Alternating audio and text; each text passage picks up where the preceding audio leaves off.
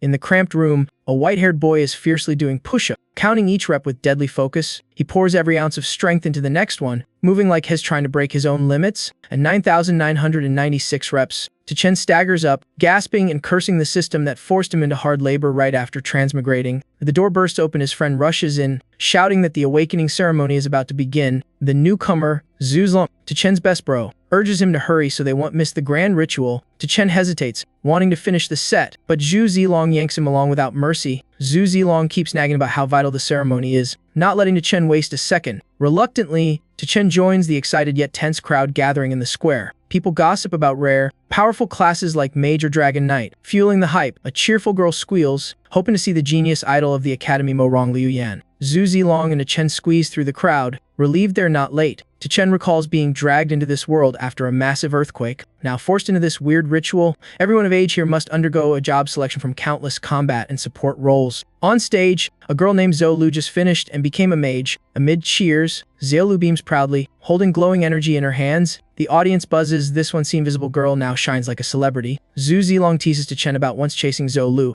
and he awkwardly admits it. He digs through the old memories, remembering the body's past self spending money to buy her affection. After awakening, Zhou Lu is instantly surrounded by boys begging for her attention. She ignores them all, gives Chen a cold glance when he congratulates her, and walks off. Just then, Zhang Lei storms in, furious, and bluntly declares a breakup, leaving Chen confused. Zhou Lu barely reacts, flipping through her notebook to confirm Chen's identity. After a quick check, she coolly announces the breakup too and coses the book. Chen grumbles for the body's sake, muttering like he's just been fired. Zhou Lu sneers, calling him worthless right then. A blonde guy strolls up, acting chummy. That's Li Ling, proudly saying he's becoming a gunner, then suavely invites her to celebrate tonight as Chen eyes him warily. Zhou Lu gleefully grabs Li Ling Xiao's hand, declaring she wants seafood for dinner. He instantly melts, promising the moon if she wishes. Then he turns to Chen, arrogantly asking if he wants to come serve them. Zhu Zilong, furious at the insult, defends his friend and swears everyone will regret this one day. Li Ling Xiao smirks, mocking that the odds of awakening a combat class are nearly zero for commoners. Aside from Zhou Lu, the so-called genius, all regular folks can only hope for trash-tier jobs. When Chen steps onto the stage, every gaze locks onto him. He raises his chin proudly, vowing to make his rival kneel after seeing his result. Li Ling Xiao growls a threat, saying Chen's arrogance is suicide. Still confident, Chen advances, praying to awaken something mighty enough to change his fate. A bell tolls, the test begins, and the progress bar slowly fills on the screen. He throws his head back and shouts, ready to bask in his imagined glory. But a cold gust sweeps by, and shock hits. The result shows no class awakened at all. Li Ling Xiao bursts out laughing, ridiculing him for not even getting a basic job. The crowd erupts. No one's ever seen a zero-class case before. Has the world's first. Stunned, Chen mutters in disbelief, thinking he should at least have a fighter's class as a transmigrant. Li Ling Xiao keeps taunting, yelling for him to crawl off the stage before he embarrasses himself further. Suddenly, the sky shifts ominously, hinting that something big is coming. Thick black clouds swirl as lightning cracks, the crowd gasping at what might be a special awakening sign. Excited, Chen is sure the spectacle means a legendary power is awakening within him. Li Ling Xiao frowns, refusing to believe a mere nobody could trigger such a phenomenon. Zhou Lu hesitates, secretly wondering if she cut ties too soon. On stage, Chen arrogantly points at his rival, declaring it's time to call him dad. The sky darkens further,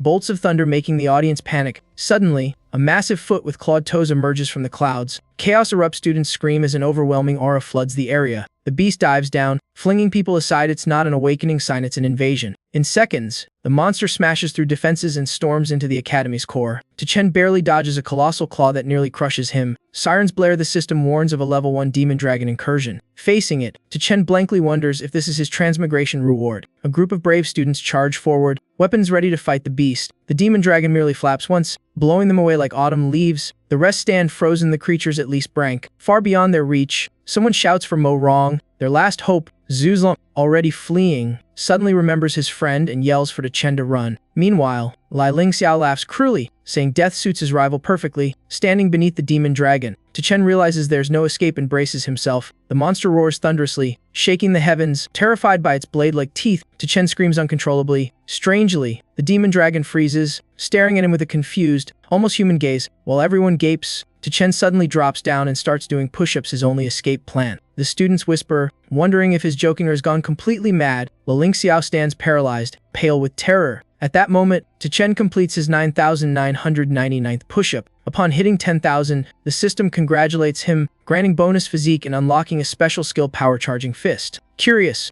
Chen asks about it, learning its power scales with energy charge time and force index. The system even offers him a free 10-year trial of the new skill. Suddenly, another demon dragon dives from the sky. Aura fierce as a storm, a red-haired girl on a flying sword appears. Tense and alarmed at the chaos, Chen shouts at the beast to stop before more people die. Without hesitation, he channels his strength and throws his first punch using the new skill. Simultaneously, the red-haired girl unleashes a blazing sword strike at the monster. Both powers collide, with Chen's punch landing squarely in the creature's mouth. A deafening explosion follows. The demon dragon disintegrates into smoke. Everyone rushes out cheering for Manhwa Recap, the red-haired heroine they believe slew the beast. Though she senses something off, floating on her sword, Manhwa ponders silently while Chen below celebrates, praising his skill and begging the system for more quests. Manhwa lands gracefully, sheathing her sword amid awed stares. Lingxiao showers her with praise, saying only she could fell a brank monster in one strike. Xiao Lu, standing aside, grits her teeth and vows to surpass the legendary girl. But Manhwa knows her own limits. She couldn't have done it alone. Her eyes turn suspiciously toward Chen. Suddenly, a chubby man rushes over, panting respectfully beside her. He introduces himself as Hui, the newly appointed principal, thanking her profusely for saving them. Speaking solemnly,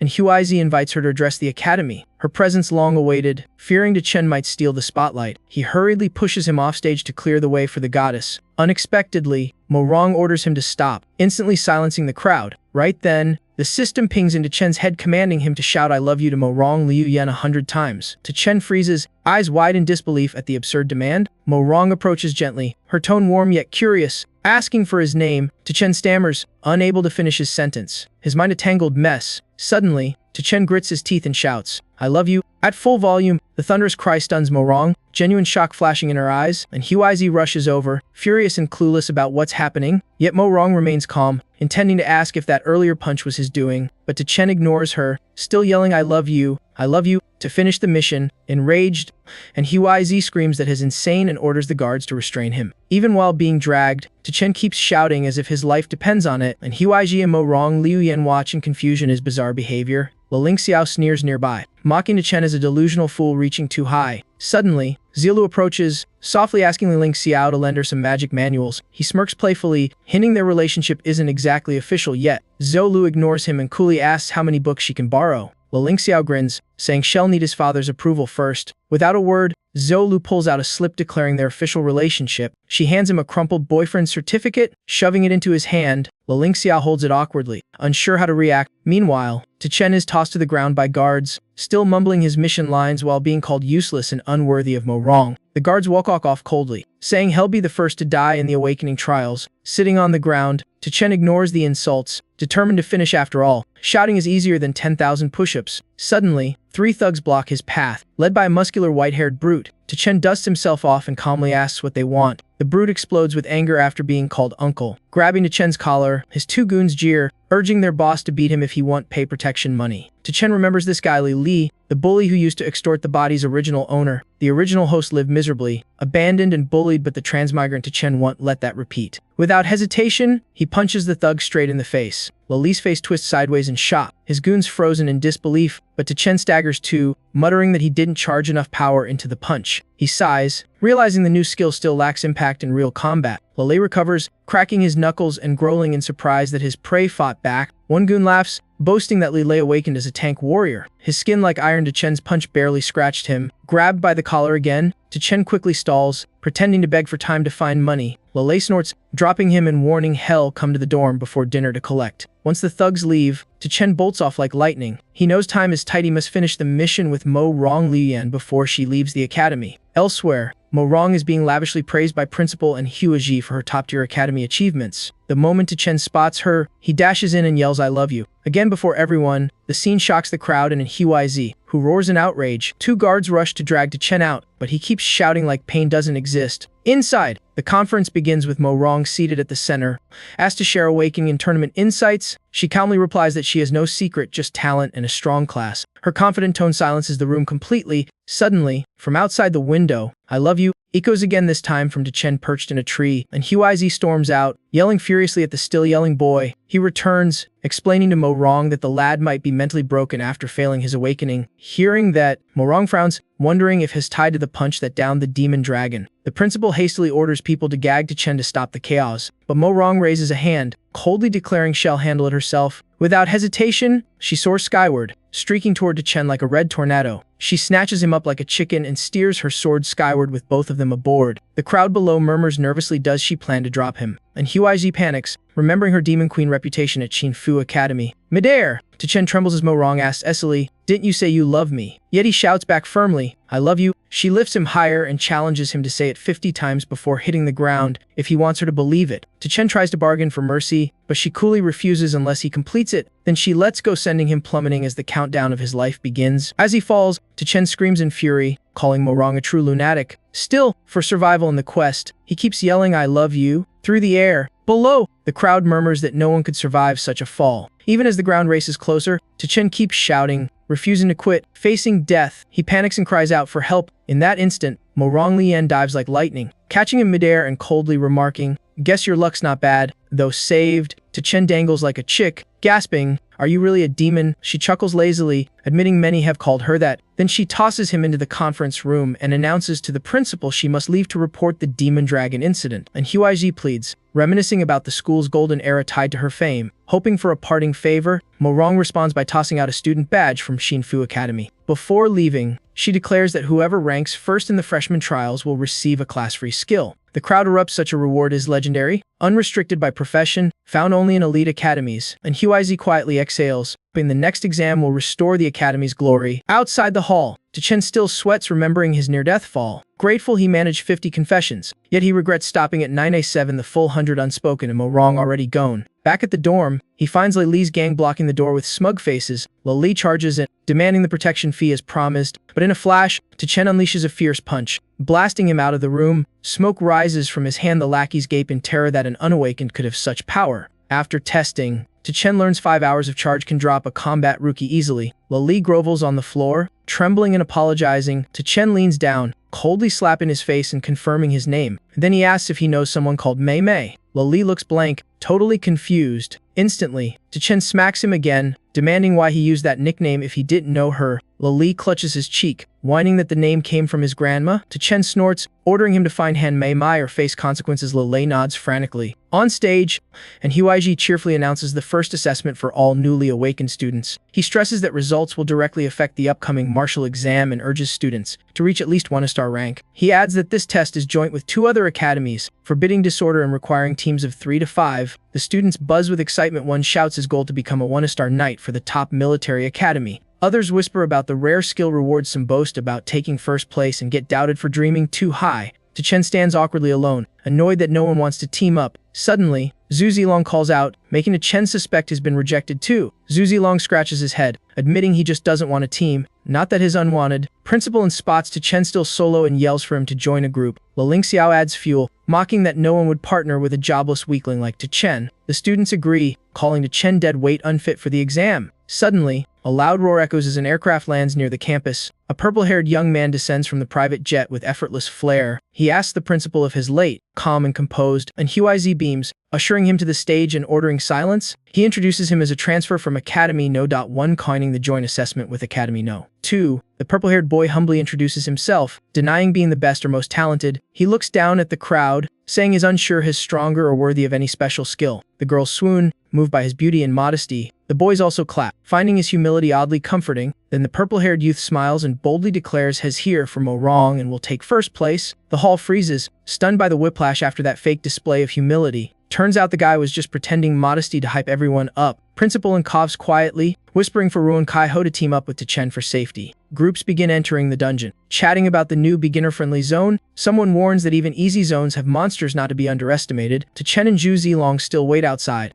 Curious about Ruan Q's class, Zhu Zilong shyly admits he's a warrior. Chen grins, guessing it's a female-type combat class. Zhu Zilong blushes and nods, making Chen eager to see the transformation. Hesitating, Zhu Zilong transforms into a stunning beauty. Chen claps in delight, clearly impressed. Before he can say more, the transformed girl punches him 10 meters away. Zhu Zilong panics and reverts, explaining he gets overly emotional when transformed. Despite the pain, Chen laughs, shaking his friend's hand, calling them comrades. Just then, Run Kai-ho walks by, and Chen calls out that they've been waiting. Zhu Zilong adds that the principal assigned him to their team. Run Kai-ho coldly refuses, calling them weak and declaring he works alone. Chen fumes, saying his edgy talk isn't cool, just annoying. Ruan Ki-hai spins around, pointing furiously, accusing Chen of publicly confessing to Mo Rong. He shouts his devotion to Mo Rong, calling her his life's purpose, and scolds Chen for disrespecting her. He orders Chen to stay away, saying just seeing his face makes him want to fight. Chen stays silent, mulling over the angry outburst. Ruan Ki-ho coldly vows to take first place to win Mo Rong's heart. Then he turns and strides off, his proud figure fading into the distance. Suddenly, Lily appears, calling Chen boss and asking why their team has only 2 people. Chen sighs, explaining no one wanted to join them. Without hesitation, Lele eagerly offers to join their team. His girlfriend protests, complaining that Chen has no class. Ignoring her, Lele insists he believes in Chen's strength. The girl snaps, demanding he choose her or Chen. Lele doesn't hesitate and tells her to get lost.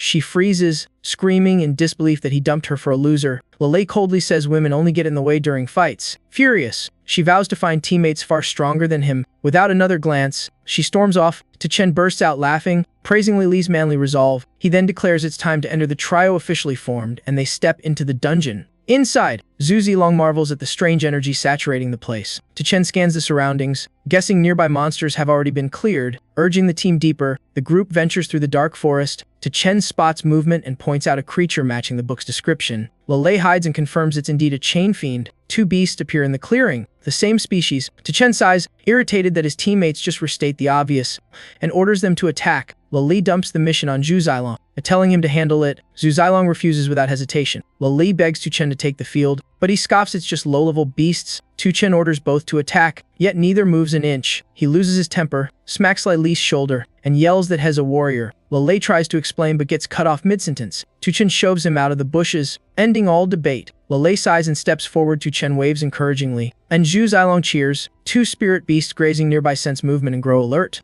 They charge straight toward Li after spotting him. Lele counterattacks instantly, smashing both beasts away with 2 heavy punches. Chen cheers, praising Lele as a true brute with decent power. Lele coldly collects the beasts' corpses and moves on until a strange sound stops everyone. A horrifying sight, a horde of red-eyed beasts stampeding toward them. Chen panics, clueless about what's happening. Zhu Zilong drags him behind the bushes, muttering about a whole pack of red-chained beasts. Lele turns back, finishing his earlier thought his physique attracts monsters. Chen and Zhu Zilong freeze at that shocking revelation. Lele calmly explains that his beast attraction trait pulls in whole packs whenever he fights. The trio dashes off in panic, with Chen shouting that Lele should warn them. Elsewhere, Linxiao's team and Zolu are battling 3 spirit beasts. Xiaolu casts a high-level fire spell. 3 blazing fireballs streak toward the red-chained beasts. Strangely, before impact, the beasts scatter in terror. Linxiao is baffled, wondering why the monsters fled. One teammate points out the whole horde rushing somewhere else. Xiaolu frowns, worried that missing kills will slow their level gains.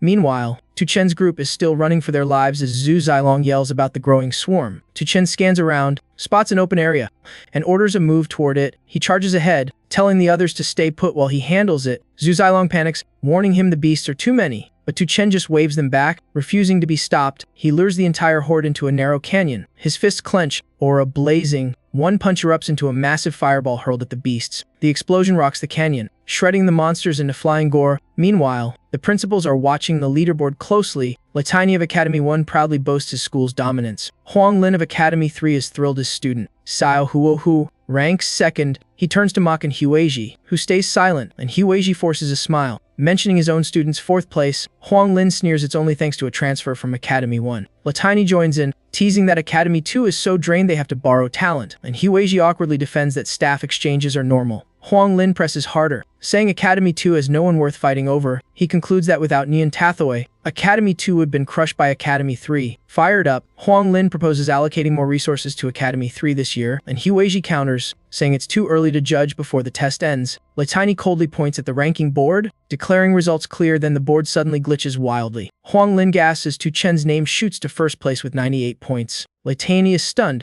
clueless who Chen even is to rise so fast, and Hueji is equally shocked seeing an unclassified student at the top. He doesn't care why he instantly claims credit, smugly facing Huang Lin freezes, insisting there must be an error, but Hueji grows cockier. The gap is so absurd everyone doubts it, yet no flaw can be found. The system, powered by the central mind, is famously infallible. Furious, Huang Lin demands a full data audit immediately, and Huaiji lifts his chin. Daring inspection, proud that Academy 2 now leads. On site, Zhu Zilong and Li Li gape at Tu Chen's overwhelming power. One punch wiped out the whole horde. Tu Chen still stands dazed, body glowing in golden light. He mutters, baffled by his body's strange radiance. Zhu Zilong panics, realizing Tu Chen is breaking to a one-star pseudo-class, far ahead of top academy prodigies. But Tu Chen stays confused. He has no class, so he feels no change. Elsewhere, two bald men face a pack of red-eyed demonic wolves. One scoffs, calling the one-star beast mere trash, boasting he's beyond that level. The other nods they are not after the wolves but something important hidden nearby. Though this trial zone just appeared, legend says someone entered 1,000 years ago, so their target must lie within. One opens a golden case revealing a glowing purple stone. Instantly, a mechanism triggers, shaking the canyon violently. The supposedly slain wolves awaken. Red horns sprout on their heads, their forms turning ferocious.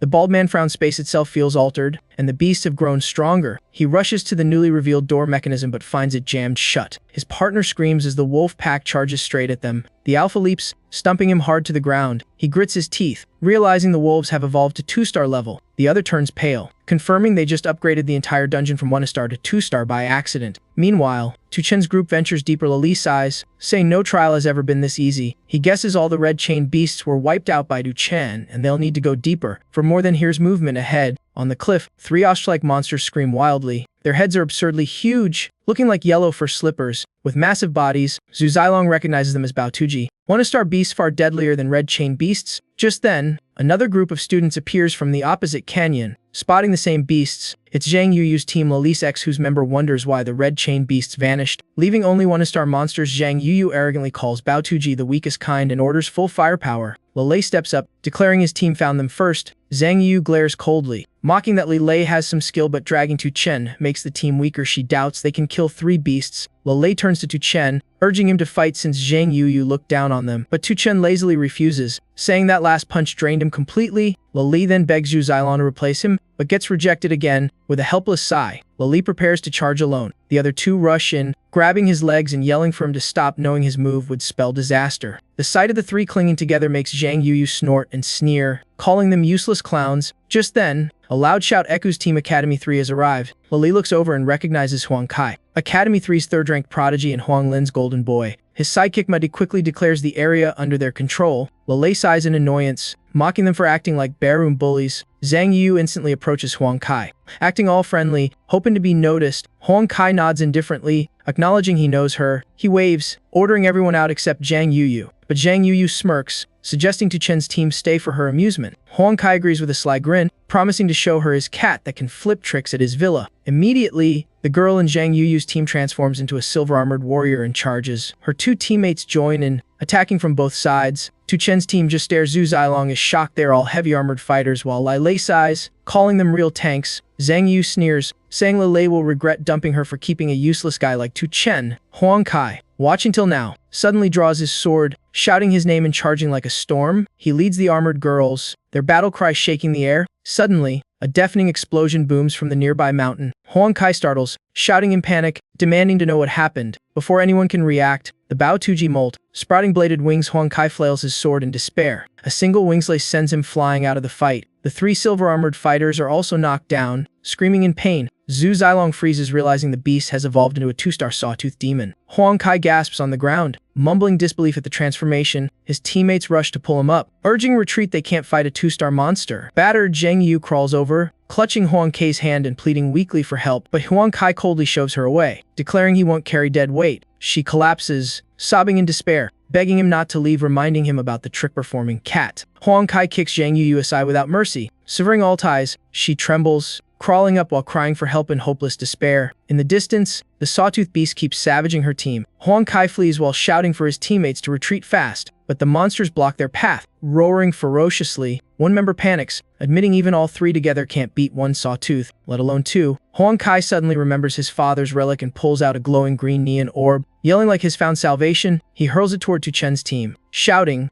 "Here, a gift for you losers." Tu Chen instinctively catches it, still clueless about what's happening. Zhu Zilong pales, shouting that it's a monster-attracting lure and must be thrown away. Too late, the orb explodes, spreading green smoke around the trio. the sawtooth beast instantly changes direction, stalking toward Tuchen's team while Zhang Yuyu weakly moans Huang Kei's name. He keeps running, grinning wickedly, boasting that he doesn't need 2-star beasts, his generously gifting them away. Tuchen's rage erupts, the system warns, his fury status spiking as he vows to remember this debt. Huang Kai smirks over his shoulder, mocking that threats mean nothing on death's doorstep. Zhang Yu keeps screaming for help, begging anyone to save her, offering anything to survive. Li yells at her to shut up, they're still here fighting. Zhang Yu snaps back bitterly, calling them useless cowards afraid of even 1-star monsters. But before she finishes, the beast leaps over her, charging straight at Tuchen, has slammed to the ground, crying out in pain. Li panics, admitting even Tuchen can't withstand the sawtooth beast. Though terrified, he steps forward, ready to fight to the death, but Zhu Zilong grabs him back, firmly taking his place this time. It's his turn. The monster roars, its spinning blades slashing through the air. Zhu Zilong rushes it, his body shrouded in misty light. When the smoke clears, a purple-haired girl in a sailor outfit holding a staff appears, charming yet deadly. Lele stands frozen, unable to believe his eyes. In that form, Zhu Zilong blocks the attack, shouting for his teammates to retreat. Zhang Yu instantly joins the retreat, babbling promises while staggering away. Tuchen and Lele exchange glances, nod, then swiftly withdraw. During the clash, Zhu Zilong takes a hit, sliding back a step. Zhang Yu screams, demanding why Tuchen is still standing there. Tuchen doesn't answer, he just watches the fight and refuses to retreat. She scoffs, mocking that a jobless nobody is pretending to be noble. Even in misery, she keeps whining about her rotten luck meeting useless trash. Fed up, Tuchen slaps her hard across the face. She clutches her cheek, screaming in outrage at being hit. Then she runs to Li, yelling why he just stood there while she was attacked. Lele stays silent, then suddenly slaps her too, unleashing his long-suppressed fury. Zhu Zilong luckily lands safely after being surrounded by the twin beasts. Tuchen rushes to protect him, stopping his friend from fighting further. Knowing his spent, ignoring warnings, Tuchen stands firm, his rage blazing, determined to avenge his friend. The two beasts lunge, and Tuchen roars, unleashing his mightiest strike. The explosive punch erupts, blasting the monsters into shreds. Lele shouts in awe, cheering for his brother's unbelievable power. Tuchen realizes his skill relies on charge time and the anger burning inside him. Zhang Yuyu, trembling, insists he only won because she weakened the monsters first. Suddenly, 3 more beasts appear, making her scream in terror. After that blow, Tuchen is drained, he needs to rebuild his rage to fight again. Thinking of Huang Kai fuels his fury, and the system records a rage point rise. Still, the emotion isn't strong enough to unleash full power. He stands unmoving, facing 2 massive monsters rushing at him. Zhu Zilong and Lele watch anxiously from the side. Suddenly, Tuchen gathers energy as his rage level spikes. He roars, swings his blade, and knocks both creatures back. He doesn't stop, his fury now surges with patriotic fire. The beasts are obliterated in a blink by his blazing punch. Tuchen stands tall, shouting out the glorious names of history. His next strike seems to ignite the past itself, channeling ancestral wrath. Lele is swept up by Tuchen's burning spirit, screaming with excitement. He yells that he wants to pour a lifetime of fury into one blow. Tuchen channels everything into a punch that annihilates the remaining beasts. He exhales in relief, wiping sweat, feeling the weight lift off. Zhang Yu trembles, unable to believe a jobless man wiped out an entire horde. Under the sunlight, Tuchen looks divine, vowing to face this perilous world head-on. Lele curiously whispers, suspecting Tuchen might be a mage with a power boost chant. He still doesn't get what's happening, and Zhu Zilong stands dazed like he's hypnotized. At the monitoring center, the scoreboard shifts wildly. Li Yanjin jumps to first place. Tiny beams, boasting that Li Yanjin's talent can never be buried. Huang Lin mocks the silent and Huiji, sneering about Tuchen's drop in rank, and Huiji calmly replies that third place still proves ability. Huang Lin laughs, calling Tuchen a useless failure with no real results. He points at the board again, saying Tuchen will soon be booted from the top ranks. Right then, the system chimes. Tuchen suddenly leaps to first with 208 points, slapping Huang Lin figuratively. Tiny is stunned, unable to comprehend Tuchen's explosive growth. Principal and smirks coldly while the other 2 mutter in disbelief. He steps close to Huang Lin, sneering, "Hear that? That's the sound of your slap." Enraged, Huang Lin turns to Li Chini, insisting the system or Tuchen must be glitched. Principal and shrugs, asking if he'll feel ashamed when it proves correct. Suddenly, the board emits a shrill alarm, urgent and strange. Huang Lin freezes in fear, recognizing it as a level-known alert sign of a major disaster. He bursts out laughing, claiming he was right, taunting in Huiji about who's embarrassed now. At that instant, a staff member rushes in, reporting a severe incident. The trial zone space has suddenly shifted from 1-star to 2-star difficulty. All 3 principals gasp together, shocked beyond words. Tiny hurriedly asks the cause, but the staffer says only that the beasts have evolved, growing far deadlier. Everyone instantly realizes the students inside can't possibly handle 2-star monsters, even the best ones. Principal and calmly asks if they can intervene in the trial zone. The staff shakes his head. The area is now 2-star, but the rule still forbids anyone above 1 star from entering. Huang Lin panics his son is still trapped inside and might be killed, and Huiji coldly replies that things might not be as bad as he thinks. Huang Lin growls, demanding a clear explanation, and Huiji points at the board, highlighting Tu Chen's sudden point surge. He concludes that Tu Chen must slay a high-tier monster only that could grant such massive points. Though logical, Huang Lin refuses to believe a weak academy could produce real talent. Lai Tiny, still doubtful, admits it's the most reasonable explanation for now. Suddenly, and Huiji pulls out a shoe and smacks Huang Lin in the face without mercy. Stunned, Huang Lin yells in outrage, having no idea why he was hit, and Huiji stays calm, saying the slap was for insulting his academy. Before Huang Lin recovers, and Huiji keeps mocking him, telling him to crawl into the shoe out of shame. Inside the trial, Tu Chen realizes things are spiraling out of control and decides to find a way out. Zhu Zilong replies that the exit gate lies at the end of the secret realm. A bit farther ahead, as Tu Chen moves out, Zhang Yuyu clings to him, begging to come along. Her sudden change in tone makes Tu Chen sneer and coldly reject her, but she drops to her knees, hugging him tight, flattering him so hard it makes his skin crawl. Meanwhile, at the teleport gate, 2 shady men are surrounded by 4 2-star monsters. One mutters that the space distortion must be linked to the relic young Master Lo is after. The skinny one interrupts, saying talking's useless, they need to open the bronze gate and escape. He panics, realizing only a 2-star can open it while they're trapped by powerful beasts. Tu Chen's group reluctantly accepts Zhang Yu into the party, knowing they can only rely on themselves now. Li worries the path ahead teems with danger, and many will likely die. Soon after, he spots 2 people fleeing from a monster. It's a Lingxiao and Zhou Lu. Lingxiao flips up, firing his gun rapidly like a pro assassin, but even riddled with bullets. The 2-star beast keeps charging unharmed. Lingxiao panics, his bullets can't pierce its armor and both are forced to run. Xiaolu halts, raises her staff solemnly, and radiates a dazzling light. An earth-binding spell lands, rooting the monster in place. Lingxiao praises her magic power, but she coldly says it's only a temporary hold. From afar, Zhang Yuyu and Zhu Zilong watch the clash between Xiaolu and the beast. Lingxiao is stunned to see Tu Chen alive, shocked a jobless man could survive this long. Xiaolu glances over disdainfully, wanting no involvement, and deliberately takes another route. Before leaving, she curtly cuts all ties with Tu Chen, declaring she won't help him again. Tu Chen stands silent, watching them leave, words stuck in his throat. Lei shudders in disgust at their hypocrisy, saying no one asked for their help anyway.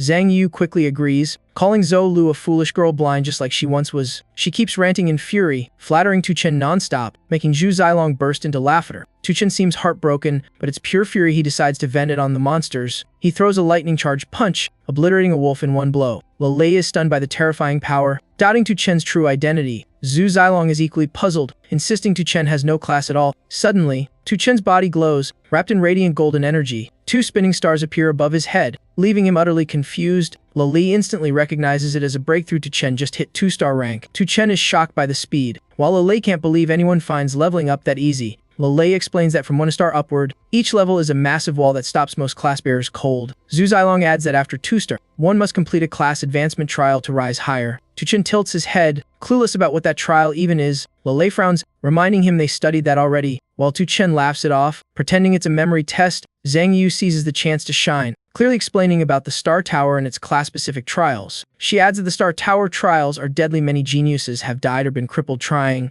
Zhu Zilong remarks that Tu Chen slaying over-tier monsters is unprecedented, beyond normal limits. Tu Chen starts worrying without a class. How could he even take a Star Tower trial? The group shakes their heads, having no answer to his dilemma. Lei solemnly confirms there's no Star Tower for the classless. A thought sparks in Tu Chen's mind. Could that mean he can level up freely without trials? Both Li and Zhu Zilong look uncertain. There's no rule for such a case. Even so, Tu Chen resolves to hunt more 2-star monsters to test his theory. The group reaches a crowded valley where many are watching a battle below. A lone fighter is clashing with a savage sawtooth beast. Tu Chen observes closely while Zhu Zilong gasps, "Few dare solo a 2-star beast." Below, the monster's blade wings spin violently. Deadly as ever, a silver-haired girl with twin daggers charges in, unleashing a close combat technique. Her strike weakens the beast's attack and forces it back. Seizing the chance, she leaps up to deliver a killing blow, but the monster reacts fast, spinning its massive saw wings for a brutal counter. She's slammed into a rock, while the beast also stumbles back, carving a trench in the ground, clinging to the rock. Like Xuanjin Academy 1's prodigy curses, furious that her 1-star rank can't pierce a 2-star beast. From above, girl gasps, asking who's fighting the 2-star monster. Her friend quickly identifies her as the top genius, Lai Xuanjian. Another adds that Li Xuanjian's class is Shadow Assassin, the same type, once birthed a legendary powerhouse. The crowd admires her bravery, calling her humanity's last hope against 2-star beasts. Lei snorts, saying she's just average. Tu Chen could crush such monsters instantly. Someone nearby laughs, calling Lei a daydreaming fool, The others laughed, thinking it was nonsense and not worth believing. Lai Lei coldly mocked their narrow minds for judging others by their own limits. He turned to Tu Chen, asking if he wanted to show off, but Tu Chen calmly advised humility. The mocker grew angry, asking if Lai Lei even knew who he was. Without waiting, he bragged that he was Xiao Huo, top genius of 3rd Academy after Li Xuanjin. He pointed at Tu Chen, claiming the story of beating a 2-star beast was pure fantasy. He even taunted that if Tu Chen could do it, he'd call him dad on the spot. Suddenly, Li Xuanjin stepped in, shouting for Xiao Huo to shut up, but he rudely asked who she was. Just when everyone expected a sharp retort, Zhang Yu barged in, yelling, "Don't steal my dad." Xiao Huo blinked in confusion, having no clue what she meant. When he realized, he pointed at her, calling her crazy for thinking someone stole her dad. Tu Chen sighed, scolding Zhang Yu for making the situation worse. Xiao Huo folded his arms with a cold grin, assuming Tu Chen had accepted his place. But Tu Chen got annoyed, saying calling someone dad like that was ridiculous and exploitative. Zhang Yu chimed in slyly, admitting it was indeed pure opportunism. Xiao Huo blushed with anger, yelling that calling someone dad was taking advantage. Not losing out, unable to outtalk them, he clenched his teeth and swallowed his rage. Finally losing it, he charged forward, vowing to teach them all a lesson. Meanwhile, in the valley below, the sawtooth beast kept attacking fiercely. Even more gatheringly, Xuanjin shouted a warning. The crowd panicked and ran, some sneering that even she couldn't hold out. 2 beasts turned toward the fleeing group. Li Xuanjin blocked them. Shouting to stop, they split up, one facing Li Xuanjin directly, the other chased the crowd, leaving her worried she could only hold one back. Xiao Huo Hu, about to fight Tu Chen, saw the chaos and quickly backed out, promising to settle later. He retreated to his teammates, urging them to retreat fast. Li Xuanjin shouted for help, warning a disaster if the beasts reached the undefended academy. Xiao Huo tried to slip away but was grabbed by Tu Chen, who mockingly called his name. Furious, he snapped at Tu Chen to shut up. Tu Chen loudly told Li Xuanjin that Xiao Huo could stop the beasts. Dumping the task on him, Xiao Huo exploded, denying it. Realizing he'd been set up, Tu Chen coolly said he was giving him a chance to earn glory, but he wasted it. Below, Li Xuanjin was still struggling, calling Xiao Huo to help hold the other beast. The loudmouth now trembled like a leaf. Stammering incoherently, Tu Chen didn't stop, taunting if he was scared. The jab hit his pride. Xiao Huo roared back, claiming he was the academy's #1 prodigy. Fired up, he charged in, shouting he'd blocked the 2-star beast for the academy's honor. 1 second later, the beast slapped him flying, blood spurting as he hit the ground. Dignity gone, he clutched his head and ran, screaming in terror. From afar came mocking voices calling him useless. Xiao Huo shouted back, venting anger at Tu Chen and daring him to survive. Meanwhile, Li Xuanjin swung her blade hard, knocking away the beast, entangling her. She dashed toward the second beast, yelling for Tu Chen to run to her for help. But Tu Chen didn't move, eyes icy cold, ready to unleash fury on the foe ahead. Xiao Huo kept sneering, saying Tu Chen was just asking for death. Li Xuanjin also doubted him, thinking he was too reckless to face it head-on. Then Tu Chen delivered a devastating punch, blasting the beast into chunks. Xiao Huo froze, eyes nearly popping out in disbelief. Li Xuanjin stood stunned, heart racing at seeing someone far beyond her level. As Tu Chen finished the blow, a bright aura burst from his body. He clutched his head, groaning in pain. Lili and Zhao Zilong rushed over, worried and asking what was happening. He steadied himself, admitting he had reached 2-star rank and the pain proved it. Lili marveled, saying breaking through without a star tower was nearly impossible. Zhao Zilong agreed, saying Tu Chen was extraordinary, so it wasn't surprising. Tu Chen thought to himself, glad he did need the tower but disappointed he felt no real power increase. Li Xuanjin appeared, curiously asking his class and background after seeing his strange power. Tu Chen confidently pointed to himself and said he had no profession at all. She froze, shocked he was completely classless, then assumed he was hiding his class, choosing not to pry since they were rivals. As she left, she suddenly turned back, declaring he was the first to make her feel evenly matched. She challenged him, vowing she would not lose. Tu Chen sighed warily, wondering how he got dragged into competing with this eccentric girl. He cut the talk short, telling his teammates to move out immediately. Seeing Xiao Huo still standing dumbly, he frowned and asked why he hadn't left. Huo shamelessly begged to join the team. Secretly seeking protection, Tu Chen coldly demanded proof of why he deserved to tag along. Xiao Huo fell to his knees, tossing away his pride to beg for a spot. The others were stunned, never imagining someone more shameless than Zhang Yu. Tu Chen couldn't help laughing, praising his rare level of desperation. The group, now 5 people, continued toward a huge bronze gate surrounded by a crowd. Lili cheered they were almost out.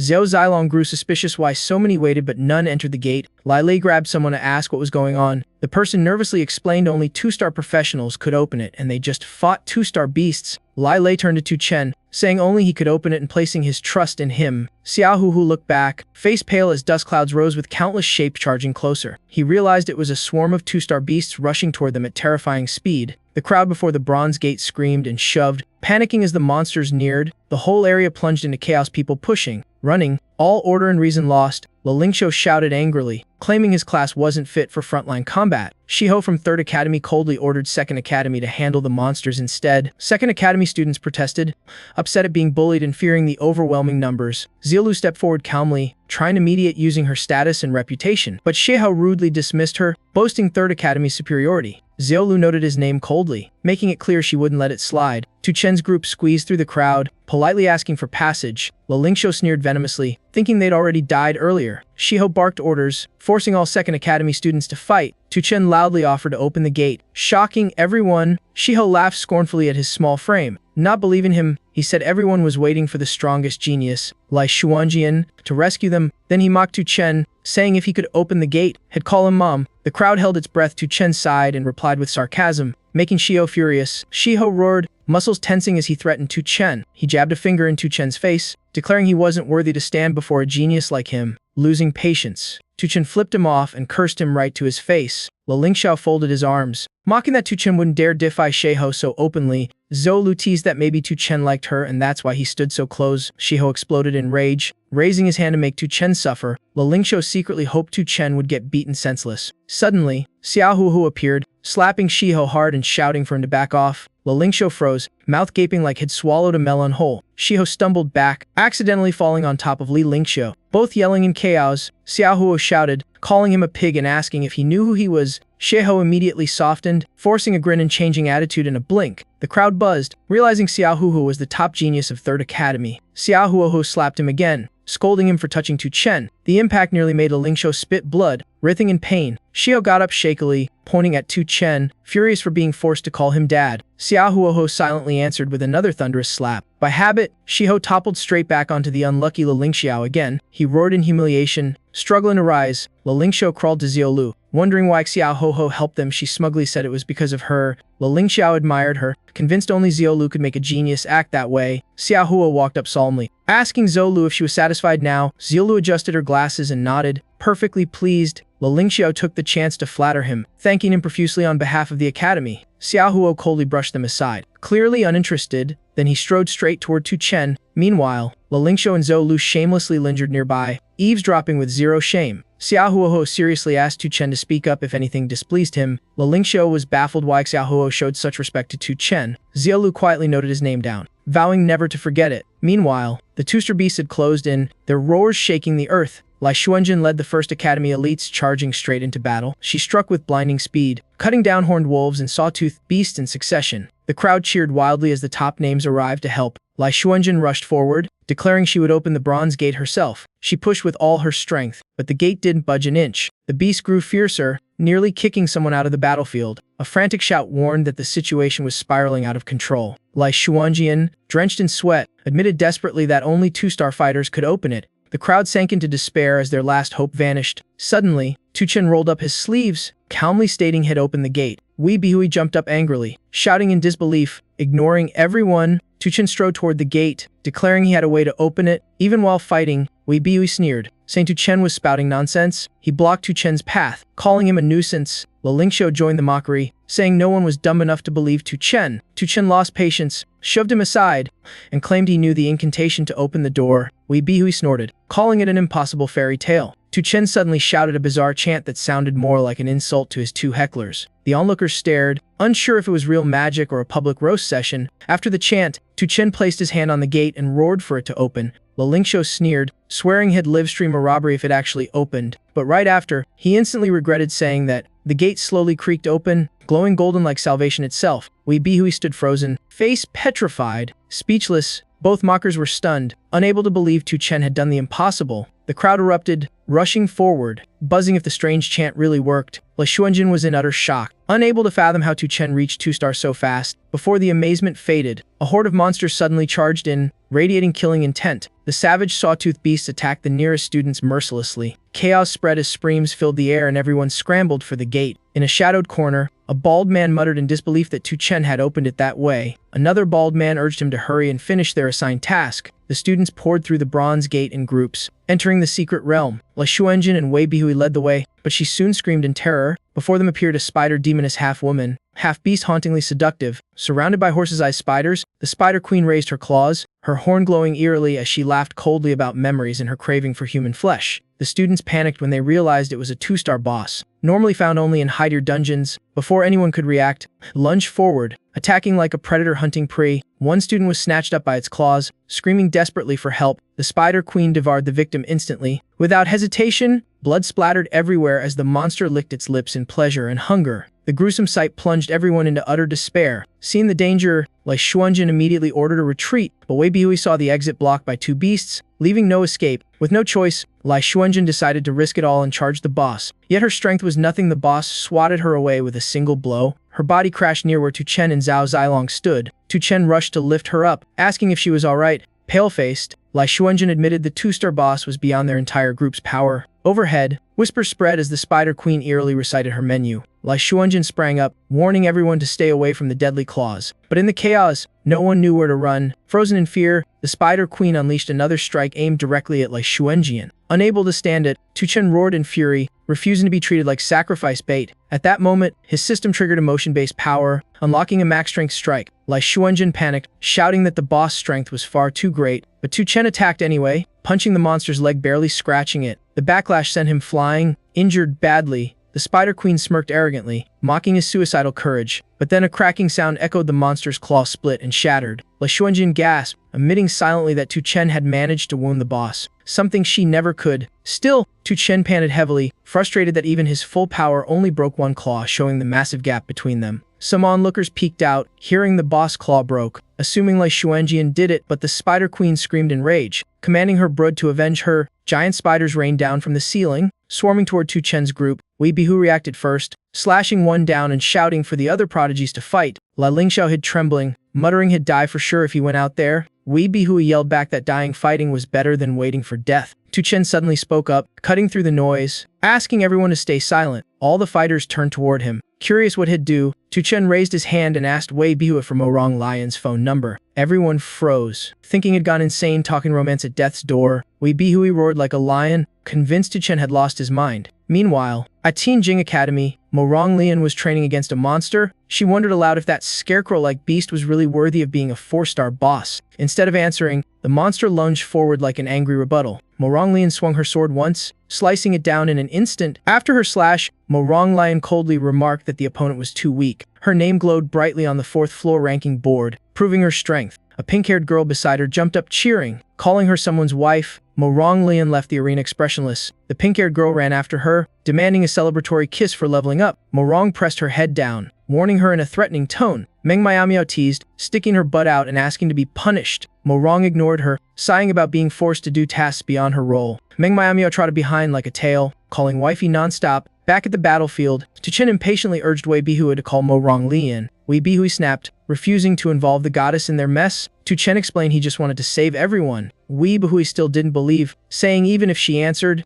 help wouldn't come in time. Tu Chen, annoyed, reminded him how they doubted him before, then shouted to hand over the phone. Reluctantly, Wei Bihui handed it over, warning not to offend the goddess. The scene cut to Mo Ronglion's class at Tianjing Academy. The male students were thrilled to hear her lecture, praising her beauty and debating punishments for flirting. Meng Miao angrily carried a pile of papers in the office. She dumped them on Mo Rong's desk, startling her. Miao tiredly explained they were all love letters for Mo Rong. Mo Rong ordered the senders punished with harsh field missions. Miao agreed, joking that Mo Rong actually belonged to her. A phone buzzed on the desk, interrupting their talk. Miao saw an unknown number and asked if she should answer. Mo Rong said to pick up, assuming it was a teacher. Miao answered and handed the phone to her. Tu Chen appeared on the screen, face serious, calling Mo Rong by name. Mo Rong was surprised to see Tu Chen as the caller. Miao curiously asked who he was. Tu Chen confessed directly on video that he loved Mo Ronglion. Both girls froze, stunned by the sudden confession. The boys in class were also dumbstruck like statues. Wei Bihui roared angrily, saying Tu Chen had lost his mind. Tu Chen ignored them and repeated his confession. Mo Rong looked flustered and annoyed by his persistence. After completing his 100 confession task, Tu Chen caused the whole academy to explode in gossip. The entire school raged at his public love confession, making him the most hated man alive. Miao fumed, suggesting they throw him into the hardest challenge for being so shameless. Mo Rong stood up angrily, commanding silence. She stepped out and declared the man who confessed was Tu Chen. Everyone buzzed, curious about this unknown name. Mo Rong suddenly announced that Tu Chen was her boyfriend. Her words stunned the class like a lightning strike. Miao was shocked that Mo Rong publicly admitted to having a lover. Mo Rong calmly walked away after the declaration, leaving the hall in chaos. Deep down, she thought using Tu Chen as a shield wasn't a bad move. The male students fumed, cursing and threatening Tu Chen for being chosen.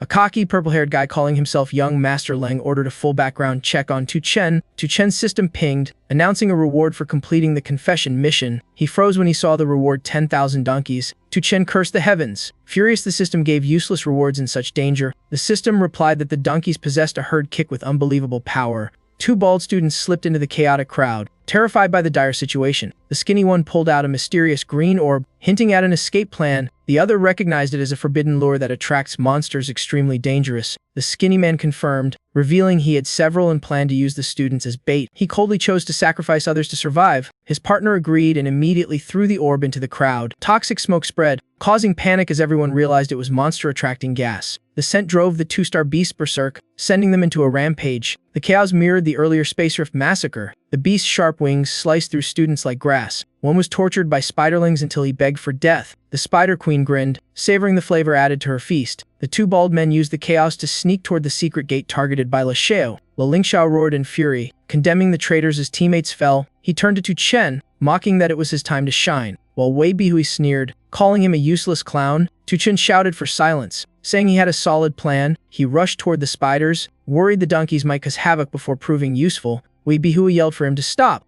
while Li Lingxiao secretly hoped to die to buy time. Tu Chen muttered a bizarre chant, invoking the names of his two rivals for power. The spiderlings smelled humans and charged wildly. At the decisive moment, Tu Chen raised his hand and shouted the summoning order for the Donkey Legion. Wei Bihui thought he was raving mad and shouted in frustration. Suddenly the sky lit up as thousands of fat donkeys dropped from above. They landed straight in the midst of the rampaging spiders. Wei Bihui was stunned, unable to process what he saw. Everyone panicked, expecting an attack, but the donkeys didn't harm them. Even the Spider Queen was baffled by the appearance of these odd creatures. Before she could react, the donkey horde charged like a tsunami, sweeping everything away. The lead donkey leapt up and delivered a devastating kick, draining the queen's full power bar. The rest followed like a tidal wave, trampling her mercilessly. Crushed beneath them, the Spider Queen wondered why divine beasts had betrayed her. The donkeys kept pounding until the Spider Demoness was nearly obliterated. Meanwhile, Le Lingxiao and Wei Bihui smugly assumed they had escaped safely. Their group hurried toward the teleportation array when space itself suddenly trembled. A strange sound echoed, forcing them to turn back. Before them, tens of thousands of raging donkeys thundered forward at terrifying speed. The two schemers were trampled flat before they could scream. The donkey horde swept through, smashing everything in its path toward the teleportation array. Outside, La Xiao's subordinates grew anxious that the pair hadn't returned as planned. One shouted with joy when the teleportation array lit up, thinking someone was coming back. La Xiao rejoices, believing that precious item will help him reach the ultimate realm. But his joy vanishes the moment he sees who steps out. Not a person but a herd of fat donkeys charging in, plunging him into chaos. Inside King Tong sect, students gossip in shock about the donkeys wiping out monsters. Lai Lei grills Zhao Zilong about whether Tu Chen is a summoner, but no one's sure. Wei Bihui is utterly baffled who on earth summons thousands of donkeys. Tu Chen calmly approaches the corpses of the two ringleaders and picks up a strange box. He opens it, revealing a dazzling golden key inside. Suddenly, the key flies toward him, as if trying to merge with his body. Li Yangyan arrives at the scene where the spider demoness was crushed. She stands there stunned, unable to believe a mighty boss lost to dumb donkeys. A survivor weakly lifts his head through the smoke and asks what just happened. He wonders why an entire herd of donkeys appeared out of nowhere. Many students cheer for surviving and wonder who saved them. Someone wants to learn the summoning spell, while another shouts the weird chant again. Nguyen Baihui and Li Lingxiao fume, faces dark with embarrassment for being mocked. Wei Baihui grits his teeth, admitting Tu Chen is no simple man, perhaps a hidden master. Yet Li Lingxiao denies it, refusing to believe Tu Chen saved them all. Wei Baihui suddenly realizes Li Lingxiao truly is the big sand idiot Tu Chen mentioned. As the group still reels, the two-star sawtooth beasts start moving menacingly again. A terrified student yells for everyone to retreat through the teleport array. Zilu strikes amid the chaos, using the Mother of Earth to hunt her old foe. That foe, Sheihao, once her enemy, is trapped by sand and can't escape. Just then, a sawtooth beast lunges in and finishes Sheihao with a brutal blow. Blood spills. Zhou Lu notes his name in her book, says she warned him, and walks off coldly.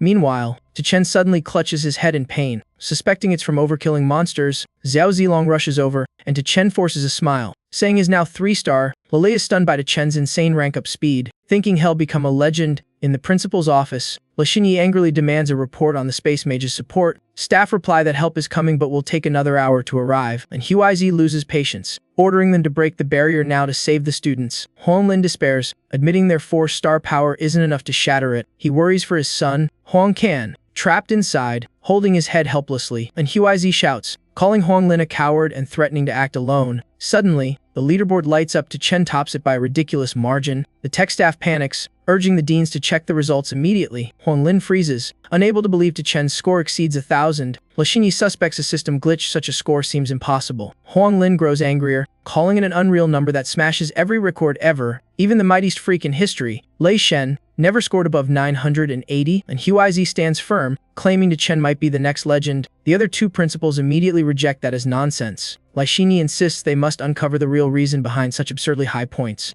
and Huizi hesitantly admits Chen was originally a jobless student. Huang Lin scoffs, saying that comparison insults Lei Shen's reputation. Just then, a tech staffer rushes in, shouting that the students have escaped. The 3 principals are stunned and demand confirmation. The staff happily confirms, saying they saw students being teleported outside. Chen strides out proudly with the students from the teleport array. The system announces everyone's safe and rewards are being calculated. Chen marvels, realizing this world works like Enrapi and is getting more fun. The system reports his earned strength, soul points, and the rare Spider Queen's sleeping elixir. The 3 principals rush over, relieved the students survive but curious who saved them. Lashini is certain the miracle was caused by genius Li Yang, and Huizi argues it's more likely to Chen. Given his insane score, the other 2 principals instantly reject that ridiculous idea. Huang Lin snaps, declaring if Chen really saved them, he can enter his academy's ultimate dungeon. And Huizi sighs, realizing the second academy nearly beat the third this time. All 3 principals surround Li Yang, eager for her heroic story. She blushes and denies it, saying clearly she wasn't the savior. Huang Lin hurriedly tries to credit his student, proudly patting Xiao Hu. Xiao Hu awkwardly admits he did absolutely nothing in the secret realm. Huang Lin doesn't believe it and presses him about any achievement. He calmly replies, does recognizing a foster dad count? Stunning everyone, Huang Lin is speechless,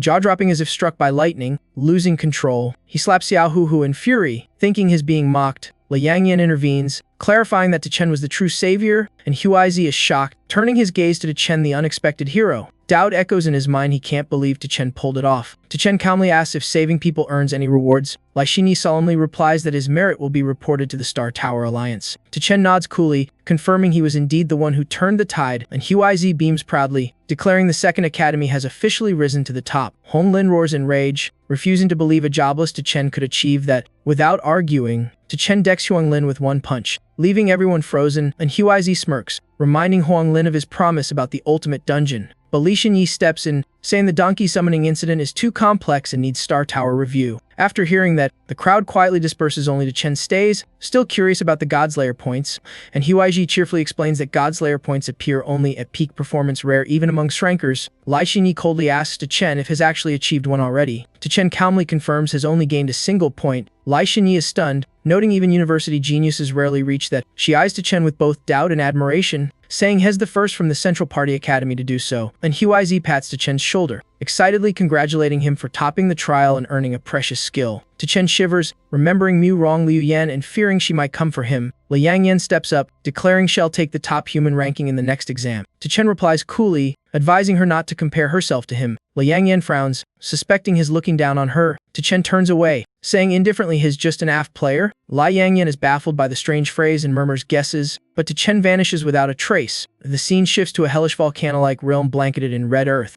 A blonde man is tied up, screaming desperately for mercy. A group of hooded figures chant praises to the false god, the future master of the world. Flames surround the pillar, lighting the man's pained face as 5 cultists raise their arms. The captive howls in agony as the fire consumes his body. One cultist shouts with glee that the false god has responded to their many sacrifices. A horrific shadow looms above a purple face with horns and fangs, chills every soul. The fanatics scream in ecstasy, worshiping the apparition as if a true god had descended. From above, the entity's thunderous voice declares its wrath. The cultists immediately prostrate, trembling as they beg to know the reason for his anger and vow eternal service. The deity coldly states his 4th child was slain by humans while hunting in secret. The cult leader panics, demanding to know who dared kill the prince. The god gives no name, only ordering them to hunt down the murderer and report back. The lead devotee vows to investigate thoroughly, certain the high-ranked beast's death left traces. Before vanishing, the god roars like thunder, swearing even the thunder god himself will face punishment. In a lavish villa, La Xiao sits bruise-faced while his bald underling worries nearby. La Xiao snaps, shouting that anyone trampled by hundreds of donkeys would hurt too. The underling reports that the item he sought might now be in Chen's hands. Hearing that, La Xiao leaps up in fury, vowing to reclaim it and deal with Chen personally. His men panic, warning that Chen's rescue deed has reached the Alliance's ears. La Xiao growls, ignoring the warning and showing he fears no one. The underling wipes sweat, carefully reminding him that making a scene could tarnish the La family's name. La Xiao thinks for a moment, then orders to hire top-tier assassins from Jing Mai to retrieve the item. The underling obeys immediately, promising to handle everything smoothly. Suddenly, a thunderous explosion shakes the sky. Startling La Xiao, another servant bursts in, yelling that a herd of donkeys is charging straight toward the villa. Sure enough, the massive herd storms in, filling the air with dust and chaos. Seeing the madness, La Xiao shouts in disbelief, "Not these creatures again!" With no time to dodge, everyone gets mercilessly trampled by the donkeys. La Xiao clutches his stomach, groaning in pain with tears in his eyes. The donkeys pass, leaving behind wreckage and swirling clouds of dust. Sprawled amid the ruins, La Xiao wails in despair. His new mansion is now rubble. Meanwhile, Chen watches a news report about his donkeys. The host says only one victim, surnamed Lo, was affected. Chen breaks into a cold sweat, realizing he forgot to recall his massive roaming herd. He hurriedly asks the system if he can summon back 10,000 donkeys. The system replies it's possible, delighting Chen as he orders a full recall. Instantly, the rampaging donkeys turn into light and vanish into the void. Chen beams, feeling power surge within him as a bold idea sparks. Just then, Zhu Zilong rushes in, worriedly announcing an emergency meeting. On the way, Chen wonders what's so special about the upcoming meeting. Zhu Zilong explains seriously that due to many student failures, the academies have opened secret realms and demon zones to boost strength. Chen asks curiously what a demon zone is. Zhu Zilong replies it's a region dominated by demonic beasts, far deadlier than secret realms. He adds those zones exist in the real world, ruled by vicious monsters. Chen is shocked that demon zones are real and asks why no one destroys them. Zhu Zilong says they're too many and too strong, attacking could trigger catastrophic retaliation. He pauses, warning that any large disturbance could bring humanity unprecedented disaster. Chen strokes his chin, pondering the true origin of these monsters. Zhu Zilong explains some escape from secret realms, others emerge from space rifts, and deeper answers await in higher academies. Suddenly, the system issues a new mission, making Chen jump to bear triplets for humanity's preservation. He yells in disbelief, unable to process what he just heard. The system coldly responds that it only jokes when it can't resist, and this time, it's serious. Chen screams in outrage, calling the mission absurd since has not even matured. Zhu Zilong just stares blankly. The system mercilessly declares that once issued, a mission cannot be changed and must be completed ASAP.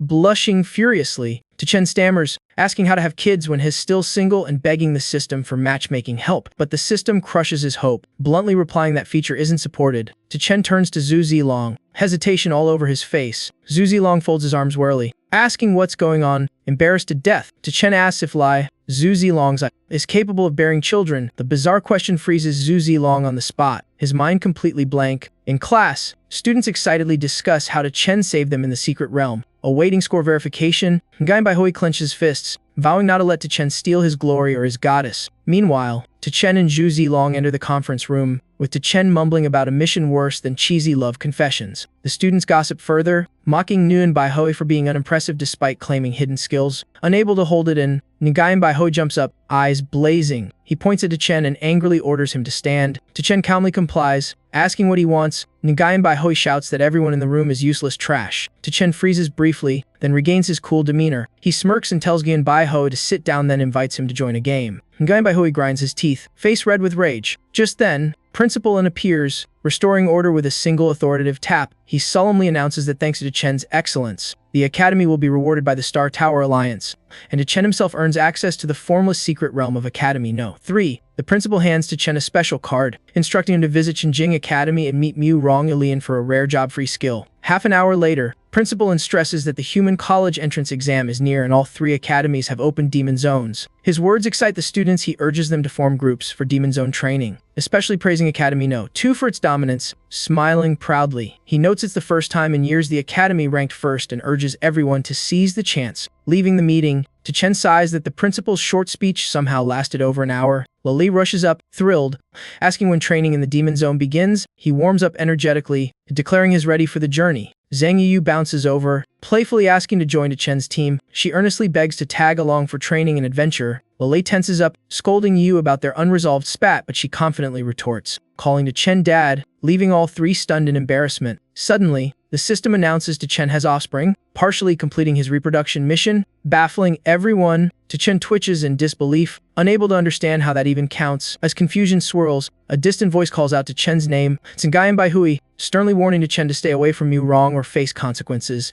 Chen quickly assures him he has no interest in Mu Rong and promises to keep his distance. To sound convincing, Chen offers to sell his Jobble skill slot Tsengayan Bai for 10 million star coins, flashing a shiny VIP card. Nguyen Bai Hui freezes, thrilled yet suspicious, unable to hide his desire for the valuable card. Chen smiles and confirms but adds one small condition. Nguyen Bai Hui instantly agrees and calls Chen his brother. Suddenly, Chen grins wickedly and demands he say daddy to finalize the deal. Nguyen Bai Hui screams in disbelief, feeling betrayed. He thought he gained a brother, not a father. Chen turns away coolly, saying it's fine if he want hell, just revoke the offer. Nguyen Bai Hui panics, shouting for Chen to stop withdrawing the card. Face red as a tomato, he mutters a reluctant daddy. Chen beams, pats his head, while Nguyen Bai Hui burns with embarrassment, staring at the floor. Just then, the system chimes step 2 of the Reproduce for Humanity quest completed. Chen clenches his fists, thrilled that the impossible task now needs only one final step, just finding Xiao Hu Hu. Suddenly, his phone vibrates. It's a call from the only relative of the original host in this world. He answers softly, agreeing to visit that afternoon at his uncle's house. The man sighs heavily, worry etched across his face. From the kitchen, the aunt brings out fruit, scolding her husband for contacting the nephew she's long disliked. Slamming the plate down, she snaps that Chen is useless and jobless, insisting he be thrown out. The uncle pleads gently, worrying where the boy would go if kicked out now. The aunt snaps back that the dorm or even the streets would be better than keeping that burden home. The uncle, torn,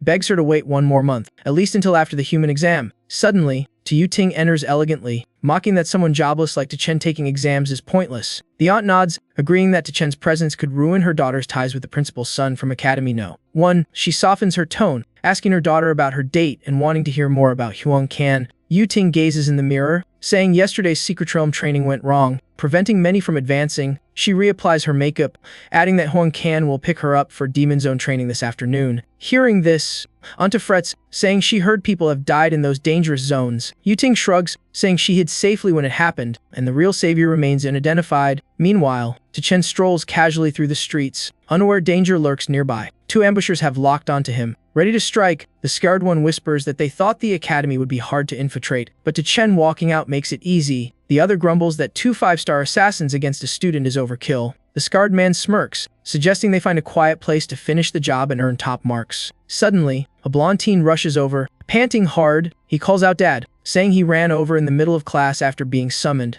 The system dings again, another offspring confirmed. Many kids, much luck, mission completed. The boy wipes sweat, asking curiously what his foster dad needed. Chen calmly says nothing, leaving the kid utterly confused. The system immediately announces a reward, a new skill called Escape. Chen face palms, grumbling how running away counts as a skill. The system seriously explains that when carrying a bucket, Escape boosts speed tenfold. Chen just sighs, clicks his tongue, and continues on his way to his uncle's house. On the way, he walks deep in thought, lost in endless musings. Based on memory, his uncle's house is just a few steps away. Suddenly, a man jumps out from the shadows, shouting that hell take his life. Chen frowns irritably, though a flicker of caution glints in his eyes. The scarfist attacker grins, thinking Chen is frozen in fear. But the moment he strikes, Chen throws a blazing energy punch straight at him. The devastating blow stuns the assassin. He can't believe Chen reacted that fast. Screaming, his blasted backward, crashing violently into the ground. Trembling, clutching his wounded arm, he stares in disbelief at Chen's power. Chen looks at his glowing hand, judging the opponent stronger than a 2-star beast. Despite his injuries, the scarred man glares hatefully, admitting he underestimated him. Chen coldly demands to know who hired him for the hit. The man mutters that an anonymous client posted the job on Jingmi just as another figure appears behind Chen. Feeling danger, he realizes both are 3-star professionals, and the fight's gone out of control. Staying calm,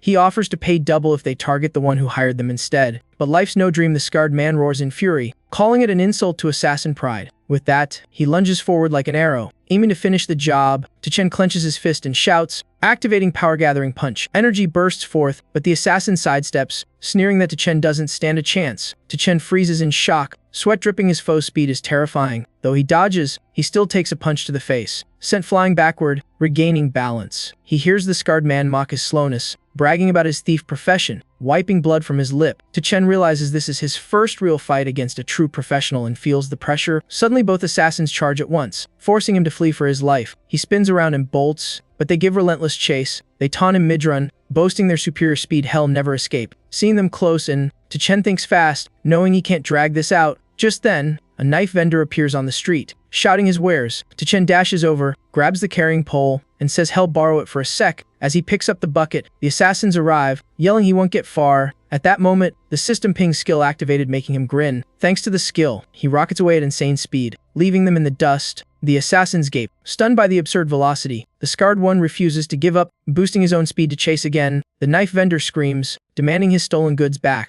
As Chen sprints, he admits the skill's incredible but knows the killers won't stop yet. The assassins mutter in disbelief, wondering how a student could outrun them so easily. Chen veers into a narrow alley, deciding to end this once and for all. He reaches the alley's end and stands waiting as they catch up. The scarred one, clutching his arm, looks shocked as not running. The other sneers, thinking he's surrendered. Chen calmly announces he's about to unleash a powerful strike, and that the confined space will limit their dodging. The enemies scoff again, saying his speed won't help in real combat. Chen unleashed his special skill with a sharp shout. A massive herd of donkeys appeared, charging straight at the foes in panic. Within seconds, both were trampled into dust under the storming donkeys. The shopkeeper froze, utterly baffled by what just happened. Seeing the stampede, he darted into an alley, muttering about danger. Minutes later, the two assassins lay sprawled in the smoky haze. Chen stood akimbo, sighing in regret for missing the mastermind. He turned to leave, realizing he'd been away too long from his people. Suddenly, the old man grabbed his pant leg, shouting for him to stop. Startled, Chen quickly returned the borrowed item. Awkwardly apologizing, the old man furiously accused him of being hit by the donkeys. Refusing to forgive,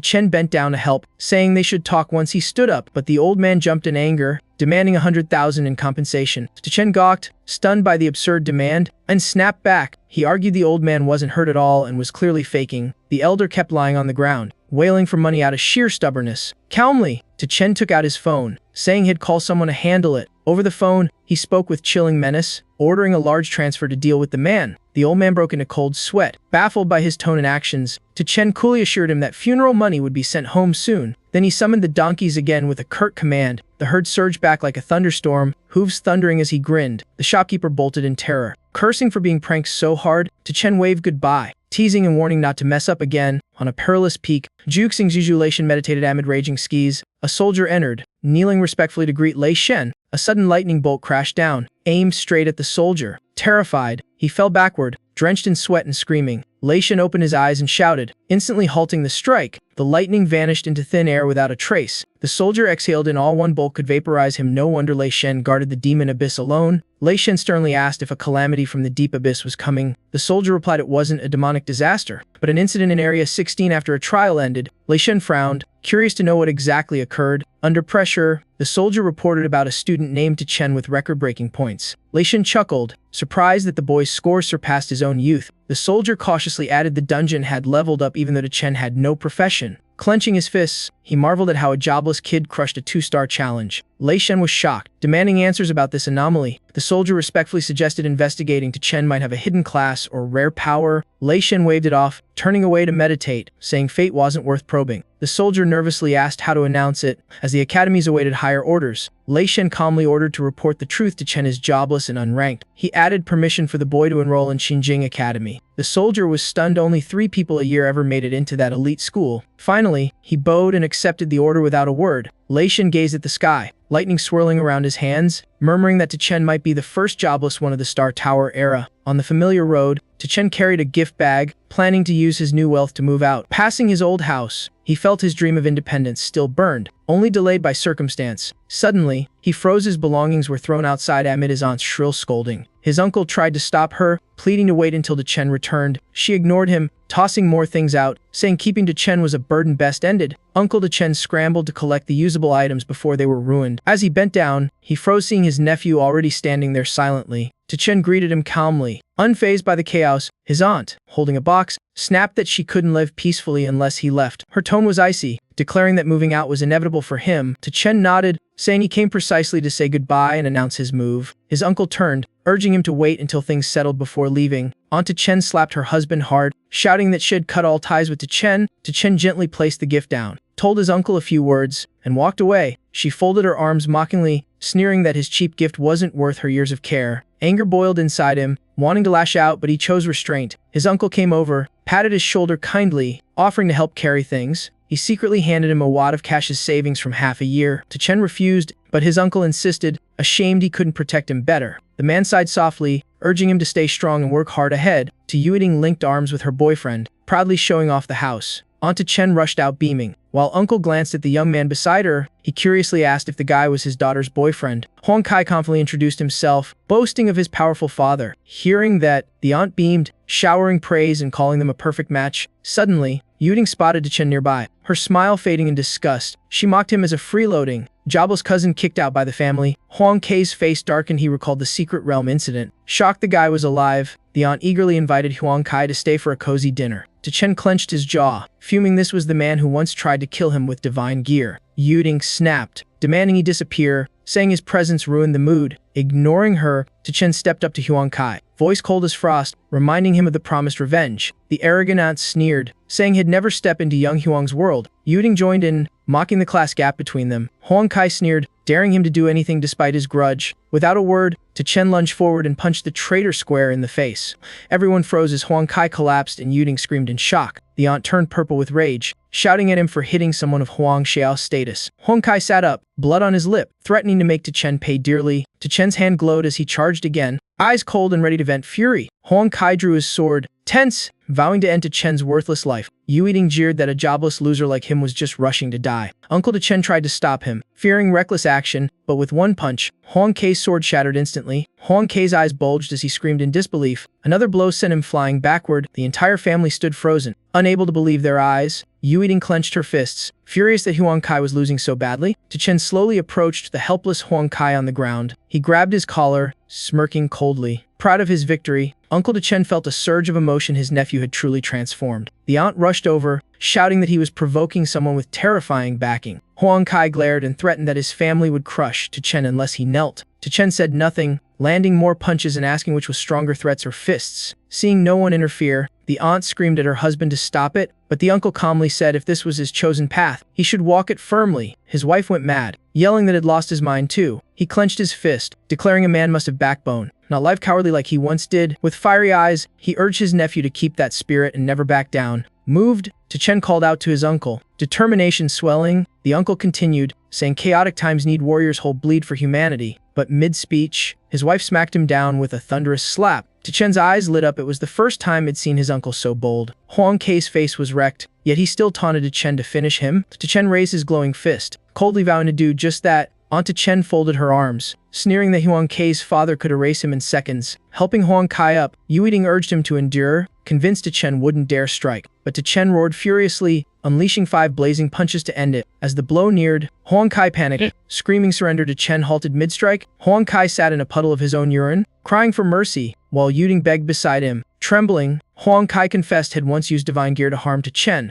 Ashamed before his father, Chen turned away, coldly warning that next time he'd beat him till he peed again. Aunt Chen rushed over in panic, shouting for Huang Kai to stand and save face. Yuting fussed over him, trying to soothe her humiliated lover, leaning on her shoulder. Huang Kai forced a grin, claiming it was all just an act. He laughed boastfully, claiming the act was so real it fooled everyone. He blamed banned drugs for his loss, vowing revenge once they wore off. Aunt Chen nodded in agreement, insisting his sudden power came from stimulants. A few drops of Huang Kai's pee still leaked down his pants. Not yet dry, he smugly said that puddle was part of his perfect acting performance. Yuting gave a thumbs up while the aunt praised young Huang's Oscar-worthy role. Suddenly, a massive sky screen appeared with an urgent message from the Star Tower Alliance. Yuting pointed excitedly. It was news from the Supreme Star Tower. Source of earth-shaking announcements, a clear voice echoed, announcing the global rankings of the 3 academies trial. Huang Kai shouted proudly that anyone using illegal boosters would be exposed, and he'd rank high. Yuting beamed, certain Huang Kai would crush that useless cousin. The board flashed Chen ranked first with 1,388 points. Miles ahead of second place is 186. Yuting screamed in disbelief while the aunt turned pale as paper. Huang Kai muttered blankly that his father once mentioned to Chen the one who humiliated his academy's history. Aunt Chen trembled, whispering if the ranking system might be wrong. Huang Kai frowned, asserting the Star Towers A could never make mistakes. Still, she clung to false hope, stammering about the strange score gap. Huang Kai looked up, equally stunned by the astronomical difference. Yuting and her aunt exchanged blank stares, too shocked to speak. Clueless, Huang Kai cheerfully promised to introduce Chen to them someday. Onto Chen broke into a sweat, hastily refusing with nervous panic. Huang Kai scratched his head, baffled by their odd reaction. She covered her face, pointing at the boy carrying luggage, revealing he was to Chen. A thunderclap exploded in Huang Kai's mind. He stood speechless. Yu Yiding quickly cut in, claiming it must be a name coincidence. Huang Kai nodded furiously, praying it was just that. Just then, Principal and Ihai ran up, calling to Chen's name aloud. He proudly declared to Chen the top of the trial and winner of a special award. Huang Kai stood frozen while the aunt screamed in disbelief. Uncle to Chen burst out laughing with pride at his nephew's glory.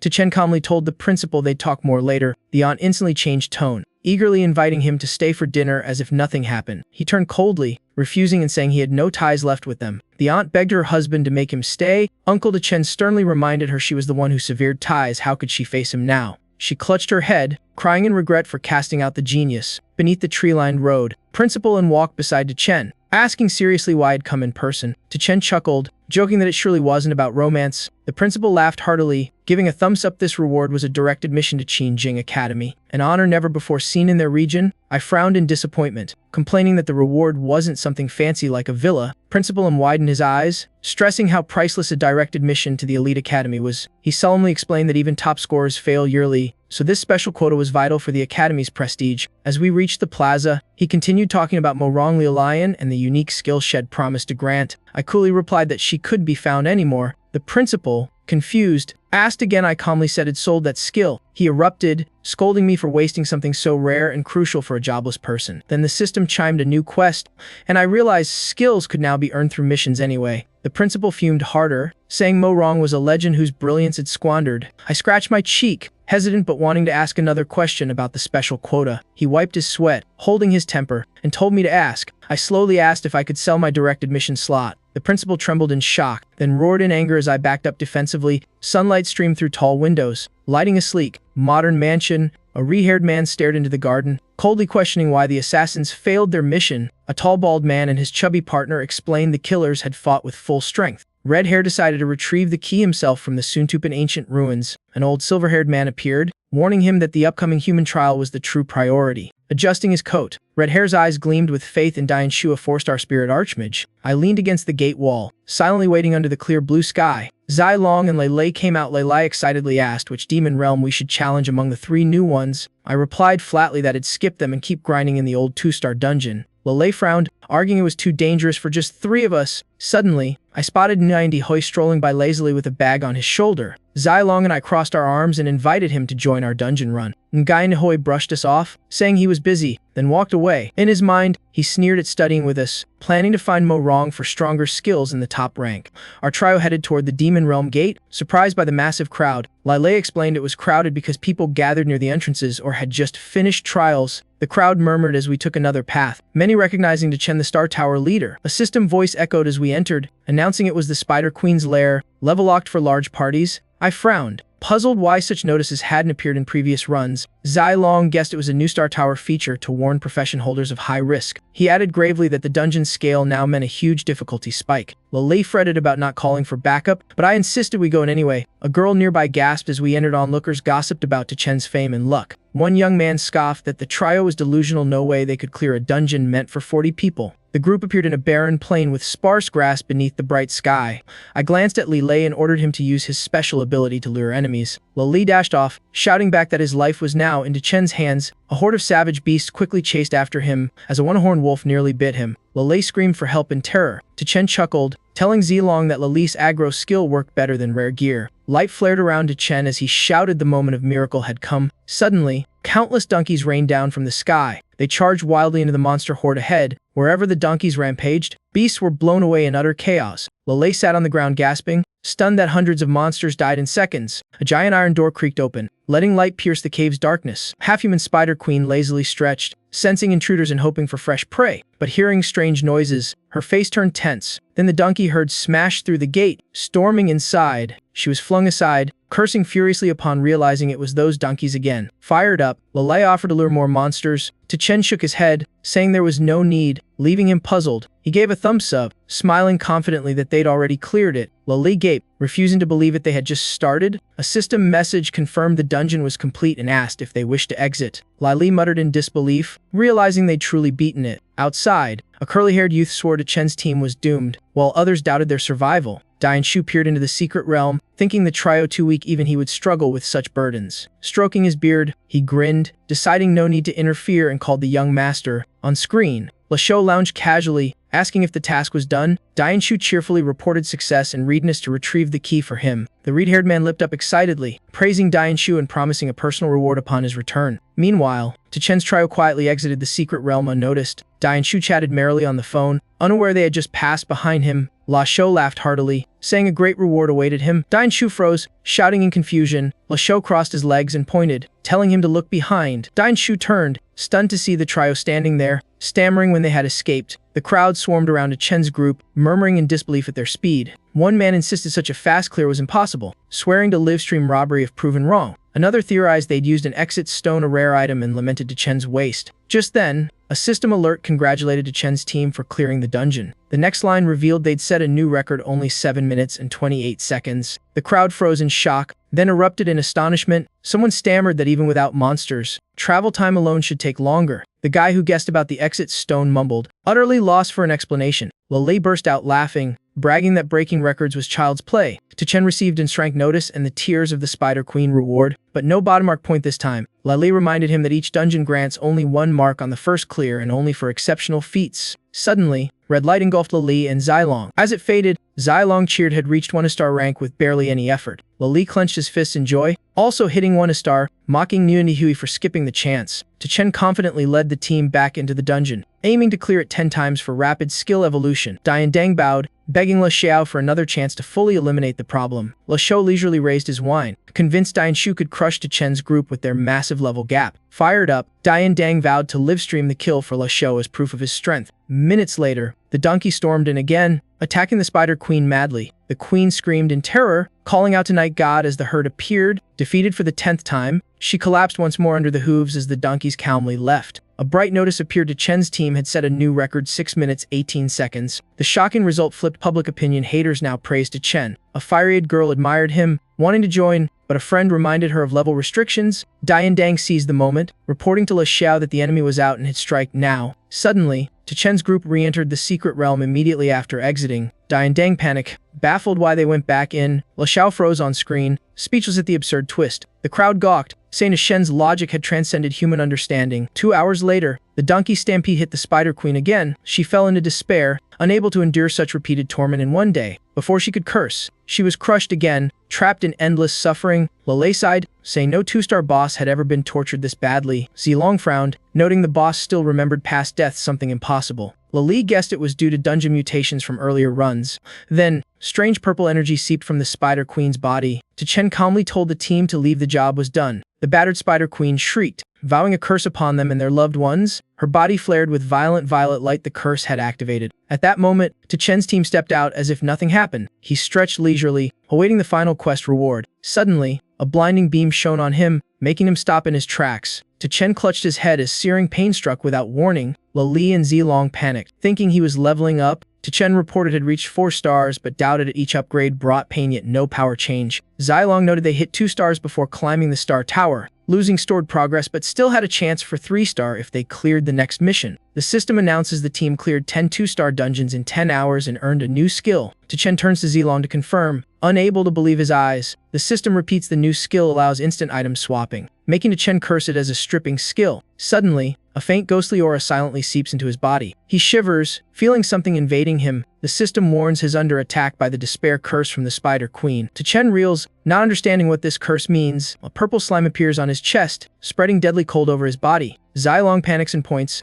asking what that slime is. Chen immediately commands the system to remove the curse, but the system coldly refuses its beyond support scope. Furious, he curses the system, calling it a dog despite knowing it's not human. A small soul resembling the Spider Queen emerges from the slime. Seething with hatred, she curses Chen to kill his dearest and carry eternal shame in his blood and hatred. Lele screams, while Zilong trembles, repeating the terrifying words. Chen grits his teeth. Realizing this enemy is far too cruel and dangerous, he decisively orders his teammates to get away before they're dragged in. His words leave Li and Zilong frozen, unsure how to respond. Meanwhile, Dang watches with regret, thinking Chen too talented yet doomed after offending Le Xiao. He sets down his device, signaling a 5-second countdown to kill Chen and report the kill. Chen keeps urging Zilong to leave before it's too late, but Zilong refuses, determined to stay even if it means dying with him. Chen snaps, shouting for them to obey and retreat immediately. Li weeps, pressing his chest, ready to sacrifice himself and asking to be revived if Chen succeeds. The Spider Queen laughs mockingly, declaring the curse irreversible: kill your kin or die yourself. Suddenly, Dang charges in, shouting the signal to attack. Chen's group freezes at the sudden ambush. Dang advances, sneering and mocking Chen as a knave fool, but as he nears, Chen mutters something strange that makes him hesitate. Seizing the moment, Chen redirects the curse toward Dang, the nearest target. The purple aura instantly shifts and dives into Dang's body. Wrapped in dark mist, he realizes the horror and screams for help in vain. Before finishing his cry, Dang bursts into blood and rags dead on the spot. Zilong sighs at the irony. Chen picks up his phone, confirming he was allied with the assassins after him. Meanwhile, Le Xiao sleeps soundly, unaware of anything. His bald bodyguard answers the phone, reporting Dang's call and that the job's done. Le Xiao wakes up, scolding Dang for wasting time on a mid-level student. He presses answer, lazily asking if the goods have been delivered. But suddenly, Chen's mocking face appears on the screen. Le Xiao jolts in shock, not expecting Chen to be the one answering. He roars, demanding why the phone's in his enemy's hands. Chen coolly replies has already dealt with Dang. Then he starts questioning, demanding an explanation for the murder attempt. Le Xiao coolly admits it's because Chen took the secret key from the hidden realm chest. Hearing that, Chen smirks, mocking him to call him uncle or dad instead of kid. Le Xiao snaps, threatening that resistance changes nothing. Chen's face hardens as he realizes Le Xiao caused the deadly realm upgrade. Le Xiao admits it casually, mentioning a spatial dojo mistaken for a secret realm. Clenching his fists, he reveals his ambition to seize the final key fragment to open the ruins. Chen bluntly asks how he plans to take what's inside his body. The reply is simple: kill him, and the key will appear. Chen confirms this is a fight where only one survives. Le Xiao laughs arrogantly, claiming he's strong enough to crush him. Chen glances at Li, who's secretly recording everything. Le Xiao, still on screen, hasn't realized the setup. Li announces they've gathered enough evidence to report to the Alliance serious crimes. Le Xiao explodes in rage, realizing he's been trapped. Chen mocks him once more before cutting the call. Zilong warns that the La family's influence is immense and hard to topple. Chen confidently replies they can't attack openly now and hell strike back. Le Xiao smashes things in fury, screaming at the humiliation. A bodyguard suggests hiring assassins from the Bloody Guild. Another stops him, fearing the Alliance's investigation might drag La family down. The bald guard frets that missing the ruins opening means waiting a century. Le Xiao decides to transfer schools, planning to kill Chen himself during an exam accident. Elsewhere, Li shows her teacher a strange photo on an iPad, making Gao Yang frown. She explains it was taken 10 days before they met a beast, and she's only now reporting it. Gao Yang studies the creature in the photo, asking with hidden meaning. Liu Lian honestly replies that the beast has been slain.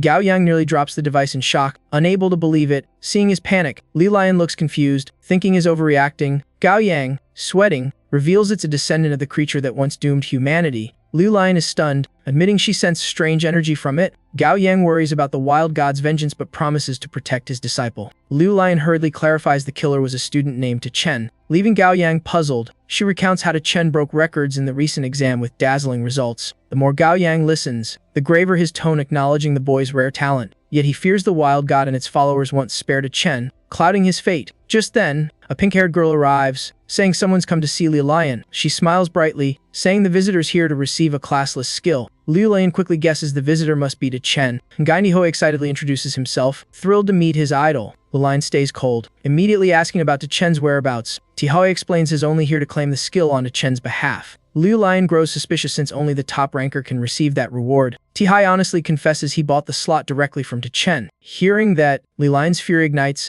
Trembling with rage, she curses Chen outright, vowing to give him a beating he'll never forget. As she turns away, Tiwi panics, calling after her, clueless what to do. Liu Lian coldly refuses to accept and demands Chen meet her in person. Meanwhile, La Xiao and his gang arrive, hunting Chen relentlessly. One henchman reports Chen is heading to meet Mo Rong Sr. to claim his reward. Le Xiao sneers in anger, shocked Mo Rong fancies just a mid-level student. He grows nastier, saying Chen is unworthy of being a human prodigy. Just then, the reed-haired thug yells they've spotted Chen ahead. Gai Nihoi still doesn't get what's going on. Looking dumbfounded, Le Xiao wastes no words, pointing to order an immediate attack. Two lackeys charge forward, shouting as they rush to beat him. Tiho feels chills and gets hit before even reacting. The redhead kicks him in the face, sending him sprawling. He screams in pain, utterly confused. The two thugs grin wickedly, keep beating him despite his protests. After a brutal round, seeing his bruised face, they finally stop. Writhing on the ground, he chokes out his confusion and grief. La Shou laughs scornfully, thinking the victim is to Chen. Tihoi shouts back furiously that his guy Nihui, not to Chen. La Shou freezes, realizing a terrible mistake. The glasses-wearing thug checks the photo, wrong target confirmed. La Shou sneers, orders retreat.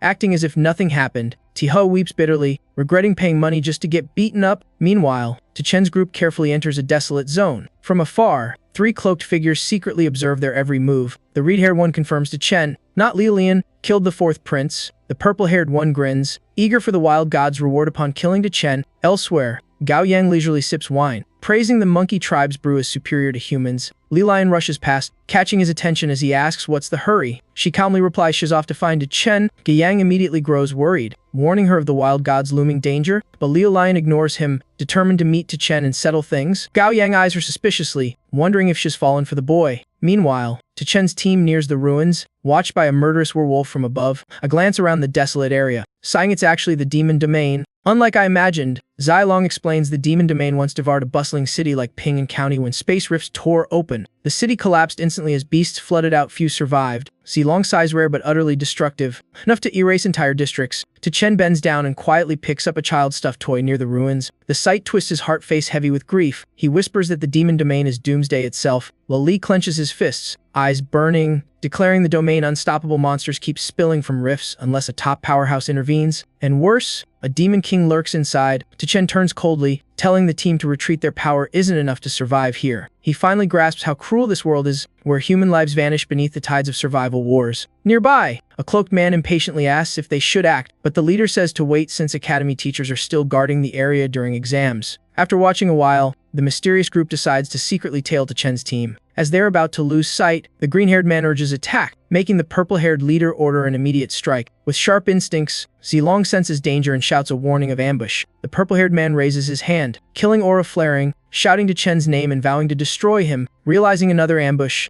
Chen snarls in furious third one while the team scatters. He waves his hand, fire elements blaze around him, his aura surging violently. Then he throws a mighty punch forward. Bursting with destructive power, the purple-haired man scoffs, calling him reckless and ignorant of death, but is silenced as all three are blasted backward by a thunderous punch. The strike sends them flying, gravely injured, blood spilling from their mouths. The purple-haired one clutches his chest in terror, unable to believe a middle schooler had such power. Chen glares coldly, demanding who they are. Suspecting ties to La Shou, the purple-haired man laughs scornfully, claiming to be from the wild god cult, avenging the fourth prince's death. Lai freezes at the name, cursing the infamous cult and calling their death divine justice. Without hesitation, the purple-haired man lifts his dagger, admitting he misjudged Chen, then orders contact with the wild god. He slits his throat without hesitation, his comrades following suit, blood gushing everywhere. Watching in horror, Chen shivers at their insane devotion. As blood pools, the zealots clasp their hands, chanting prayers to summon the wild god. The purple-haired man screams wildly, announcing they've found the killer of the fourth prince. As a violet barrier envelops them, the glowing barrier cracks, releasing a dreadful aura. Zilong screams it's a Haidir dark god summoning, urging immediate escape. The purple-haired fanatic howls that none can flee the sacrificial rite. The cultists spiral into madness, their chants echoing through the void. Pressure from the sky's rift shakes Lele. He trembles, asking in fear what tier of beast is coming. Suddenly, a colossal demonic face forms in the sky, eyes blazing as it roars its name, Jia Shen. Seeing him, the cultists drop to their knees, begging Jia Shen to punish Chen for killing the fourth prince. Zilong pales in terror, saying Jia Shen once killed even a 9-star powerhouse. Lele trembles, asking why Chen provoked such a god compared to Jia Shen. The Spider Queen was nothing. Chen, utterly confused, yells back that there must be some mistake, but Jia Shen glares furiously, pointing straight at him, declaring he slew his fourth son a month ago. Cold sweat pours as Chen recalls his first kill in this world, realizing it was the god's child. At that moment, Morong Lian descends, her sword blazing bright.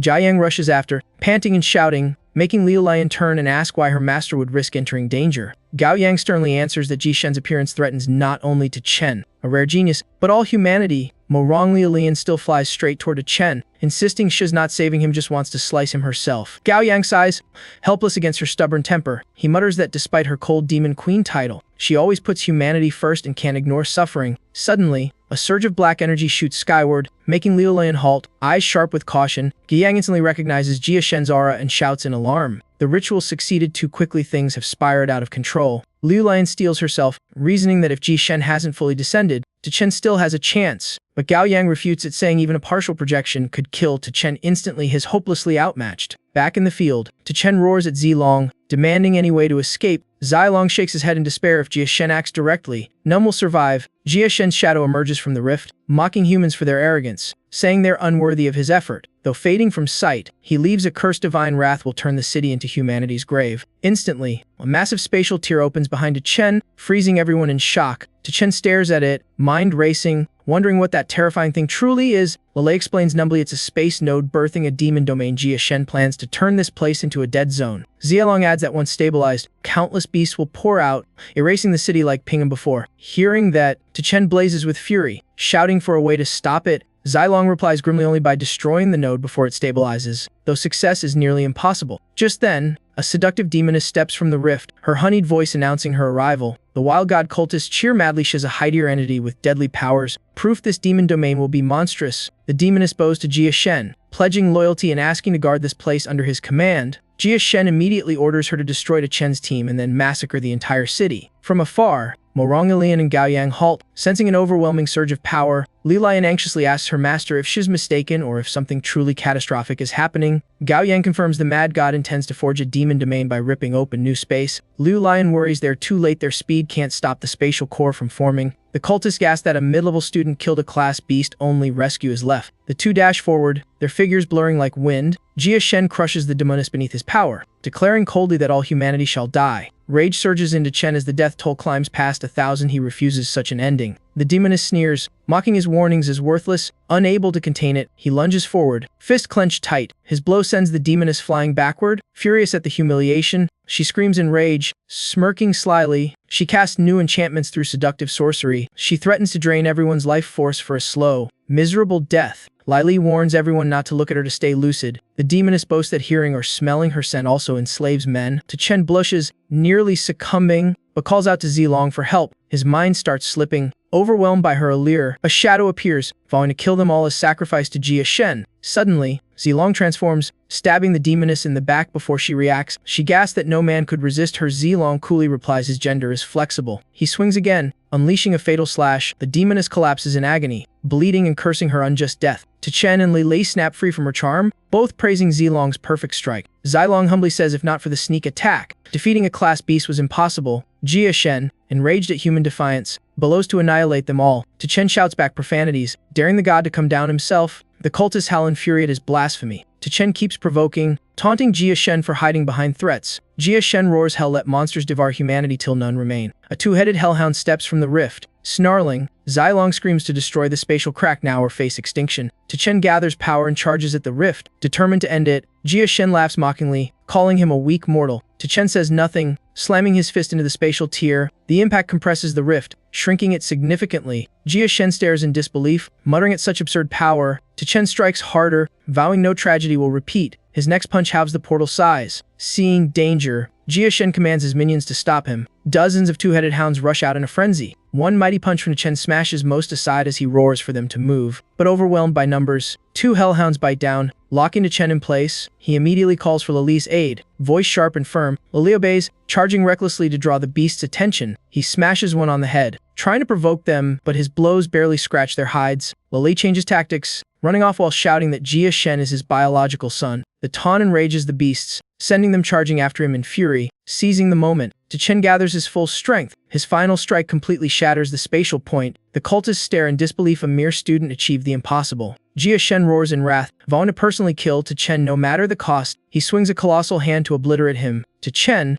desperate and trapped, screams for the system's help. The god strike shakes the heavens and earth. Zilong screams Chen's name in panic, but shockingly, Chen survives, dazed by his own survival. His savior is Manhwa Recap, sword glowing as she blocks the divine blow, eyes fierce. Jia Shen admits she's strong enough to withstand it, sounding almost impressed. Li Lian doesn't reply. She retaliates with a blazing slash. Vowing to destroy him, her strike is so fierce it severs Ji Shen's massive hand. Instead of anger, he laughs maniacally, saying killing her means ending humanity's future. Then he releases the Black Star Pillar. Raining violet comets down on them. The cultists scream in ecstasy, praising their god and welcoming the apocalypse. Zilong gasps it's a forbidden spell, utterly unavoidable. Just then, Gao Yang appears, shouting furiously that no one touches his disciple. He opens a strange gourd that sucks in every black star before impact. Jia Shen notices him, stunned that Gao Yang is here. The cultists also recognize the human powerhouse. Cheering they're saved, Gao Yang wastes no time. He hurls the gourd at Jia Shen, commanding him to vanish. The gourd pulls in Jia Shen's avatar, dragging him out of the world. Jia Shen roars in fury, humiliated beyond bearing. Once done, Gao Yang warns the god not to underestimate humanity's rise. Chen exhales in relief, thinking it's finally over, but before vanishing, Jia Shen fires a purple ray straight at him. Gao Yang senses danger instantly, his face tightening. The beam hits Chen. He has no idea what just happened. Panicked, he checks himself all over, clueless about the effect. Gao Yang rushes to him, ordering him to stay still for inspection. Touching the dark aura, he confirms Jia Shen branded him with a divine mark. Gao Yang explains it's a tracking seal. Jia Shen can locate him anywhere. Chen frantically asks if that means he could be killed anytime. Gao Yang reassures him it's not that easy, as the worlds will block gods from entering except in special zones. Still shaken, Chen begs for a way to remove it. Gao Yang firmly shakes his head. Only a soul at the third tier can erase the mark. He studies Chen closely, puzzled why Jia Shen marked him. Such marks are for threats like the thunder god once was. Chen calmly said it was because it killed the other guy's kid. Gao Yang dismissed that, since spirit gods don't care about descendants. He pondered, guessing it might be from destroying a spatial junction. Hearing that, Gao Yang was stunned. He hadn't realized the node was gone. They looked around and saw the space points truly vanished. Yang grew suspicious. Stopping a demon realm's formation was absurdly rare. Chen confidently claimed everyone had witnessed his deed. Gao Yang beamed, patting his back and praising his great feat. Nearby, Li was panting, chased half dead by monsters, crying for help. Zilong, in female form, appeared just in time and kicked them off him, yet she ended up dragging the whole monster pack after her. Suddenly, a group dressed like weird superheroes flew in. They charged right in, slaying demon hounds without hesitation. Lu Wuqian led the attack, slaughtering every last beast. Zilong joined fiercely, her sword art cutting down many foes. Once safe, Li proudly introduced them as the famed Blood Core Squad. Morong Lilium suddenly shouted his name, voice filled with killing intent. Lele noticed her deadly stare and whispered in worry. Chen also sensed danger creeping close, agreeing quietly. He tried to stay calm, greeting her like nothing was wrong, but she slapped him so hard he flew several meters away. Lilium grabbed his collar, yelling about him fleeing and selling her quota. Terrified, Chen begged and tried to explain. She ignored him, dragging him off without a word of mercy. He shouted for help, reminding her they were in public, no use. She hauled him into a corner, his screams echoing soon after. Lele shuddered, whispering in horror at the unseen punishment. Meanwhile, Zilong kept slashing demon hounds with heroic flair. When the fight ended, Zilong exhaled proudly, still majestic. Her sight caught Lu Wuqian's eye, and his heart instantly fluttered. A teammate asked why he was spacing out when the battle was done. Lu Wuqian praised the girl. His comrades nodded in agreement. Seeing his gaze, one buddy urged him to go for it. Lu Wuqian was surprised. He hadn't thought that far. The whole team hyped him up, saying there's nothing to fear. They teased him for being too shy with women, making him blush. Their cheers fired him up. His eyes gleamed with resolve. He swore he'd take initiative for once in his life. Brimming with confidence, he walked up smiling to greet her. He boldly confessed, asking her out and to be his girlfriend. Zilong coldly retorted that under the clothes, she's buffer than him.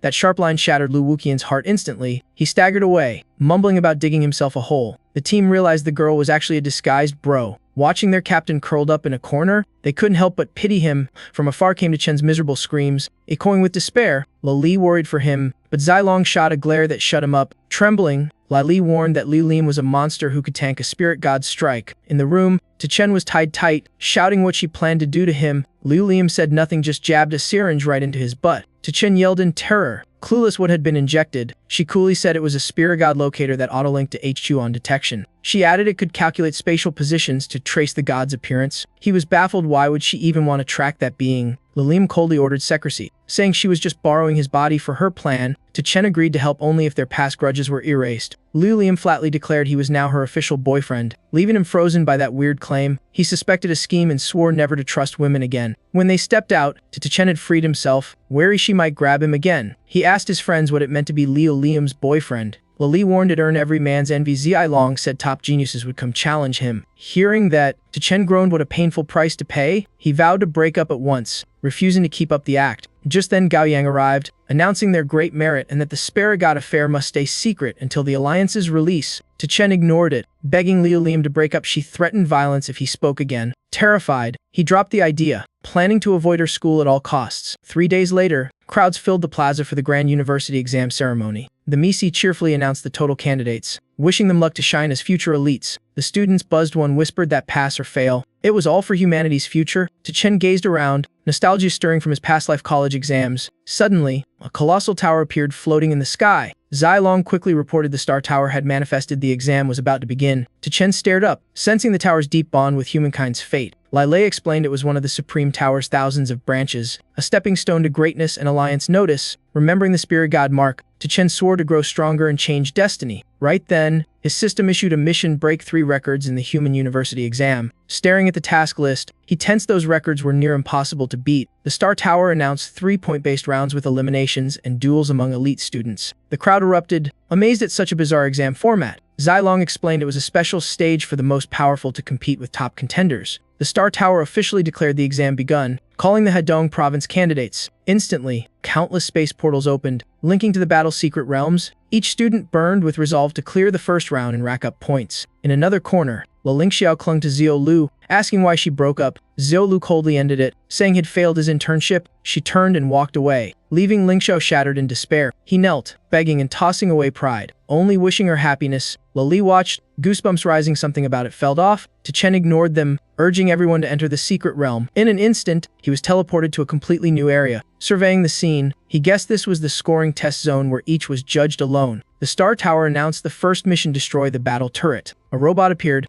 and he muttered it was a weapon built by the Central A for warriors. The turret launched missiles with a mocking tone. As one flew at his feet, he dodged just in time, but the smart missile turned midair and chased him again. He shouted in disbelief, homing missiles now? Somehow a bucket appeared in his hand, his eyes wary. He raised it, sidestepping the incoming projectile. As the missile exploded, had already leapt clear of the blast. Breathing relief, he thanked the foldable bucket. Without it, he'd be toast. The cannon kept hammering his position relentlessly. Chen weaved and dodged gracefully. Like dancing through gunfire, he strategized, saving strength for the perfect counterattack. Suddenly, the turret's firepower spiked, turning the field into a bombing storm. Struggling to defend, he groaned. So there's just the first challenge. Thanks to his speed and trusty bucket, he dodged every explosion. Spotting an opening, he charged like a tiger to strike. Channeling inner force, he launched a devastating punch. But right then, the turret vanished instantly. The Star Tower declared round 1 over 0 damage, 0 points. Furious, he cursed about not being told of the time limit. Calming down, he deduced the scoring system relied on speed and damage. In the control room, Huang Lin announced results as the scoreboard appeared. Rankings showed First Academy students dominating the list. Chinese stared at it, shocked not to find Chen's name. She double-checked he wasn't even in the top 20. Huang Lin sneered, saying Chen was just a fluke from past luck. Huizi pulled data clear as day. Chen, 0 points. Everyone froze, unable to believe it was real. Huang Lin mocked that Second Academy would utterly lose this time. Then the Star Tower announced round 2: slay 3 wind demonic beasts. 3 winged, shimmering green creatures appeared from a summoning array. One darted forward like lightning, striking first. Chen grinned, admiring its impressive speed. The beast opened its jaws to bite him in a flash, but he stayed calm, reacting even faster. One lightning kick stunned it, dropping it instantly. The other 2 lunged in to avenge their fallen ally. Chen confidently commanded his blazing flames to devour them all. The fire beast joined forces, swiftly taking down the remaining 2 monsters. The Star Tower gleamed, announcing had set a new record in under a minute. At the same time, the system celebrated that had partially achieved his mission goal. Next, it reported his donkey had leveled up with boosted power. Stunned, he saw one of his beasts had evolved. The donkey appeared with a glowing horn, fierce and majestic. Chen stepped closer, curious about the horn's new function. Suddenly, the donkey opened its mouth and swallowed him whole. He yelled in outrage, eaten by his own pet. Then he realized he was inside a vast inner space. Guessing it was a new skill, he firmly commanded to exit the creature's internal realm. In an instant, he was back in the arena, safe and sound. Grinning, he confirmed he could freely enter and exit the beast's inner space. The Star Tower officially declared his score a record-breaking achievement, yet his name hadn't shown up. Lei Xuanjin was still leading. Chinese studied the board, pondering over the stable results. Huizi fidgeted nervously, worried for Second Academy's reputation. Huang Lin sneered, claiming Chen had no real ability. Suddenly, the leaderboard flipped. Chen shot to first place with 56 points. The 3 witnesses froze, utterly speechless. Qini gasped aloud as Chen unexpectedly claimed the top spot. Huizi burst into laughter, eyes gleaming with pride. Huang Lin stammered, dumbfounded by the dramatic turnaround. In contrast, Huizi shouted in triumph, saying record-breaking was only natural. Just then, a stern supervisor appeared, demanding to know the cause of the commotion. Everyone gathered and Huizi greeted politely while Huang Lin scrambled to explain. Takanxing eyed the board, mocking Zone 16's pathetic performance, and Huizi smoothly defended his district's honor. The supervisor sneered, declaring he'd personally test each zone through the Star Tower. Xinyi bristled, openly challenging his unfair remarks, but Takanxing only smirked, mocking the repeated weak results. Scene shift to Chen stepped into a new arena, eyes blazing with resolve for round 3. Before him, 3 massive vortex gates opened, hinting at fresh dangers. Colossal stone creature emerged, shaking the ground with each stump. Facing the mighty foe, Chen calmly deduced this trial focused on quantity. He shouted orders, ready to unleash his full strength this round. The fiery beast behind him went wild, their aura blazing, prepare to fight to the death. They stormed forth like a hurricane, obliterating all stone monsters instantly. Chen didn't even need to move. Meanwhile, Lai Xuanjin struggled hard, surrounded by stone fiends with no escape. Elsewhere, Xiaohuohuo panted helplessly as the number of enemies kept rising. Lei ran for his life, cursing his monster-attracting physique and regretting not having Chen nearby. The stone horde surged like a flood, showing no sign of stopping. Suddenly, he noticed the rock monsters were idiots trampling each other to death. Meanwhile, Chen's fire beast had nearly wiped them all out, leaving just one twitching survivor. Riding his fiery beast, he smirked, planning to cut off the monsters at their source. Suddenly, the system announced Chen had slain 100 monsters in 5 minutes, scoring 50 points and setting a record. His personal system chimed that the second of 3 missions was complete. Takanxing left but sneered, saying only scores above 100 were truly champion-worthy. Right then, the board flashed. Chen's name appeared with 106 points. Shocking everyone, the inspector gawked, mumbling doubts about the score's accuracy, and Huizi burst out laughing in sweet vindication. Lei Tiny mockingly jabbed at the inspector's earlier arrogance. Even Huang Lin smirked, beaten. Yes, but no longer belittled. Fuming, Takanxing ordered to check on the current top scorer. The system replied Han Yan. Zone 1, 110 points, 25 people total above 100. He puffed up, loudly stressing how many surpassed Chen to save face. Xinyi calmly retorted that their side was simply being humble. The inspector frowned, asking what exactly she meant by that, and Huizi smiled slyly, delivering the blow. Chen only played 2 rounds, skipping the first. Hearing that, Takanxing froze like a statue in disbelief, principle, and laughed uproariously, delighted by his opponent's shock. Takanxing stood numb, muttering how 106 points in 2 rounds could even be possible. Lei Tiny snapped, criticizing his poor comprehension and low-key oversight, struggling to save face. Takanxing reluctantly admitted fault and compared Zone 16 genius to Morong Lilium. Before leaving, he snidely remarked that the elimination stage would prove true strength and wished Zone 16 luck surviving. Once he vanished, and Huizi spat in disgust, venting his fury at the humiliation. Xinyi sighed, recalling the great catastrophe 2 decades ago that left Zone 16 disgraced and despised, and Huizi clenched his fists, vowing they'd rise again and shame their doubters. Huang Lin cautiously warned the next round was dangerous. Students could steal points from each other. Xinyi analyzed that Chen's high score and unaffiliated status would make him everyone's target. Huang Lin bitterly admitted had already ordered all 3rd Academy students to gang up onto Chen if found, and Huizi fumed, roaring that such dirty tactics had no place in a regional exam. Huang Lin shrugged coldly, saying surpassing 2nd Academy was his only goal. Meanwhile, the referee announced the survival battle phase. Chen nodded, ready to begin. The system added breaking another score card would transfer their points, everyone's score visible to all. Seeing the live leaderboard,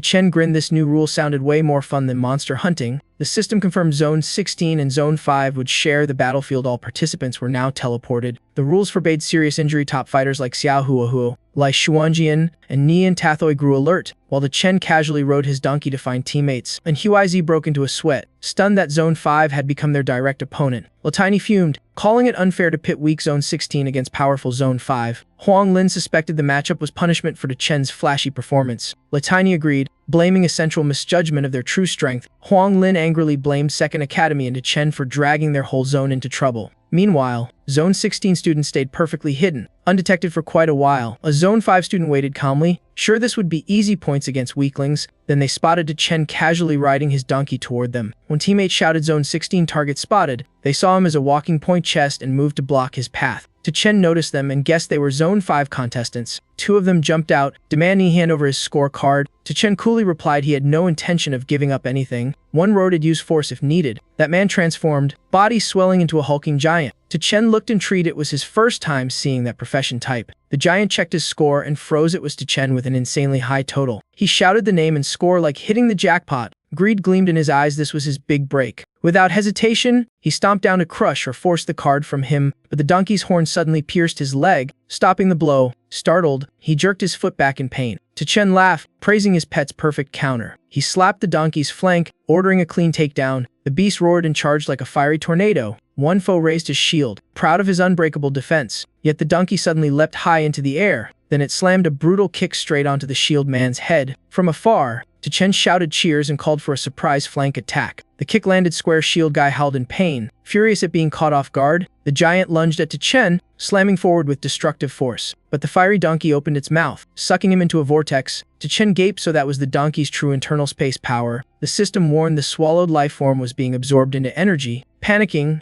Chen yelled to stop. Full absorption would erase the guy completely. The remaining fighter trembled, demanding what kind of profession Chen even was. Chen strolled closer with a sly grin, just a mid-year hobbyist. After the fight, he crushed their scorecards, earning only 32 points. Clearly disappointed, the eliminated duo cursed him, warning that the real monster, would wipe Zone 16 out. A scene cut to a shadowy figure thrilled that the final hunt was about to begin. He morphed into a grotesque creature and shot forward at terrifying speed. Two students walking nearby were ambushed out of nowhere. One barely screamed a warning before doom struck. One was impaled through the chest, blood spraying everywhere. The other cried out in horror, demanding to know what the hell he was. The creature said nothing, just smashed him dead with a single blow. In an icy tone, the creature demanded their scorecards. Asked if he was some evil class, he gave no answer. His gaze shifted toward a new target, Chen. Elsewhere, Yang Bashi schemed beside his bunny-eared partner. He smirked, planning to let others rack up points before reaping them all at the end. His ruthless order: wipe out Zone 16 first, then butcher teammates to steal their points. The bunny girl activated telepathy, her cold message echoing in every Zone 5 student's mind. Yang Bashi boasted that fighting Zone 16 would make him the top scorer of the Dragon region, maybe even the all-system record holder. Zone 16 students scattered in chaos, hunted down by Zone 5, who barked for their cards. Xiao Ludu shouted for Li Lingxiao to split up, but he kept chasing after her. Furious, she reminded him they'd broken up and had nothing left between them. Li Lingxiao stubbornly vowed to protect her anyway. A Zone 5 fighter blocked their path, grinning coldly with certain victory. Xiao Ludu cast a breeze spell, whisking them both out of danger. She muttered in irritation, frustrated that her stronger magic couldn't keep up with the enemy's speed. Chen, riding his fiery beast, watched from afar, ready to intercept the pursuers. Suddenly, a command from Yang Beishi rang in his mind: eliminate all Zone 16 students. A squad from Zone 5 surrounded Chen, mocking him as a worthless weakling. Li Lingxiao and Xiao Ludu, exhausted, stumbled close to Chen and stopped. Xiao Ludu panicked, realizing they were trapped with no way out. Li Lingxiao suggested joining forces with Chen to shield Xiao Ludu. Chen scoffed, saying he saw no reason to help. Li Lingxiao hinted this could win him back Xiao Ludu's favor. Chen laughed dryly, calling Li Lingxiao's obsession utterly pathetic. Xiao Ludu misread his sarcasm as proof of lingering affection. Chen snapped,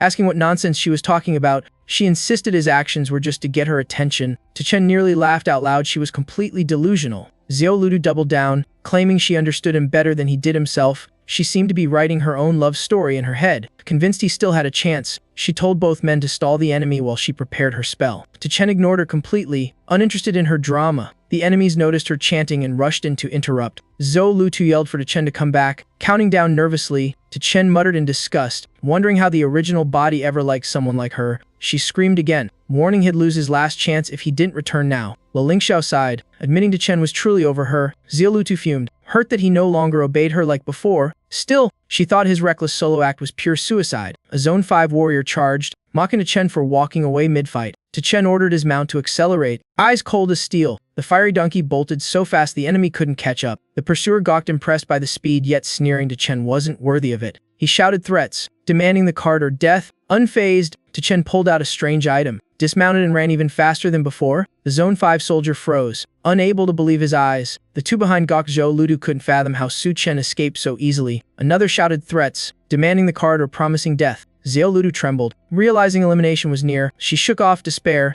reminding herself the goal was far bigger. Li Lingxiao anxiously asked if she had any move left. She turned and asked if he'd sacrifice everything for her. He answered instantly, confessing fierce devotion and total obedience. Suddenly, a Zone 5 fighter charged in with crushing force. They had no choice but to unleash full combat strength. Out of nowhere, a giant stone arm burst from the ground. It grabbed the foe, leaving him screaming in confusion. Xiao Ludu seized the moment and cast a lightning strike. A monstrous bolt hit, flinging the enemy like a corpse reanimated by thunder. She laughed coldly, revealing the summoner was a genius from the 3rd Academy. Everyone gawked. The man was supposed to be dead. Someone guessed she was a necromancer of grim profession. Zhou Lutu ordered Li Lingxiu to prepare his offering. He stammered in fear of becoming undead. Zhou Lutu sneered, saying he was too weak to be worthy of that. Li Lingxiu panicked, wondering what he was supposed to do. She raised a glowing ancient book, naming it and commanding its true power. The book floated up, opening before everyone's stunned eyes. A Zone 5 student whispered in fear it was a legendary rare weapon. Xiao Lu declared she wasn't some ordinary mage, radiating confidence.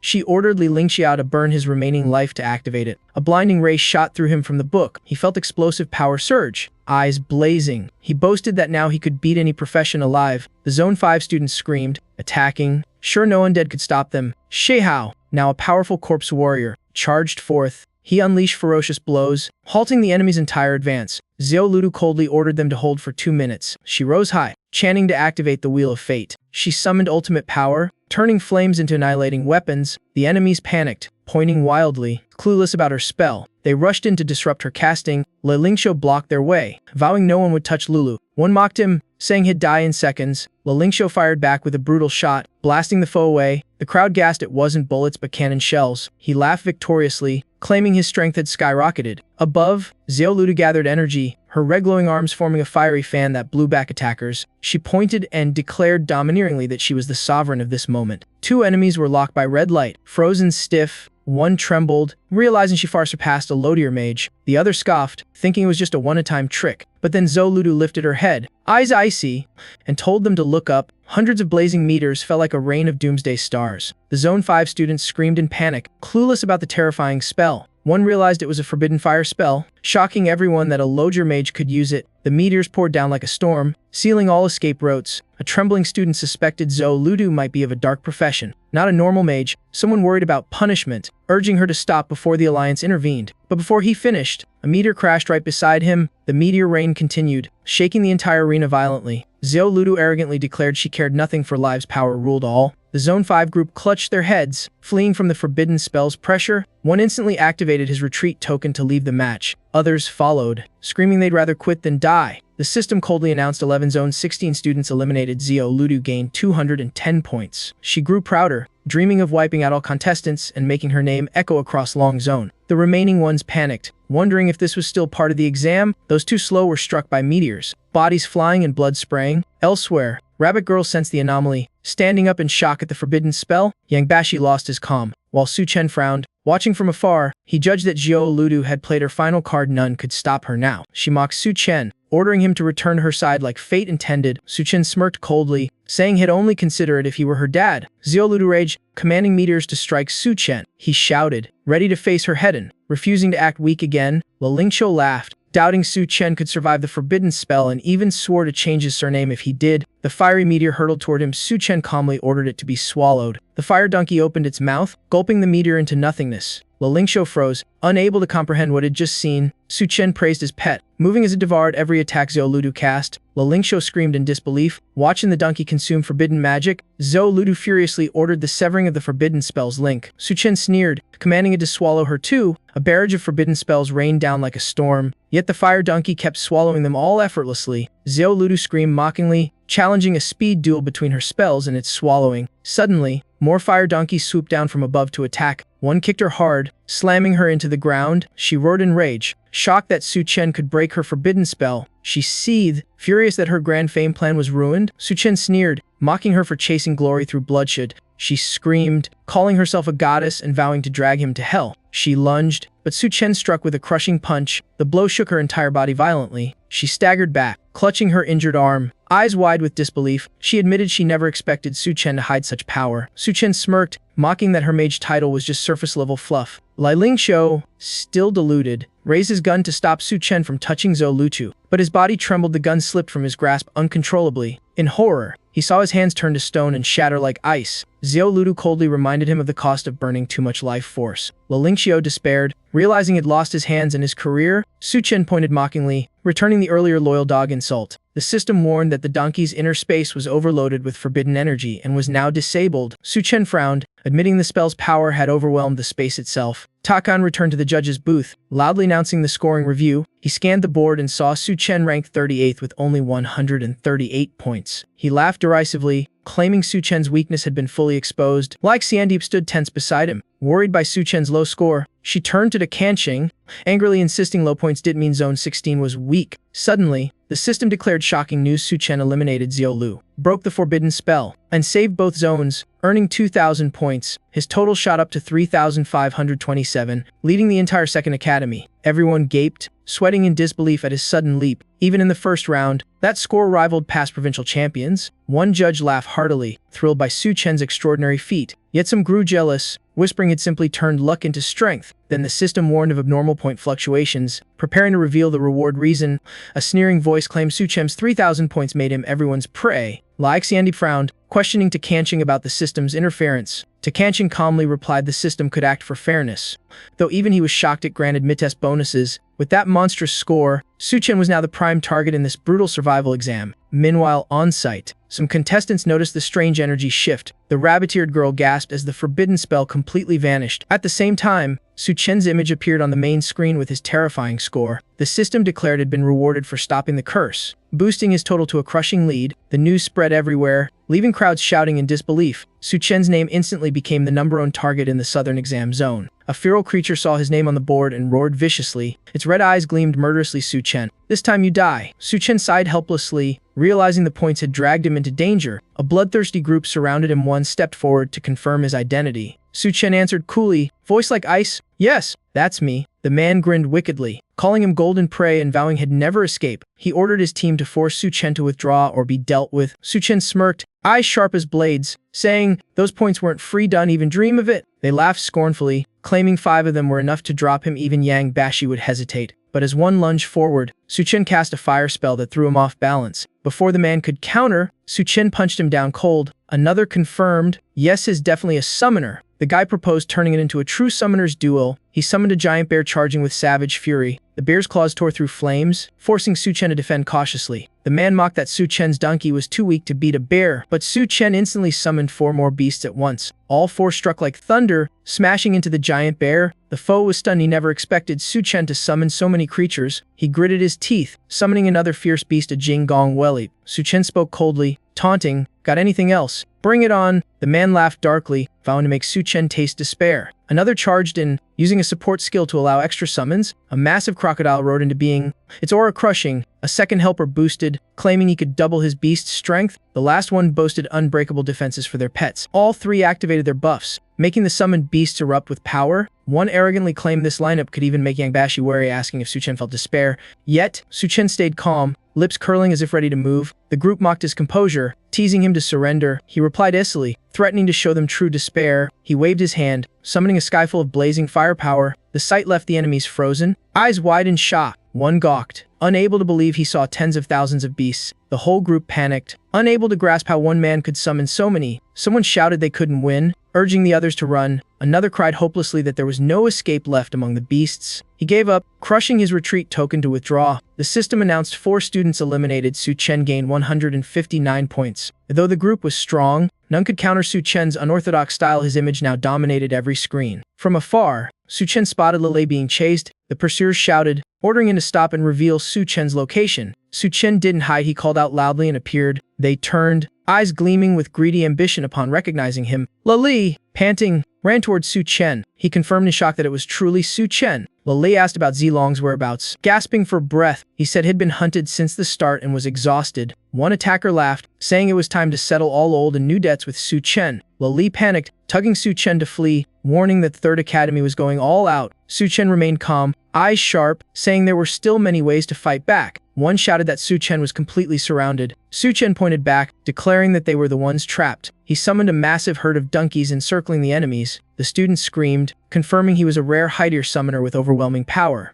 The herd attacked fiercely, kicking opponents flying with absurd force. Su Chen reminded them of his old promise to beat Huang Gan every time they met. Huang Gan stayed calm, pulling out a glowing orb and claiming he was fully prepared for Su Chen. Lele panicked, warning it was an emergency signal sphere that would broadcast their location instantly. Huang Gan grinned darkly, declaring Su Chen's death sealed as reinforcements were already en route. He crushed the signal sphere without hesitation. On the other end, the signal spread fast. Crowds rushed towards Su Chen's position. Some recalled the dean's kill order, others craved Su Chen's points. The team swiftly deployed a magic array, setting up a large barrier. The defense command rang out, and the formation activated. 2 solid shields appeared, and Huang Gan smirked, certain they'd hold Su Chen back. Su Chen sneered, mocking their stupidity, then turned his back and walked away. Seeing him leave, the crowd froze. Huang Gan stood baffled by the unexpected move. He screamed desperately, begging weakly for Su Chen to stay. Su Chen stopped and coldly said, "If you want me to stay, call me Dad." Without hesitation, Huang Gan shouted Dad to hold him there. Su Chen burst out laughing, mocking him for trading dignity for time. Moments later, 3rd Academy students flooded in like a tidal wave, sealing the area. Some shouted to tighten the encirclement. Others cheered for the reinforcements' arrival. Huang Gan gloated, bragging his dad act successfully delayed Su Chen. Li panicked, urging Su Chen to escape before the circle closed, but Su Chen calmly refused, saying he was actually waiting for them. From afar, Huang Lin appeared, laughing loudly. Thinking Su Chen was caught, he proudly announced to everyone that victory was his. Huang Lin was convinced his son had subdued Su Chen. Another student mocked the 3rd Academy's cowardice for ganging up on one man but still believed in Su Chen. Someone suggested using the 10-second observation right to check Huang Can's status in Zone 16 of Star Tower. The screen showed Huang Gan clinging desperately, begging Su Chen not to leave. Su Chen teased him again, forcing him to call Dad one more time. That line left Huang Lin speechless, as if splashed with cold water before the crowd, and Huichi laughed uproariously, mocking Huang Lin for his son's dad-powered achievement. Like Xiandeep couldn't hold back louder either, teasing Dean Huang for the absurd scene. Huang Lin fumed, cursing his unfilial son, then growled at Huichi that Su Chen would soon die. In the test chamber, Rabbit Girl panicked, reporting that Su Chen now fully surrounded in Zone 16. A command came instantly. Yang Bashi entered the field, calling Zone 15 to advance as well. A 3rd Academy student boasted confidently, praising the dean's strategic foresight. Su Chen stood amid the encirclement, his icy gaze unwavering. His control over the donkey herd had evolved. They moved like a disciplined army. Huang Can, after dispelling his barrier, shouted in denial that the donkeys were nothing to fear. Su Chen challenged him, summoning donkeys from the flames beneath his feet to strike back. Tens of thousands of donkeys appeared at once, surging outward from his center like a tidal wave. The crowd was terrified. Some stammered in disbelief at the absurd number. More people arrived by signal, surrounding the entire zone. A worried voice, someone from Zone 5, called out as Huang Gan realized the enemy force was overwhelmingly larger. He tried to rally his side, shouting that numbers didn't matter, whoever killed Su Chen would win. Su Chen stayed calm, eyes gleaming, declaring the enemies had arrived right on time. Li was horrified, unable to believe most contestants had gathered just to face one man. In the sky, Yang Bashi and Rabbit Girl descended, their presence overwhelming. Yang Bashi roared that Su Chen was his target as Zone 5's leader and a newly awakened legendary class. He pointed at Su Chen, demanding the scorecard immediately. Su Chen replied coldly, "If you want points, call me Dad first." He added Esily, mocking that his opponent's death was already near. Suddenly, a distant voice yelled Dad, stunning everyone who couldn't tell who said it. A figure charged in, shouting for everyone to move aside. She was looking for Su Chen. Lele gasped, recognizing her as Zhang Yu, and asked why she was there. The girl's eyes blazed, declaring she couldn't stand people bullying her dad. From afar, Lai Shuangyan appeared too, announcing she'd come for Su Chen. Su Chen blinked in surprise and asked to confirm. She nodded firmly, saying she came to repay his life-saving favor and lift the old curse. Su Chen laughed, waving both Yu and Shuangyan to join him for an all-out fight. Yang Bashi sneered, mocking that the 4 of them were too weak, no number of donkeys could save them. He urged them to surrender, pretending it'd be a contribution to Zone 16 in exchange for Su Chen's card.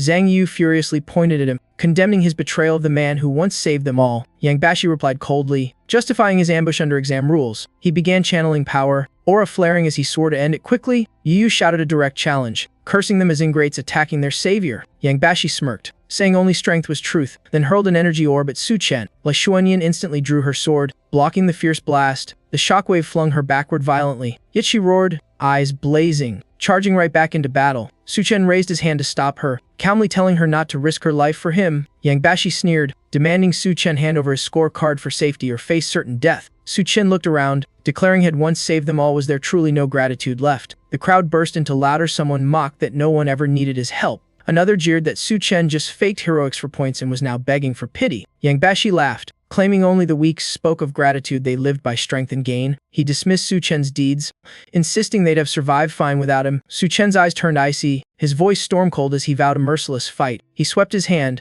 drawing back all surrounding flames, stunning everyone. Someone screamed in panic, thinking he was about to flee, ordering his death for points. Su Chen stood tall, shouting that he'd returned the forbidden spell to them all, commanding his donkeys to unleash their ultimate move. A torrent of energy exploded from above, shaking the entire battlefield violently. Rabbit Girl was the first to realize, eyes wide in terror, it was a real forbidden spell. She cried out in shock, unable to believe the long band magic had returned. With an icy face, Su Chen raised his hand and ordered the meters to fall. Instantly, blazing rocks rained down like shooting stars guided by an unseen force. The crushing pressure blanketed the arena. Many couldn't breathe. Crying for mercy, Su Chen gave no reply. He simply watched their despair, cold as stone. Yang Bashi roared furiously, charging recklessly to resist till the end, but a massive meteor smashed into his face, stopping him instantly. With one strike, Yang Bashi collapsed unconscious, completely defeated. Trembling, he begged for mercy, admitting his fault and pleading for his life. Yet Su Chen's eyes stayed frigid, utterly unmoved. He said coldly, "If you believe someone else will save you, then wait for them." At his words, meteors kept raining down like fire, cracking the earth. Yang Bashi was pinned immobile. Lei burst out laughing, unable to hide his joy at seeing the enemy crushed. He clapped and praised Su Chen,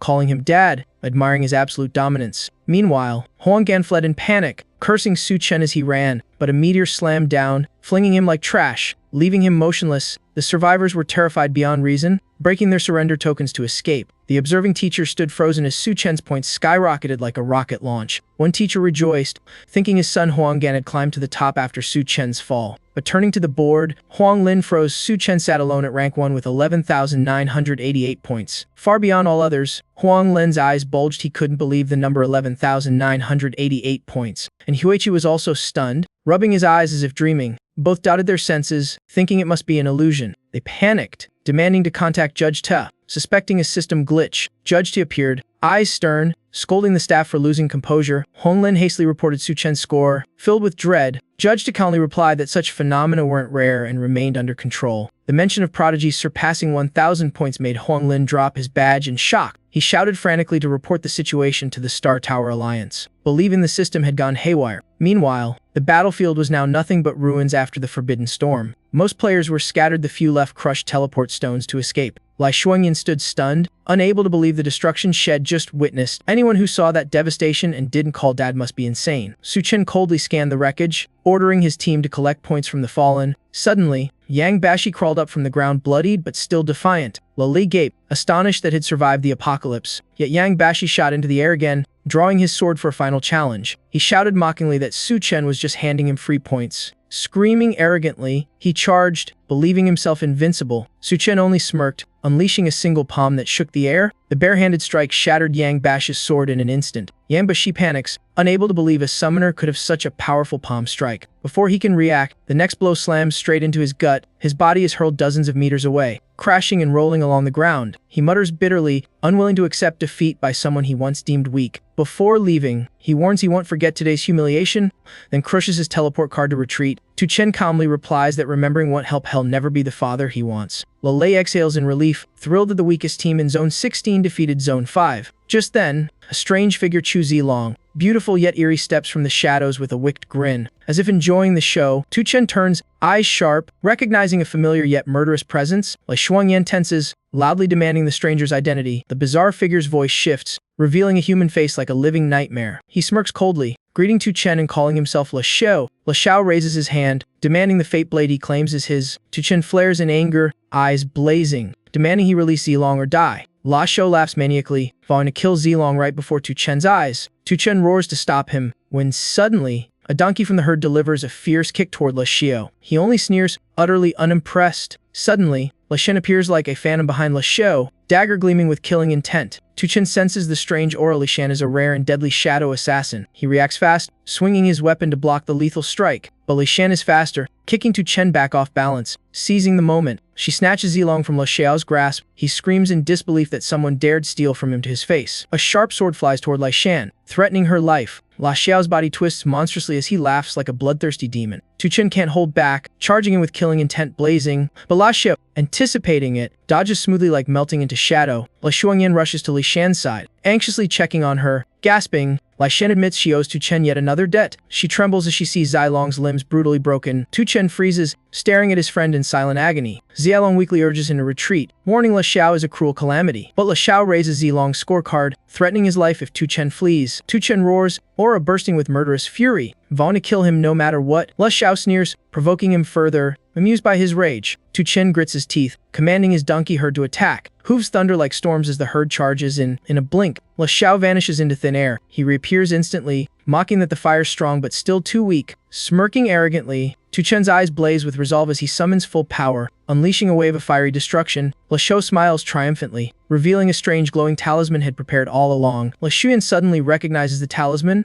panicking that it's a hide-ear sealing mark and urging Tu Chen to dodge. But it's too late. The talisman is hurled with overwhelming force. It sticks to Tu Chen's body before he can resist. Instantly, his fire army vanishes without a trace, sucked back into its space. Tu Chen realizes in shock that his powers are locked. His summoned flames nullified. He gasps aloud, finding he's completely lost the ability to call fire. Le Xiao grins wickedly, boasting the seal nullifies all summoning. Tu Chen is now a dead man walking. Lei roars in fury, vowing to report this to the Alliance's higher-ups. Le Xiao sneers, mocking that no complaint will ever reach them, hinting at his powerful backers. Atop Mount Chadvode, far away, a new disturbance unfolds. The Thunder God sits silently, eyes cold as he observes. A heavy voice suddenly accuses him of meddling in the human trial. The Blood God Ashla appears, declaring opposition, but the Thunder God smirks mockingly. He insists his student Ami has extraordinary potential, destined to glorify humanity. The Blood God protests the trial must stay fair, but the Thunder God twists the rules to shift the scores. He declares his pupil will face Tu Chen, burning with intent to win. Then he leaves, while the fuming Blood God curses under his breath and departs too. Suddenly, Gao Yang appears, his gaze piercing the Thunder God's intent. He questions why the Thunder God pays such attention to Tu Chen. The Thunder God smiles darkly, saying those who are different must walk a different path. Yet he admits such growth always demands a heavy price. The coming times will be brutal, the demonic races will invade, and humanity's time runs short. Back in battle, Tu Chen unleashes lightning, blasting Le Xiao back, though he quickly closes in again. Tu Chen keeps striking, proving he can still fight without fire. This rage is his first true one. Beaten back, Le Xiao still smirks, impressed by Tu Chen's power despite his lowly rank. Tu Chen coldly retorts that empty words mean nothing. Le Xiao declares that killing Tu Chen will only make the victory sweeter. Tu Chen suspects a hidden trump card and dares him to use it. He punches again, but Le Xiao activates divine armor. Glowing in radiant light, the blow bounces off, sending Tu Chen flying back. Le Xiao taunts him to keep attacking, it's useless anyway. Tu Chen doesn't flinch, charging again with clenched fists and steel resolve, but the divine armor blocks once more, hurling him back a second time. From afar, Lei sighs, knowing such hide-ear armor is beyond any student's reach. Le Xiao laughs victoriously, boasting the trap was crafted perfectly to crush the weak. He strikes decisively, his blow slamming into Chen's gut, forcing him back gasping. Despite his agony, Chu Zilong shouts for his friend to run and not worry about him. Blood drips from Tu Chen's lips, but his spirit stands firm. He refuses to fall after 2 lifetimes. Facing him, Le Xiao coldly warns that no one escapes his family's hunt. Chu Zilong, frail yet defiant, yells that if Tu Chen won't retreat, he'll end his own life to force him to, but Tu Chen only shakes his head, flames of fury blazing. Vowing to fight once more, he roars, charging like hellfire incarnate straight at his foe. Le Xiao sneers, certain his divine armor can endure any top-tier strike. Without a word, Tu Chen flashes forward like lightning,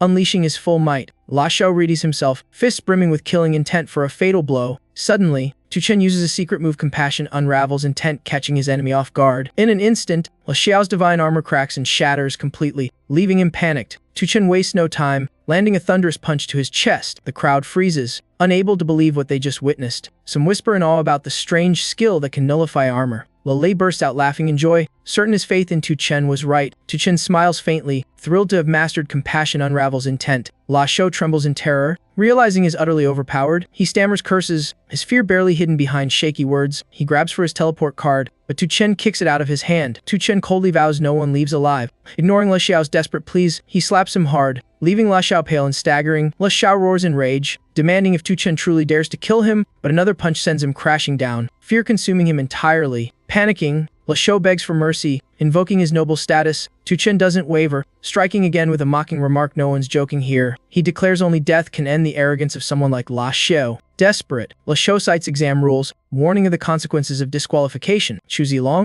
weak but conscious, pleads for Tu Chen to calm down and not lose his chance. Le Shuangyan also urges restraint, reminding him of his future. Hearing this, Le Shou lifts his chin, smirking proudly. Thinking is safe, but Tu Chen's eyes are icy. Has never been one for delusions. Believing is one. Le Shou demands Tu Chen hand over the scorecard. Tu Chen stays silent, then lunges forward with weapon drawn, intent on ending it. Le Shou screams in panic, trying to stop him, terrified of losing exam points. At that moment, a cold voice slices through the air like a blade. Tu Chen smirks calmly and says, "Sorry, I was already exempted." Le Shou freezes, eyes wide in disbelief at the revelation. Tu Chen turns to the others, explaining he already had a place in Chanjing Academy. Then he mocks Le Shou for setting records only to lose everything. Without hesitation, he tosses his scorecard toward Le Shuangyan. She catches it, stunned, unsure what Tu Chen intends. He explains that from now on, everyone will destroy their cards starting with him. Someone worries this will affect the top scorer rankings if his points vanish. Zhang Yu bursts into tears, moved by Tu Chen's quiet sacrifice. Outside, the crowd stirs, watching the leaderboard and awaiting news from the Star Tower Alliance. Some fret over the silence, convinced the matter's gravity will soon force an official response. They realize that if no errors exist, Tu Chen will be this year's exam valedictorian. Huang Lin shouts in protest, refusing to believe the top rank could belong outside his region. Just then, a broadcast from the Alliance silences everyone. It confirms the Central Intelligence has verified Tu Chen's score is fully valid. Huang Lin stands petrified, unable to accept the official result. He mutters in horror that humanity has birthed a genius beyond all standards. Cheers erupt everywhere. People celebrate a new leader of humankind. But joy dies instantly when the next notice announces a score deletion penalty, and Huaiji freezes mid-laugh. Face stunned, Huang Lin laughs mockingly, saying they celebrated too early. The leaderboard flashes again, revealing new ranks that leave the crowd speechless. Teachers are shocked to see Tu Chen disqualified before his points were even deducted. Le Shendai bursts into laughter, proud her academy reclaimed its glory, but moments later, ranks shift wildly, the top spot changing again and again. The crowd panics,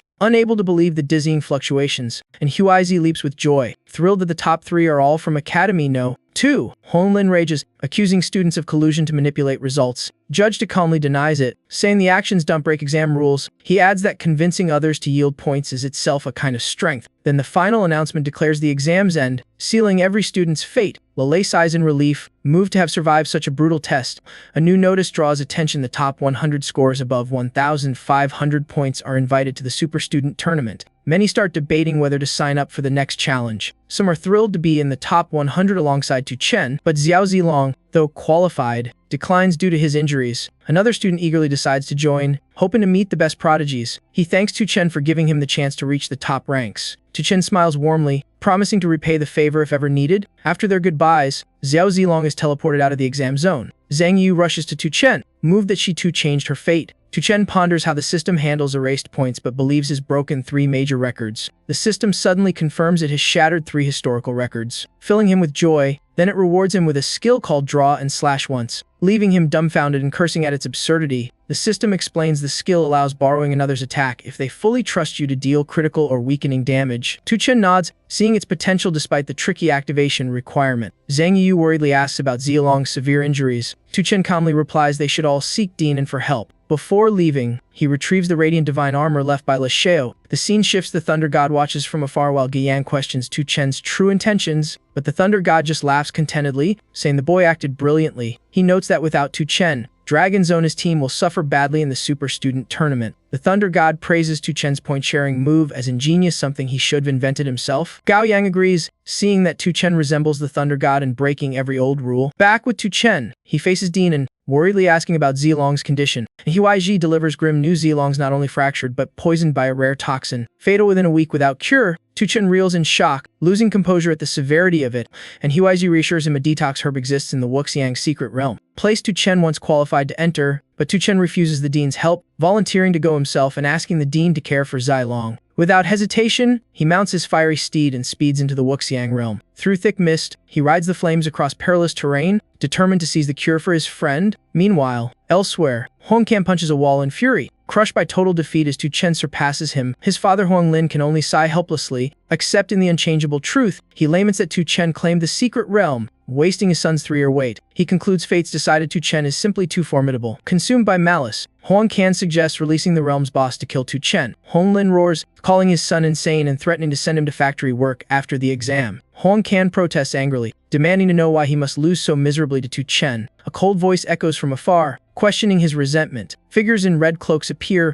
each step heavy with menace. Hong Lin tenses, demanding to know which dark cult they serve. Their leader introduces himself as Nguyen Yunla, the scarlet pope of the false god cult of Adong. Huang Lin, furious, vows to execute them on the spot. Nguyen Yunla raises a hand for peace, asking him to hear a proposal. Huang Lin coldly replies that their paths can never align. The cult leader then unveils a rare skill scroll, saying their common goal is to slay Tu Chen. Huang Can recognizes it as a profession-free skill. Eyes gleaming with greed, Nguyen Yunla confirms and adds it enhances Swordmaster's power. Huang Can eagerly asks what the technique is. Huang Lin snaps, forbidding any trade with heretics. Nguyen Yunla continues it's the 6-star sword art, letting one strike like a 6-star master. Huang Can grows ecstatic, imagining his strength multiplied. Nguyen Yunla says their only goal is Tu Chen's death after that. They part ways. Huang Can clings to his father, begging to accept the deal for its immense benefit. Huang Lin slaps him hard, shouting for silence. Huang Can cries out in despair, demanding why a nobody like Tu Chen surpasses him. Nguyen Yunla smirks cunningly, urging Huang Lin to support his son, promising the 6-star sword art will outshine Tu Chen. Huang Lin flatly refuses, declaring he'll never ally with the false god cult or meddle with Tu Chen. Huang Can pleads again, wishing to become a warrior, not a bowl-tightening laborer. Huang Lin shakes his head, telling him to abandon delusion for a true hero needs resolve. Something Can lacks. Hearing that, Huang Can trembles with rage, screaming madly.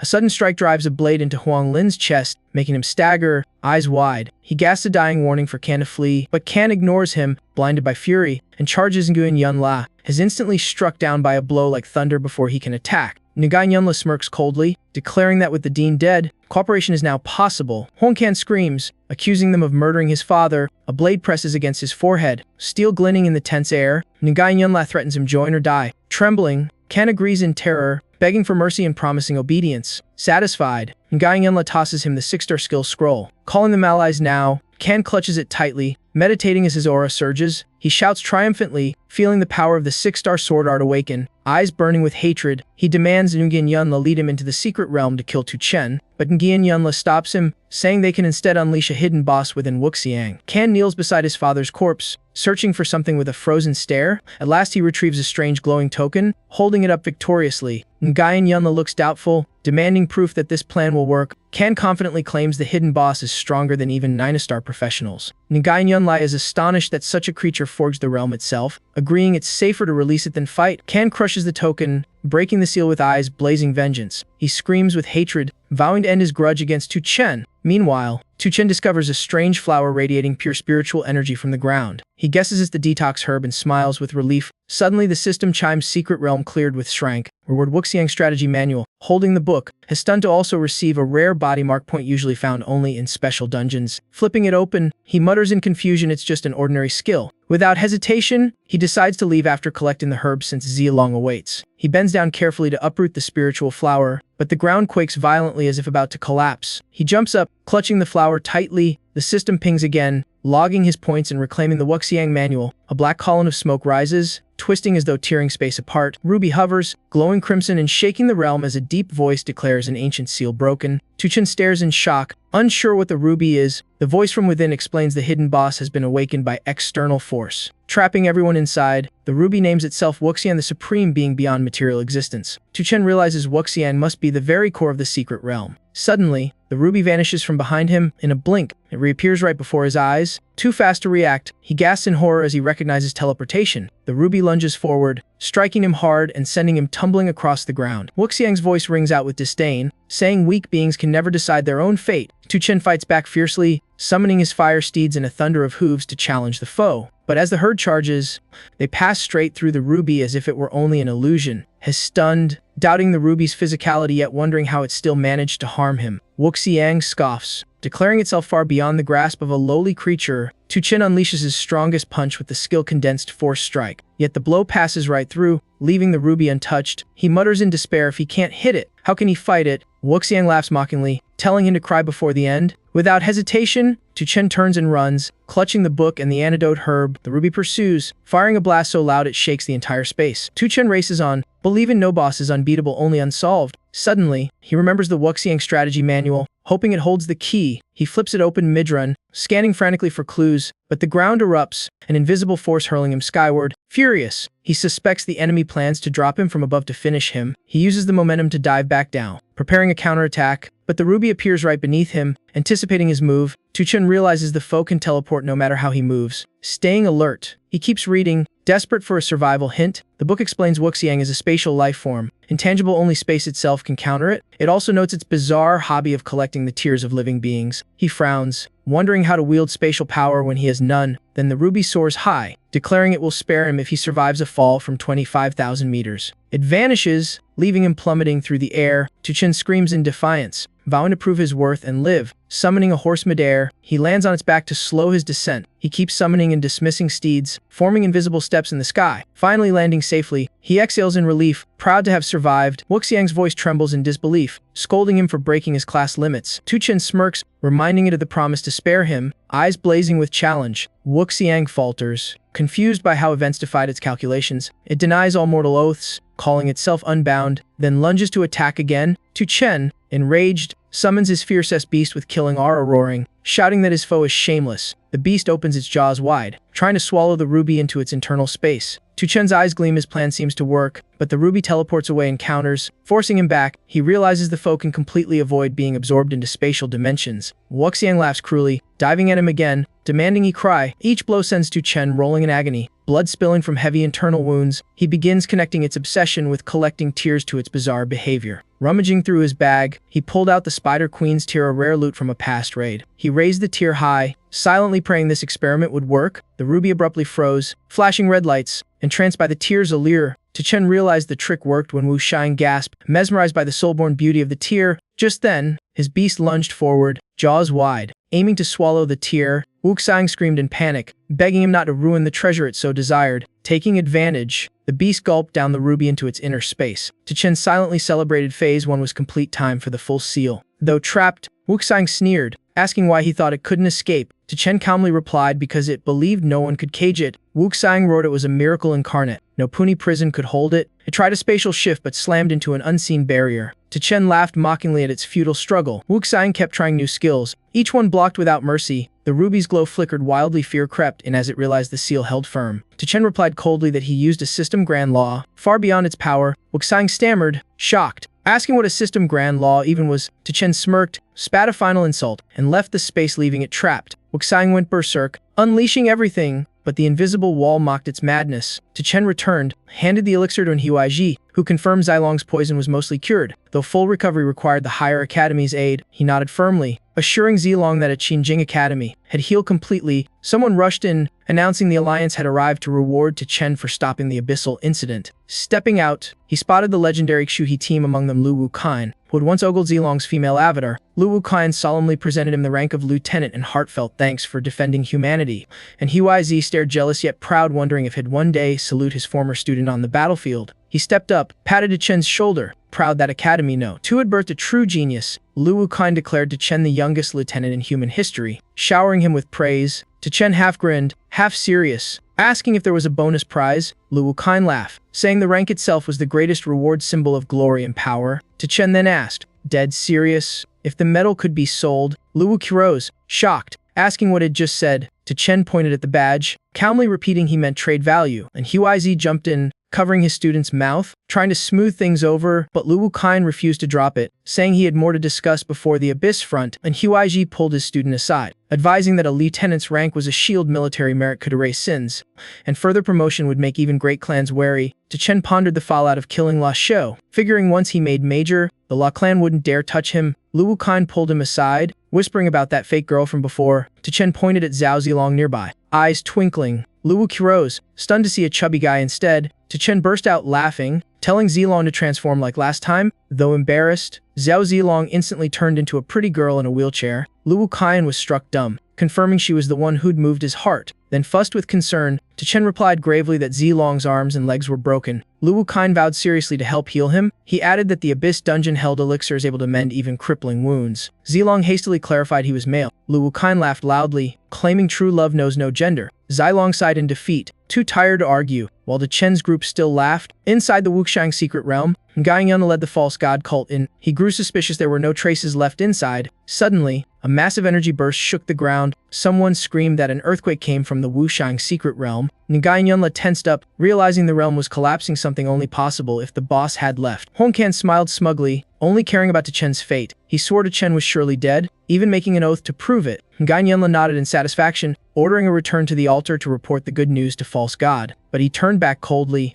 asking how they should deal with Huang Kan. Huang Kan bowed, pledging absolute loyalty to the false god cult to save his skin. Back at the academy, once things settled, the group prepared to head for the higher academy. None knew when or if they'd ever return. Chen felt a pang of regret, still not having found Kai Henmei as his brother once mentioned. Suddenly, Zhang Yuyu appeared, lugging a mountain of baggage, shouting to join them. Chen frowned at the mess. Suspecting she was moving house just to follow him, Zhang Yuyu giggled, claiming it was normal for girls to have lots of stuff. Chen didn't waste time, urging everyone aboard since the train was about to leave. Zhang Yuyu pouted, asking for help with her luggage but got flatly rejected. She immediately dumped it all, declaring she'd rather abandon everything than fall behind. She pointed to a nearby house, reminding Chen it was his second uncle's place, asking why not say goodbye. He thought for a moment, agreed, and told them to wait 5 minutes. Inside, the family was happily eating. An elder comforted Xiao Huang that failing the higher academy wasn't the end. Another frowned, wondering why Chen's name came up now. Tu Ding bragged Shed just called to check his exam score. She laughed smugly, saying he'd scored 0, mocking that even sleeping couldn't make someone that bad. One person slammed the table, warning Yu Ding to stop before patience ran out. But she kept sneering, calling Chen a loser who vanished without a trace. In the corner, Huang Kan smirked quietly, sure Chen was dead by his hand and gone forever. Suddenly, loud knocking shattered the house's calm. A young man cheerfully ran to open, thinking the cake delivery had arrived. But when the door swung open, Huang Kan froze. Chen stood there. Shocked and terrified, Huang Kan collapsed to his knees,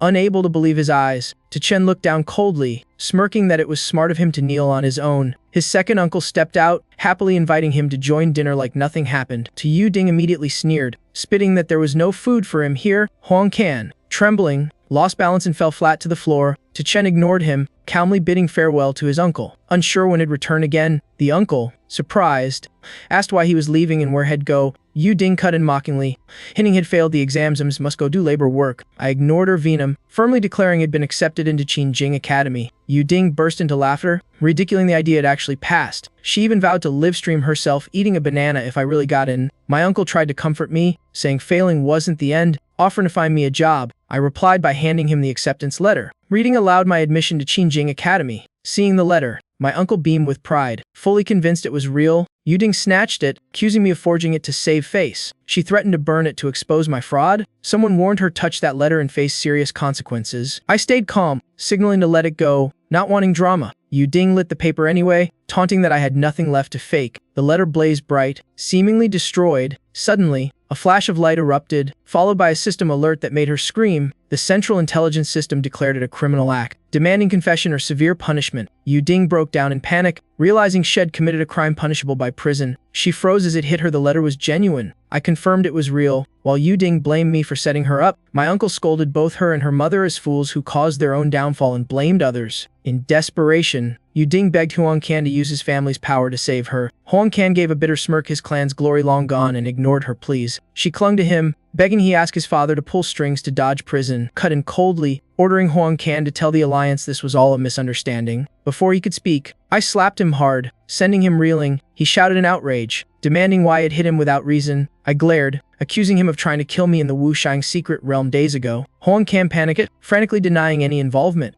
I drew a knife and stabbed his thigh without hesitation. He screamed in agony, voice cracking in terror. He howled, demanding why I'd attack like that. He warned I could be charged for this assault. I roared that if he spoke again, it cut out his tongue. I pressed on coldly, repeating the anomalies in the secret realm and demanding the truth. Sweating profusely, he begged me to calm down, warning I had a bright future ahead. I coldly stabbed him again, this time in the gut. His face went pale, trembling, unable to believe he'd really do it.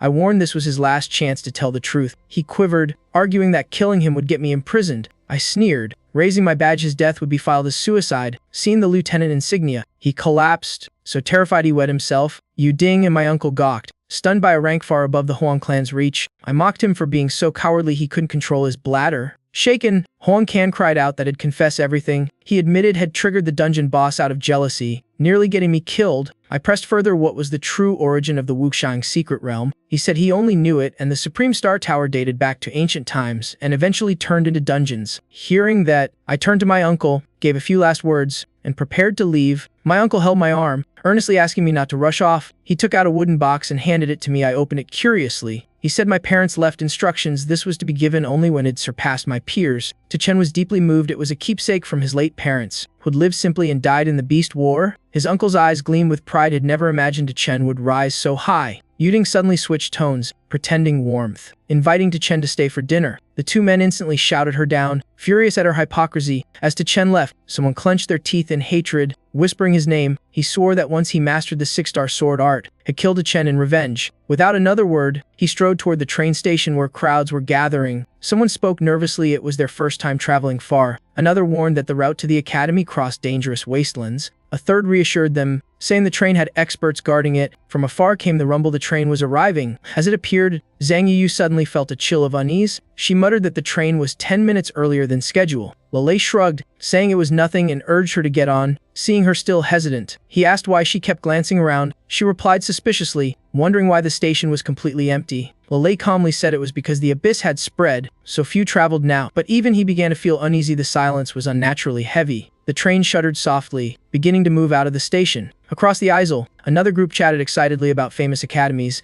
Yang Jincheng bragged he was from Qinwu Academy, second only to Tianjing Academy. Wu Yaina gasped, saying she and her friend only got into Qianling Academy. Yang Jincheng went on about his cousin from Qinjing and offered to give them a tour. Wu Yaina eagerly agreed, saying it was her dream to visit that school. He turned to Wang Yuqian, inviting her to join too. Wang Yuan smiled politely, declining. She wanted to earn entry on her own merit. Yang Jincheng persisted, saying friendship and connections in the capital were crucial. Yu Kan nodded in agreement, and the group quickly exchanged contacts. After befriending them, Yang Jincheng turned to a nearby guy, asking if he was also a new student. The young man simply confirmed he was. Yang Jincheng eagerly asked which academy they'd gotten into. The man calmly replied, Qinjing Academy. The three others instantly turned around, stunned. Yang Jincheng burst out laughing, calling it an over-the-top joke. The man frowned, insisting all four of them truly passed Qinjing. Yang Jincheng laughed louder, mocking that the guy looked 40 and still dreamed of college. The man shouted angrily that he was only 18. Yang Jincheng kept sneering, saying with looks like that and being from Hedong, there was no way they passed a top school.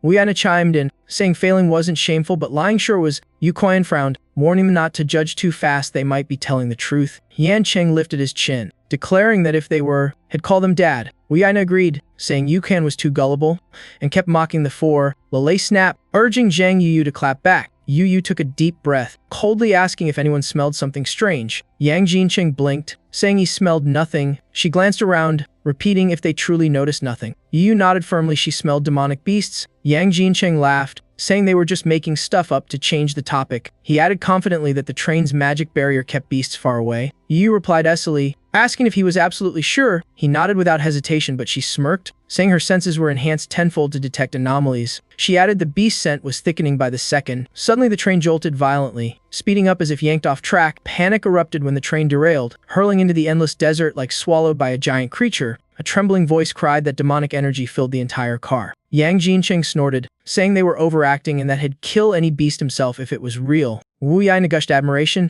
praising his courage like a true Qinwu student. Yu Qian sternly told them to shut up. They needed to verify the situation first. She pointed to the window, telling Lei to check outside. Lei tried pulling, but the window wouldn't budge. He cursed aloud. Yu nodded, saying something was definitely wrong and suggested breaking the glass. Lei clenched his fists, ready to strike. Yang Jincheng frowned, scolding them for overreacting and warning that damaging the train was illegal. Lei slammed a heavy punch, but the glass didn't even crack. He shouted in frustration, admitting he couldn't break it. Yu stepped up, saying, "Let me try." She unleashed her power, but the glass held firm like forged steel. Breathing hard, she admitted defeat, while another voice screamed that they were truly doomed. Yu steadied herself, saying she'd send her soul out to scout if they kept still. Lei nodded, urging her to begin quickly. She closed her eyes, her spirit detached, drifting out through the cabin wall. Meanwhile, Yang Jincheng snapped, yelling for their group to move away and stop annoying him and the two girls. He blocked the path arrogantly, daring them to come closer. He kept jeering that low-tier students couldn't even crack a window, yet dared to act tough. Lei said nothing. He slapped Yang Jincheng across the face. In spirit form, Yu saw the train's true shape. She froze in terror. The sight before her was nightmarish. Inside, Wu Yaina worriedly asked if Yang Jincheng was hurt. He grimaced, saying it was just a sneak attack. nothing serious. Gritting his teeth, he accused them of hitting him after being exposed as liars. He swore Lei would pay once they reached the capital. At that moment, Yu's soul returned. She burst into tears. Lei panicked,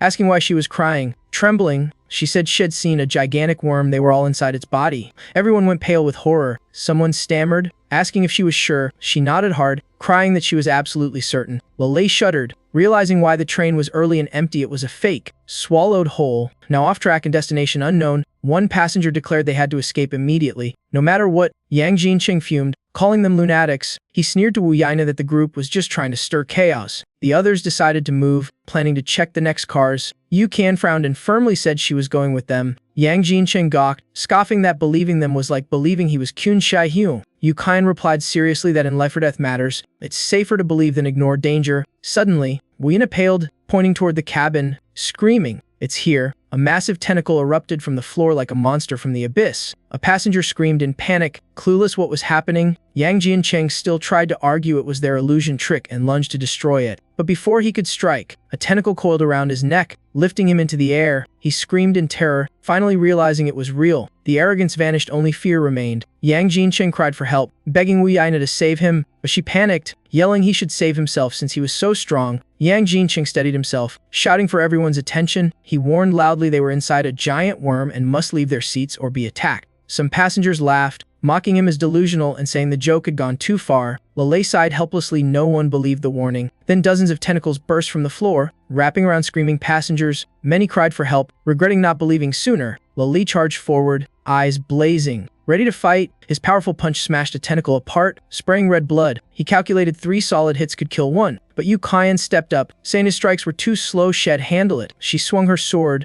lightning-fast slashes slicing tentacles to pieces. A passenger gasped in awe, realizing she was a high-ranked sword immortal. But more tentacles kept rising, swarming toward Yu Qian. Though her blade struck true again and again, sheer numbers wore her down. Just then, a figure charged in Li's flaming fist blazing, shouting for everyone to move. His punch obliterated a cluster of tentacles in a single instant. Passengers gaped. The power far exceeded a typical 2-star fighter. Freed from the bindings, everyone gasped in relief, narrowly escaping death. Yu Qian spoke gravely, saying they must either escape or slay the worm or all would die. She asked if Lei had a plan. Lei reasoned that a creature this powerful wouldn't attack randomly. It was after a specific target. Yu Qian agreed, suspecting they were just collateral in its true hunt. Lei said finding the real target might help them counter it. Yang Jincheng rudely cut in, mocking their nonsense theories. Wu Yaina rushed over, faking concern and praising Yang for surviving so heroically. Yang Jincheng proudly announced he was a second year and an acting lieutenant from Xinwu Academy. Passenger gasped. Impressed by his title and record, Yang declared he was taking command, ordering everyone to follow his lead. The whole car agreed, treating him like a savior and pinning their hopes on him. Yet some still doubted the living creature story and wanted proof. Yang ignored them and barked orders. He pointed straight at Chen, ordering him and his group to inspect the other cars and gather everyone. Chen frowned, sneering at the idiotic command, and refused. Yang exploded, demanding why Chen disobeyed. Without a word, Chen slapped him so hard he staggered sideways. Yang shouted furiously that Chen was violating military law. Zhang Yu stepped up, slapped Wu Yaina,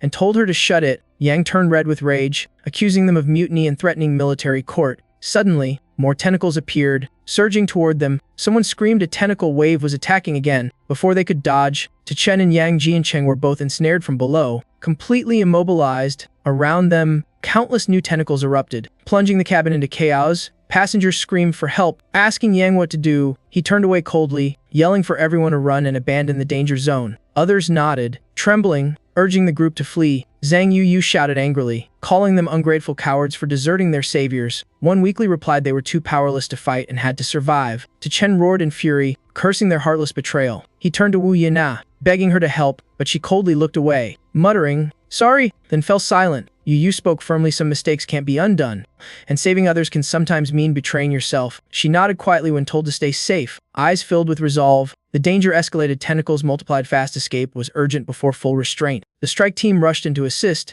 trying to approach the beast, yet the moment they appeared, the tentacles coiled tight, catching them instantly. A fire user cried out as power failed to ignite, panic and despair setting in. At that instant, an idea struck him. He recalled a long-forgotten skill. He turned to the group, asking someone to slash him. Everyone froze. Puzzled by the strange request, he shouted for a real strike to destroy the binding tentacles. Someone objected, confused by his true intent. He insisted just trust him and do it. No arguing. Yu-chan stepped forward, ready to help and fully trust him. She swung her sword fiercely, slicing through a mass of thick tentacles. Someone gasped at the overwhelming power of that single slash, unheard of before. Yu-chan was stunned herself, not expecting to be that strong. The guy rejoiced, realizing the slash triggered a debuff weakening the enemy. But before celebrating, more tentacles appeared. Lunging toward Yu, she stood firm, radiating strength and confidence amid danger. She countered but was struck back hard, forced to retreat with a damaged weapon. The guy discovered each person could only unleash one effective slash. The next fighter rushed forward, ready to deliver his supportive strike. The new slash shredded the tentacles, scattering like falling leaves. Yu-chan began doubting his true identity, perhaps a rare fable master. She turned to Zilong,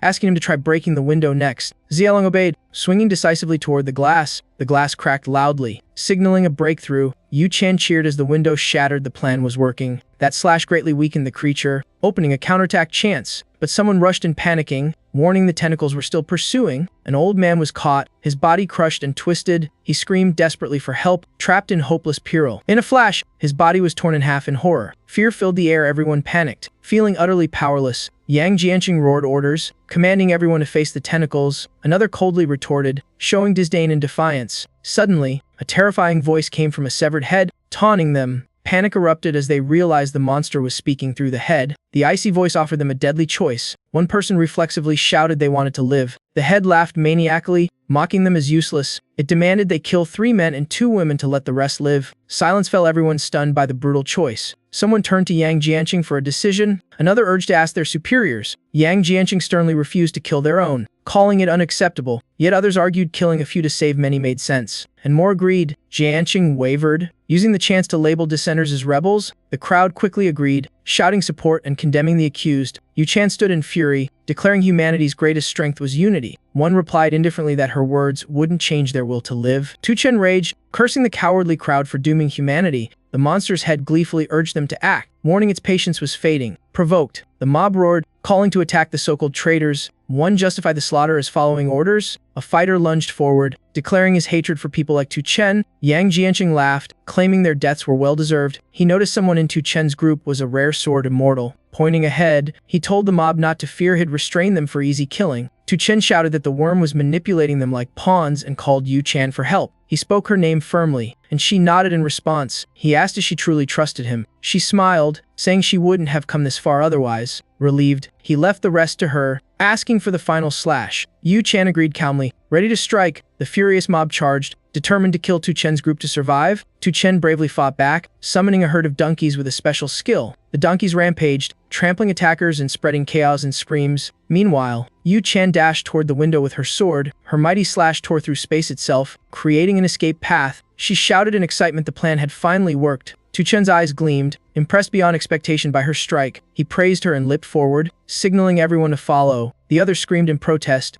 trying to block their escape. One person froze, shocked they actually got away. Another regretted not running after them. The monster roared, declaring none would survive.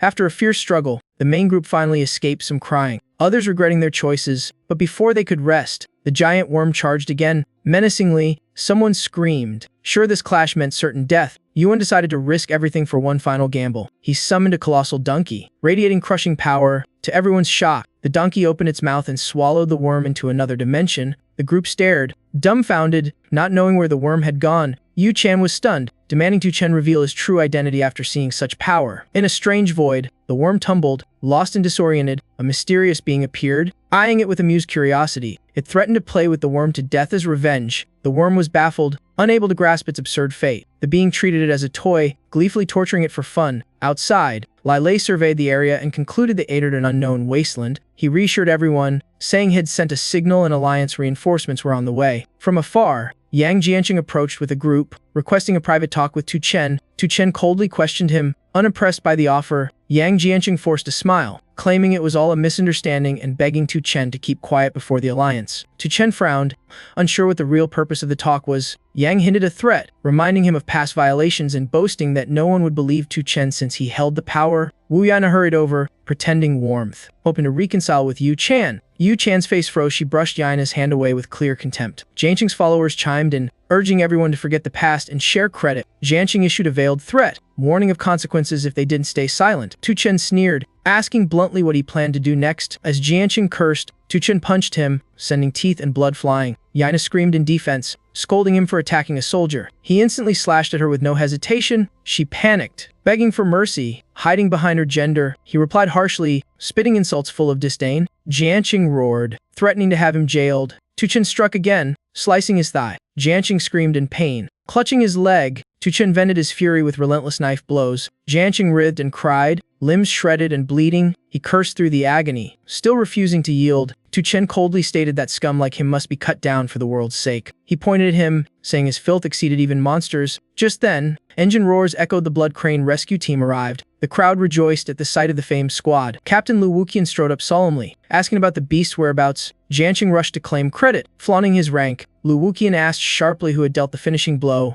Jianqing's followers scrambled to claim merit for themselves. Tu Chen laughed, mocking their shamelessness in stealing glory. Jianqing's face went pale. He stepped forward, crying injustice. Lu Wuqian raised an eyebrow, asking who dared strike him. Yaina pointed straight at Tu Chen, blaming him entirely. Lu Wuqian removed his glasses, confirming Tu Chen's name. Jianqing smirked inwardly, thinking it turned the tables, but Lu Wuqian stepped up, patted Tu Chen's shoulder, and smiled like an old friend. Jianqing froze, eyes wide in shock. He couldn't believe Tu Chen knew such a renowned captain. He tried to argue, citing military protocol to save face. He shouted to arrest Tu Chen under his warrant officer title. Lu Wuqian sneered, saying his rank wasn't high enough to touch Tu Chen. Jianqing screamed, accusing Lu Wuqian of bias and corruption. He refused to accept it, insisting he still outranked Tu Chen. Lu Wuqian burst out laughing, calling him an idiot. Jianqing fumed, unable to understand what made Tu Chen superior. Lu turned to Tu Chen, asking him to prove his status publicly. Tu Chen calmly presented a gleaming rank insignia. Wu Yaina scoffed immediately, saying it proved nothing, but Jianqing's face went ashen. He recognized it as a Supreme Commissioner's badge. Lu Wuqian thundered that Tu Chen was the true hero, while Jianqing wasn't fit to polish his boots. Jianqing trembled, unable to accept that a mere student outranked him so highly. He whispered in panic, realizing he was completely finished. Tu Chen recounted everything, and Lu Wuqian seriously asked how to handle it. Tu Chen coldly declared that the liars and frauds must pay the price. Jianqing knelt, begging mercy, citing their old-school ties. He turned to Yu Chan, pleading for help, even offering to be her slave. Others also knelt, pretending remorse, begging the Supreme Commissioner's pardon, but Tu Chen stayed firm, demanding military justice be carried out. Lu Wuqian agreed and promised to report Tu Chen's new merits to superiors. He then turned to Chu Zilong, looking slightly awkward. Hesitating, he asked if he could make a small request. Then he bluntly asked Zilong for that girl's number again. Zilong roared furiously, kicking him away. Lu Wuqian sighed and left in defeat. The group moved on. Yu Chan paused to announce she had leave to enroll. Tu Chen waved, telling her just to call him Tu Chen. He asked directly if the monster had come because of her. She was shocked that he guessed correctly. Tu Chen said it was obvious all attacks had targeted her. Yu Chan admitted she wouldn't have survived without his team's help. Tu Chen frowned, still unsure why she was the target. She turned away, revealing she was the daughter of Wang Longxiang. Tu Chen was stunned at hearing that name. She confirmed and warned that being close to her could bring trouble. As she left, Tu Chen muttered that the name Wang Longxiang sounded familiar. Chu Zilong explained with admiration that Longxiang, one of humanity's 12 marshals. He once led the Dragon Vanguard army, whose victories made monsters tremble, second only to Chen himself. Xing Yu gasped, shocked that Yu Chan was the daughter of such a legend. She wondered why a marshal's daughter studied quietly at a second-rate academy despite being a sword immortal. Suddenly, Xing Yu panicked and handed Tu Chen her phone with worry. His face darkened instantly after glancing at the screen. A shocking headline announced Marshal Wang Longxiang's death in the abyss. The group was shaken, realizing the news had broken 3 days earlier. Ceremonial gunfire thundered, marking a great tragedy for the Alliance. It was a right reserved for humanity's highest losses. Before them, a holographic screen appeared, broadcasting an urgent notice. The Alliance officially confirmed Marshal Wang Longxiang's sacrifice. His funeral would be held at Longdu. The group fell silent, stunned that one of the 12 marshals was the first to fall. Tu Chen spoke gravely, sensing something suspicious. Zilong nodded, noting the delay and vagueness of the announcement. Yu Chan stood quietly, tears streaming as she vowed to carry her father's will. The four, heavy-hearted, continued their journey and finally reached Tianjing Academy. Lele sighed in relief they'd made it at last and could tend to Zilong's wounds. Xing Yu pointed toward the gate, saying the guard looked familiar. Tu Chen squinted and realized it was Wei Tihui. The group confirmed it was indeed their old acquaintance now working as a guard. Wei Tiwi snarled irritably when he noticed them staring. Tu Chen smirked, teasingly asking why he took this job. Wei gritted his teeth, admitting he failed the Chanjing Academy exam. Li was surprised someone like Wei could easily pass other schools. Wei lifted his head proudly, declaring he stayed only for Qianjing and Senior Mo Rong, guarding if he must. Chu Zilong applauded his spirit, and the group moved on. Wei shouted after them, vowing to surpass Tu Chen even as a guard. The four entered the registration area, finally reaching their turn after a long wait. Li sighed in relief they were finally called. Just then, a man cut in arrogantly, demanding go first. Xing Yu fumed, asking if he had no manners. He sneered that when he said move, she should move. She retorted that everyone must queue, no exceptions. He boasted of his noble bloodline. Yu scoffed even if he were her own kin, he had no right to cut the line. The man snapped and slapped her hard for her insolence. Lele exploded, ready to fight the jerk, but Tu Chen held him back and asked the supervisor to intervene. The teacher,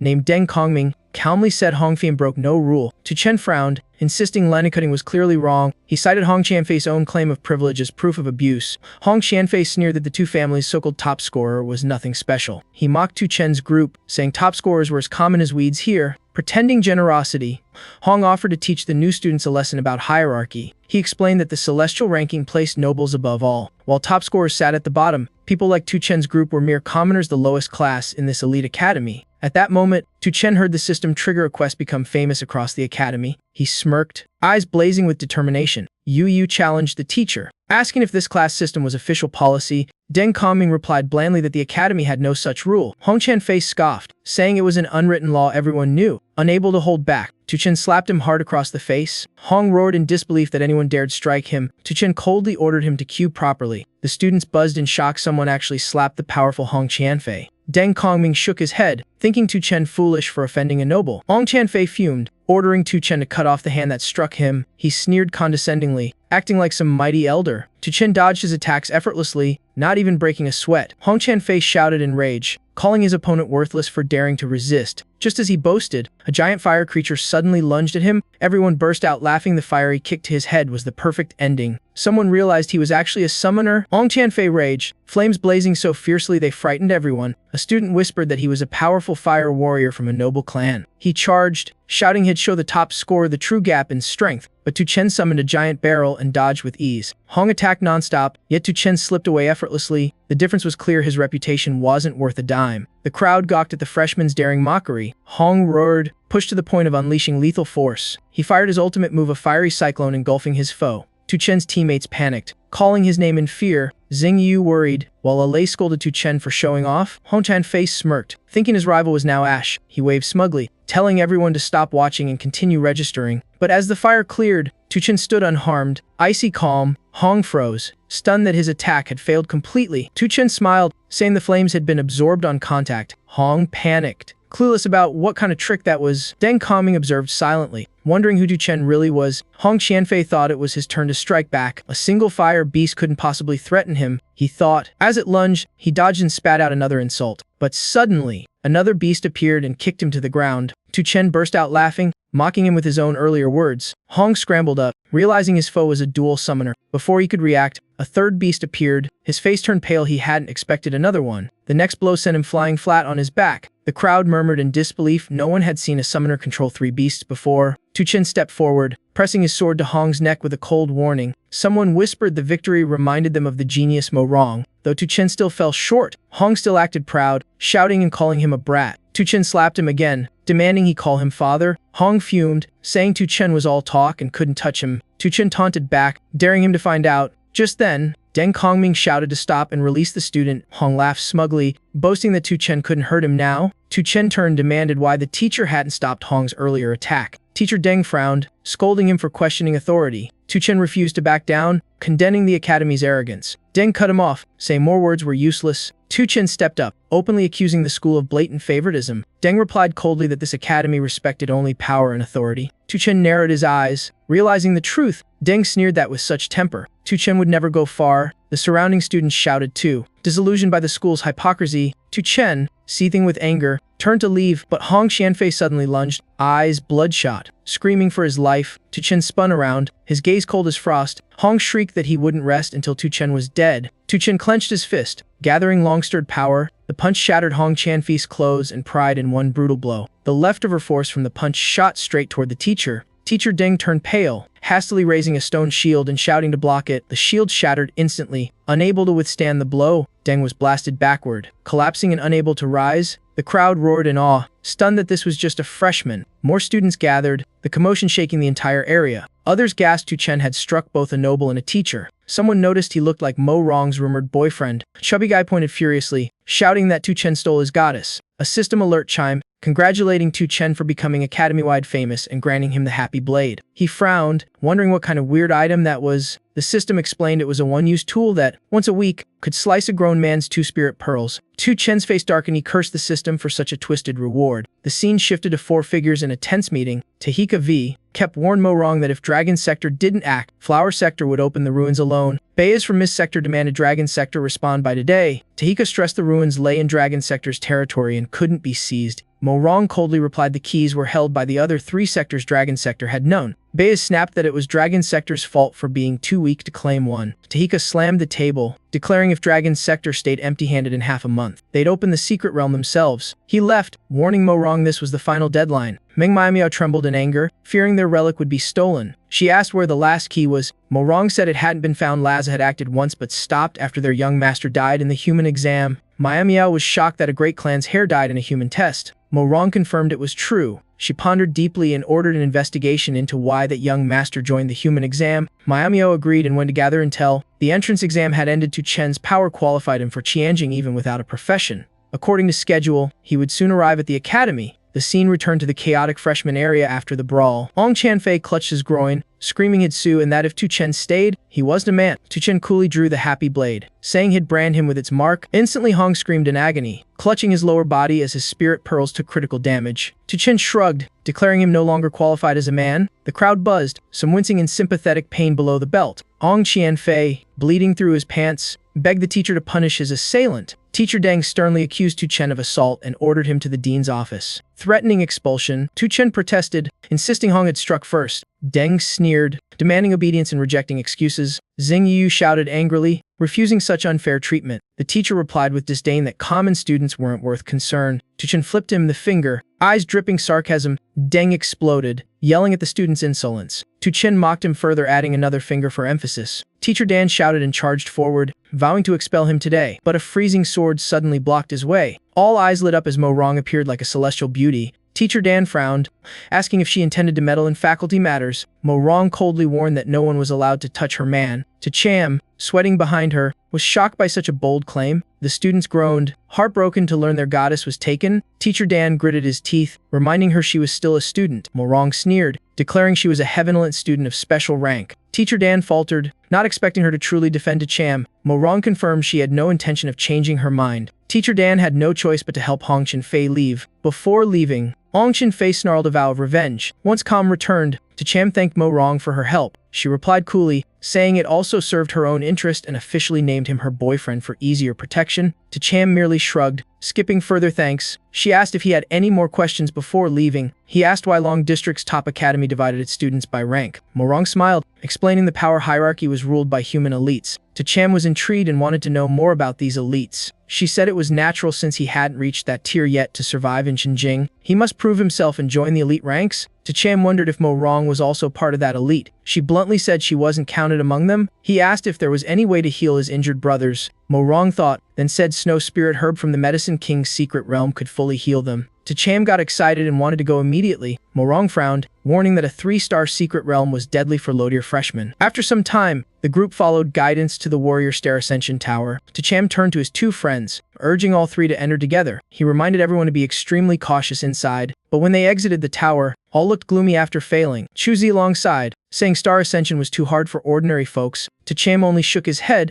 admitting the professional path was brutal. Chu Zilong sadly blamed himself for dragging the team down. The others quickly denied it, thanking him instead for saving them in time. Just then, a stranger limped out of the tower, badly wounded but cheerful. He boasted of forging his hammer for 2 years to power through the trial. Tu Cham curiously asked how he managed to succeed. The man shrugged, unwilling to share the details. He pulled out a pile of strong gear, saying it all belonged to young Master La. Generously, he gifted divine armor and 30 donkeys as tower companions. La Li gaped, asking if donkeys could really enter a dungeon. The man laughed, saying they were just support tools. Try and see. The trio brought the donkeys in, but mistakenly entered a summoner's tower, baffling everyone. Minutes later, They burst out beaming in victory. Tacham was stunned they'd ranked up so fast. Zhang Yuyu confirmed that after reaching 2 stars, her power felt tenfold stronger. Lele excitedly said his defense felt enhanced, like a major breakthrough. Tacham nodded, deciding the team would head into the Medicine King's secret realm. They arrived to find a massive crowd waiting, utterly stunned. Lele sighed, saying this must be the hottest dungeon around. Hearing the chatter, Tacham was puzzled until Lili explained today marked the herbs when centenniers ripening. Zhang Yuyu added that only 3 starfighters could enter safely. So many experts came but for 2 stars. It was suicide. Suddenly, a wounded team stumbled out. It was the famous Shinsu squad of 3-star members. Seeing their miserable state, they clearly failed for the 3rd time. Someone said the dungeon's difficulty had risen to nightmare because of the rare herb. Many lost hope, saying if Qin Suo failed, no one else dared go in. Tacham firmly said he'd go alone to avoid dragging his newly ranked up team. Lili agreed, saying they'd only slow him down anyway. Chu Zilong worriedly told him to retreat if things went wrong. Tacham reassured them and stepped into the secret realm. Just then, a familiar voice called his name. It was someone he knew. Tacham smiled, saying what a coincidence to meet here. Like Xiangnan stood beside a young man, introducing Tacham as a top student from Xinjing. She then introduced the man as Du Xinyai, 2nd year, 3-star, and leader of Team Xinyai. Du Xinyai remarked that talented mature students fade quickly in Xinjing, advising Tacham to adjust his mindset. Tacham sarcastically noted Du was a privileged kid from academia. Du proudly confirmed, saying his aura was unlike commoners. Tacham gave a thumbs up, smirking that aura reminded him of the rich brats he used to beat up. The crowd bristled, some shouting he was arrogant and deserved a beating for comparing himself to Academy C elites. Another held them back, saying let reality teach the newbie a lesson. Like Xiangnan anxiously asked if Tacham planned to enter the Medicine King realm too, and he confirmed. She asked where his team was. Tacham shrugged, saying he was going solo. Xiangnan's eyes widened in horror, calling it reckless. A student laughed mockingly, saying Tacham was delusional to think he could solo the dungeon. Du Xinyi pretended to be generous, offering Tacham a spot in his team. He turned and invited him again, saying it'd be easier to help. Tacham coldly refused, saying he had other matters. The crowd murmured that he was too arrogant for his own good. Xiangnan defended him, saying Tacham was someone she truly admired. Du Xinyi sneered, saying she was naive. Tacham was nothing among true geniuses. He strode confidently into the realm, promising to show real power. Meanwhile, Tacham ventured alone deep into the Medicine King realm. The air brimmed with fragrant herbs, astonishing him with their abundance. As he reached for one, a giant tree lunged out to attack. He reacted fast, summoning his beast to dodge the deadly strike. He thought grimly this place was truly dangerous, no room for carelessness. The giant tree roared, launching a fierce assault. Tacham clenched his fists, ready to deliver the finishing blow. One punch shattered the tree's body into splinters. He dusted his hands off and went back to gathering herbs. A passing group noticed and began whispering. One guy shouted,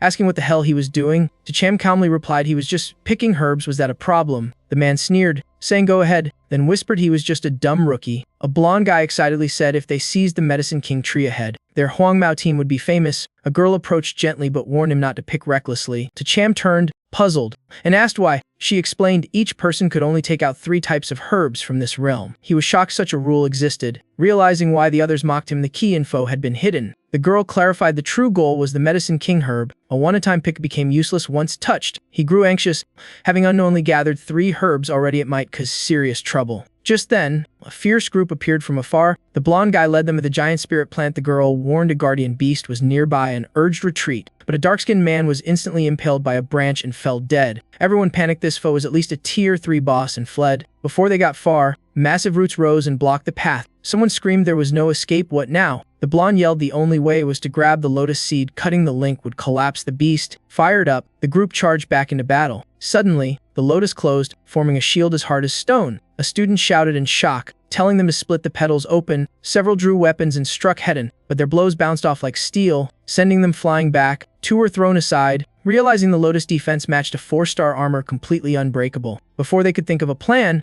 roots behind them shot up, killing 2 instantly. The blonde panted, admitting the Medicine King herb was too hard to claim. No team had ever succeeded. The last 3 panicked and fled, but the lotus beast chased them relentlessly. The trio exchanged cunning looks, plotting to lure it toward Tacham to buy time. One agreed to the vile plan, and they all dashed straight toward him as the blonde's group closed in. 2 of Tacham's allies quickly withdrew from danger, but as he ran, his foot sank into quicksand, clearly a spell trap. He spun around, eyes cold, glaring at the fleeing traitors, and growled a challenge. The 3 snickered, mocking him for being dumb enough to be their sacrifice. Fury flared in his eyes as he vowed to make them pay in pain. The girl urged him to go first, her tone resolute, but he refused to leave her. She said she'd stay and block the attack, determined to counter when possible. He firmly refused, saying they should fight together instead. She sternly said he was inexperienced, and as the senior, She had to take responsibility, but the shifting sand made every step heavier. Time was running out. She cracked her whip fiercely at the oncoming branch. The sharp sound rang out, but the strike failed. She anxiously urged a retreat. Before he could turn, massive roots surged up to block every path. All directions were sealed, no escape left. Despair filled the air, every hope snuffed out. She gasped for breath, sweat pouring as danger closed. Meanwhile, the blonde gang watched secretly from afar, gathering intel for next time. They stood silent like statues, eyes gleaming like predators. Suddenly, a root slammed into her, sending her flying. He rushed forward, catching her and asking if she was okay. She sighed, believing death was near. Forcing herself up, she said the lotus could be slain if they seized its seed, prompting him to act. But she quickly stopped him, warning its petals were steel walls. He kept advancing, making the blonde group sneer they'd failed the same way before. The roots lashed out again in a wild frenzy. He moved like a dancer, dodging each strike effortlessly. The blonde group stared in awe at his agility and the strange bucket he carried. The roots kept attacking, but he glided like wind through chaos. One blonde doubted him, another mocked that he'd soon fail. He reached the lotus, whose petals sealed tight like a fortress. Without hesitation, he unleashed a powerful punch at the petals. The backlash hurled him away in an instant. The blow lacked force, the armor petals stood unbroken. The blonde gang burst out laughing, mocking his futile bravery. The girl shouted in panic, warning him to be careful. Suddenly, every root turned toward him at once. He inhaled deeply, eyes blazing with resolve for one final gamble. He cast skill Shinzai Ren, shooting into the beast like a flaming arrow. Shockingly, the lotus shattered, revealing a glowing core inside. The blonde gang was stunned. How had the barrier opened by itself? Without hesitation, he dashed forward, ignoring the roots whipping like snakes. At last, he seized the lotus core, a radiant smile on his face. Instantly, all roots froze and wilted lifelessly. The blonde group stood dumbfounded. He had truly claimed the 7 lotus seed. He raised the flower high, feeling an incredible surge of energy. One blonde screamed in rage, unable to accept the easy loss. The group charged at him, faces twisted with fury. He rushed back to the girl, who joyfully urged him to store the herb. As he tried, the system suddenly warned had hit the collection limit. He froze, staring at the priceless herb helplessly. The blonde gang jeered, mocking that no one ever failed to carry off a medicine king like this. One shouted, demanding he hand over the 7 lotus seed immediately. His anger flared. He wouldn't yield to those who'd tried to sacrifice him. The leader smirked, saying he knew Tacham couldn't keep it, so had better surrender. Tacham's lips curled in firelit defiance. He said his flames would decide its fate. The blonde gang gaped in disbelief that he'd dare burn such a treasure. He instantly summoned his fire beast without hesitation. The group roared threats, promising revenge if he dared act. Tacham laughed wildly, taunting them and tossing the herb to his fire pet. The blonde gang screamed in horror, begging him to stop, but the fire beast didn't hesitate. It gulped the herb down whole. One man screamed in agony at the waste, unable to accept what had seen. The system announced the fire beast had successfully absorbed it. Stats skyrocketing. In an instant, its body glowed and sprouted a radiant horn. Tacham grinned proudly, satisfied the treasure wasn't wasted. The blonde leader went berserk, ordering an all-out attack. His men charged, both furious and convinced Tacham was insane. But Tacham smirked slyly and shouted to summon his special army. Instantly, countless donkeys appeared, flooding the ground like a tidal wave. The blonde gang panicked, utterly confused by the sight.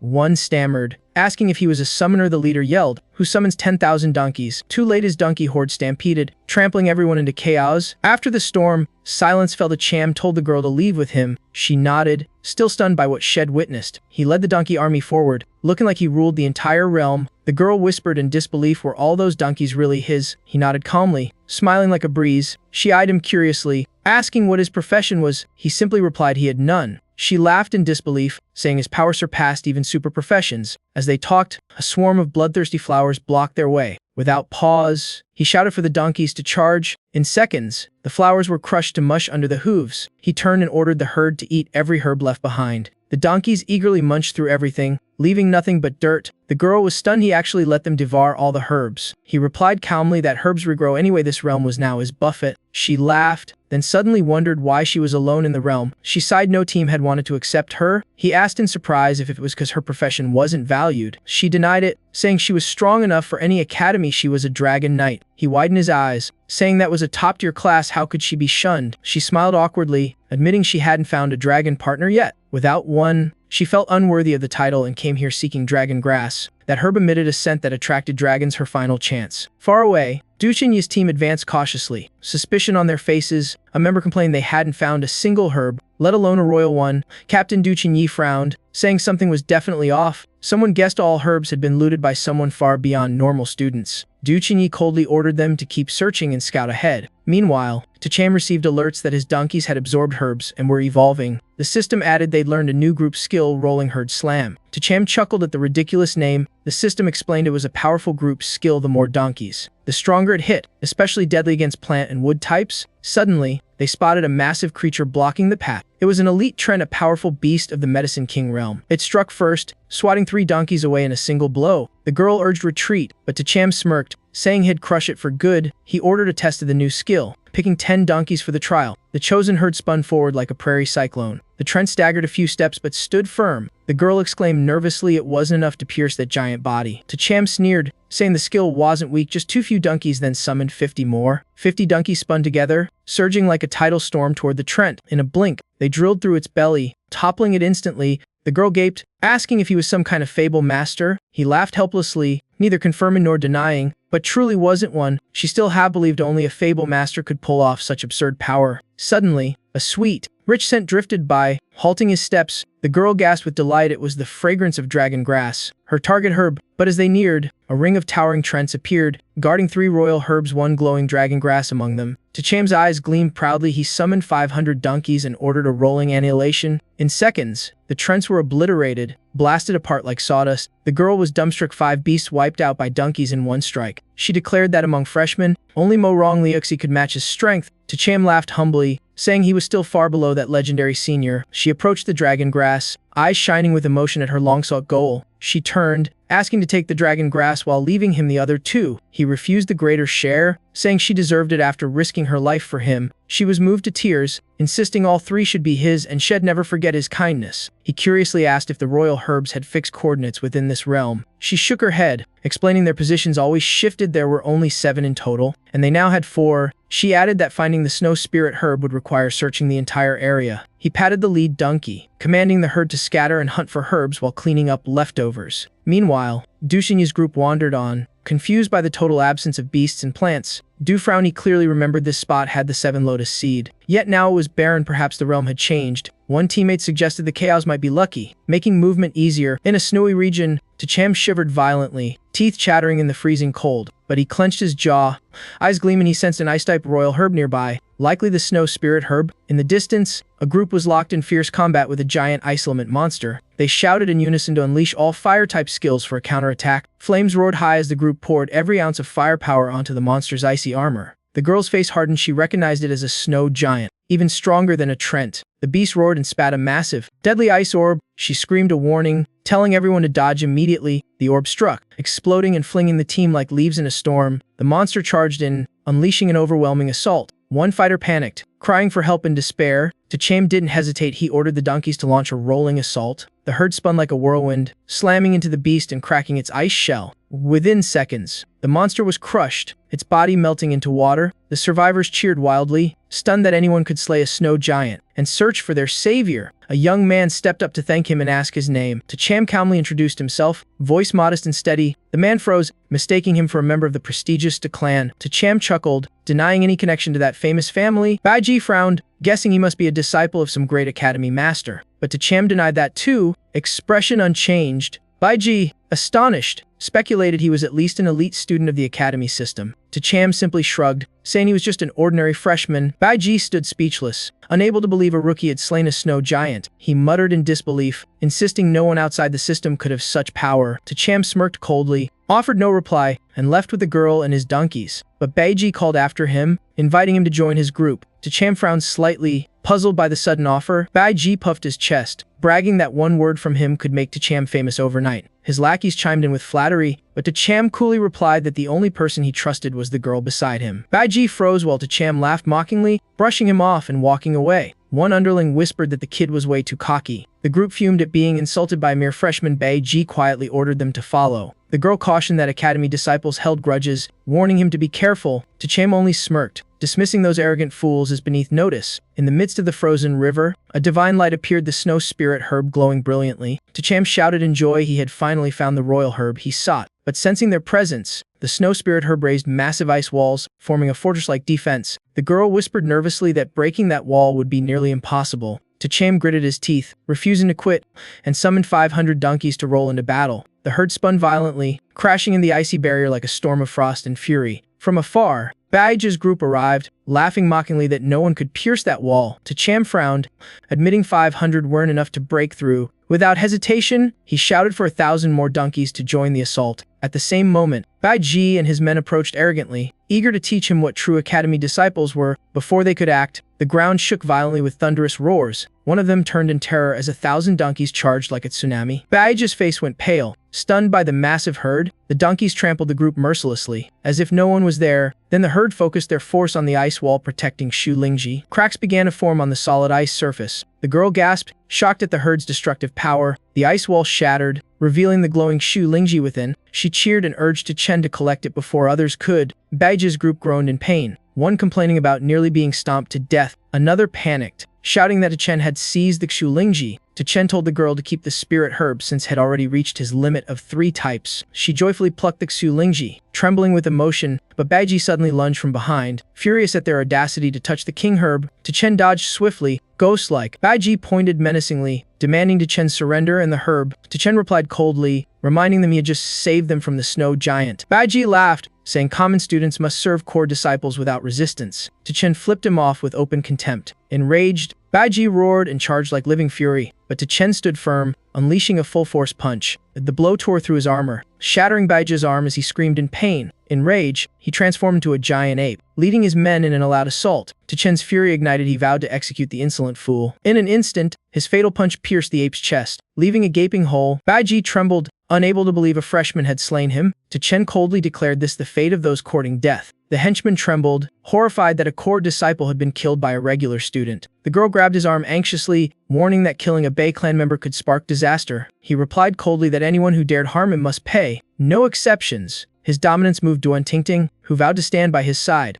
Chen laughed and urged her onward to hunt the final flame king herb. Meanwhile, Duan Duthi and Nat's team trudged deeper ahead. One excitedly boasted that passing this trial would make them famous. Yang Han doubted it, suspecting the secret realm was linked to Chen. Duthi and Nat frowned, rejecting such overestimation of the freshman. Shi Nan pointed to tracks, insisting his discovery was real. Someone mocked him, claiming the kid couldn't stir up the realm and deserved a beating. Chen and Duan Tingting entered the desert, facing a deadly flame king herb that made him wary. He tested the danger by sending a donkey forward. Instantly, spikes impaled the poor beast. The system reported a lost life, shocking Chen with his first casualty. Duan Tingting nervously urged retreat, saying they'd gained enough already. Chen decided to go all in, letting the lead donkey devour the last 2 flame king herbs. Its body trembled, glowing as if evolving to a higher level. The system announced it had grasped evolution force. Stunning Chen with curiosity, the lead donkey brayed loudly, summoning the whole herd. The donkeys lined up neatly like a military formation. The girl was puzzled, unable to guess its intent. It radiated energy, channeling power into each donkey ahead, making their aura surge.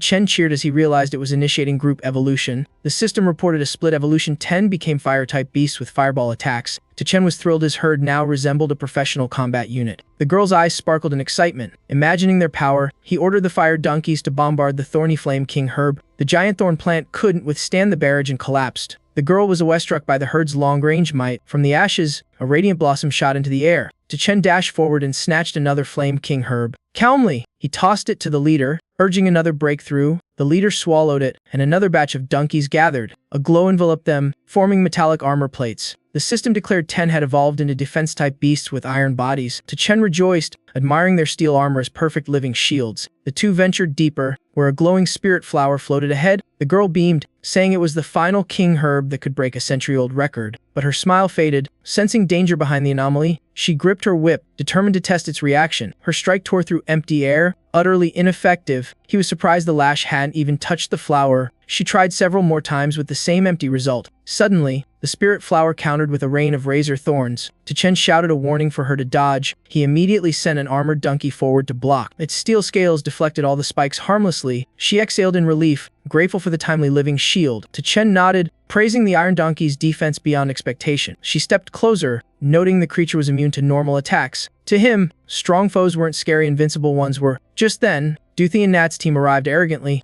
one mocking that he was still alive, another sneered that he only survived due to the realm's chaos. Their attention quickly shifted to the floating spirit flower. Du Thi and Nat haughtily declared the herb belonged to them. Chen shrugged, saying whoever could take it deserved it. He condescendingly told Chen to back off if he knew what's good for him.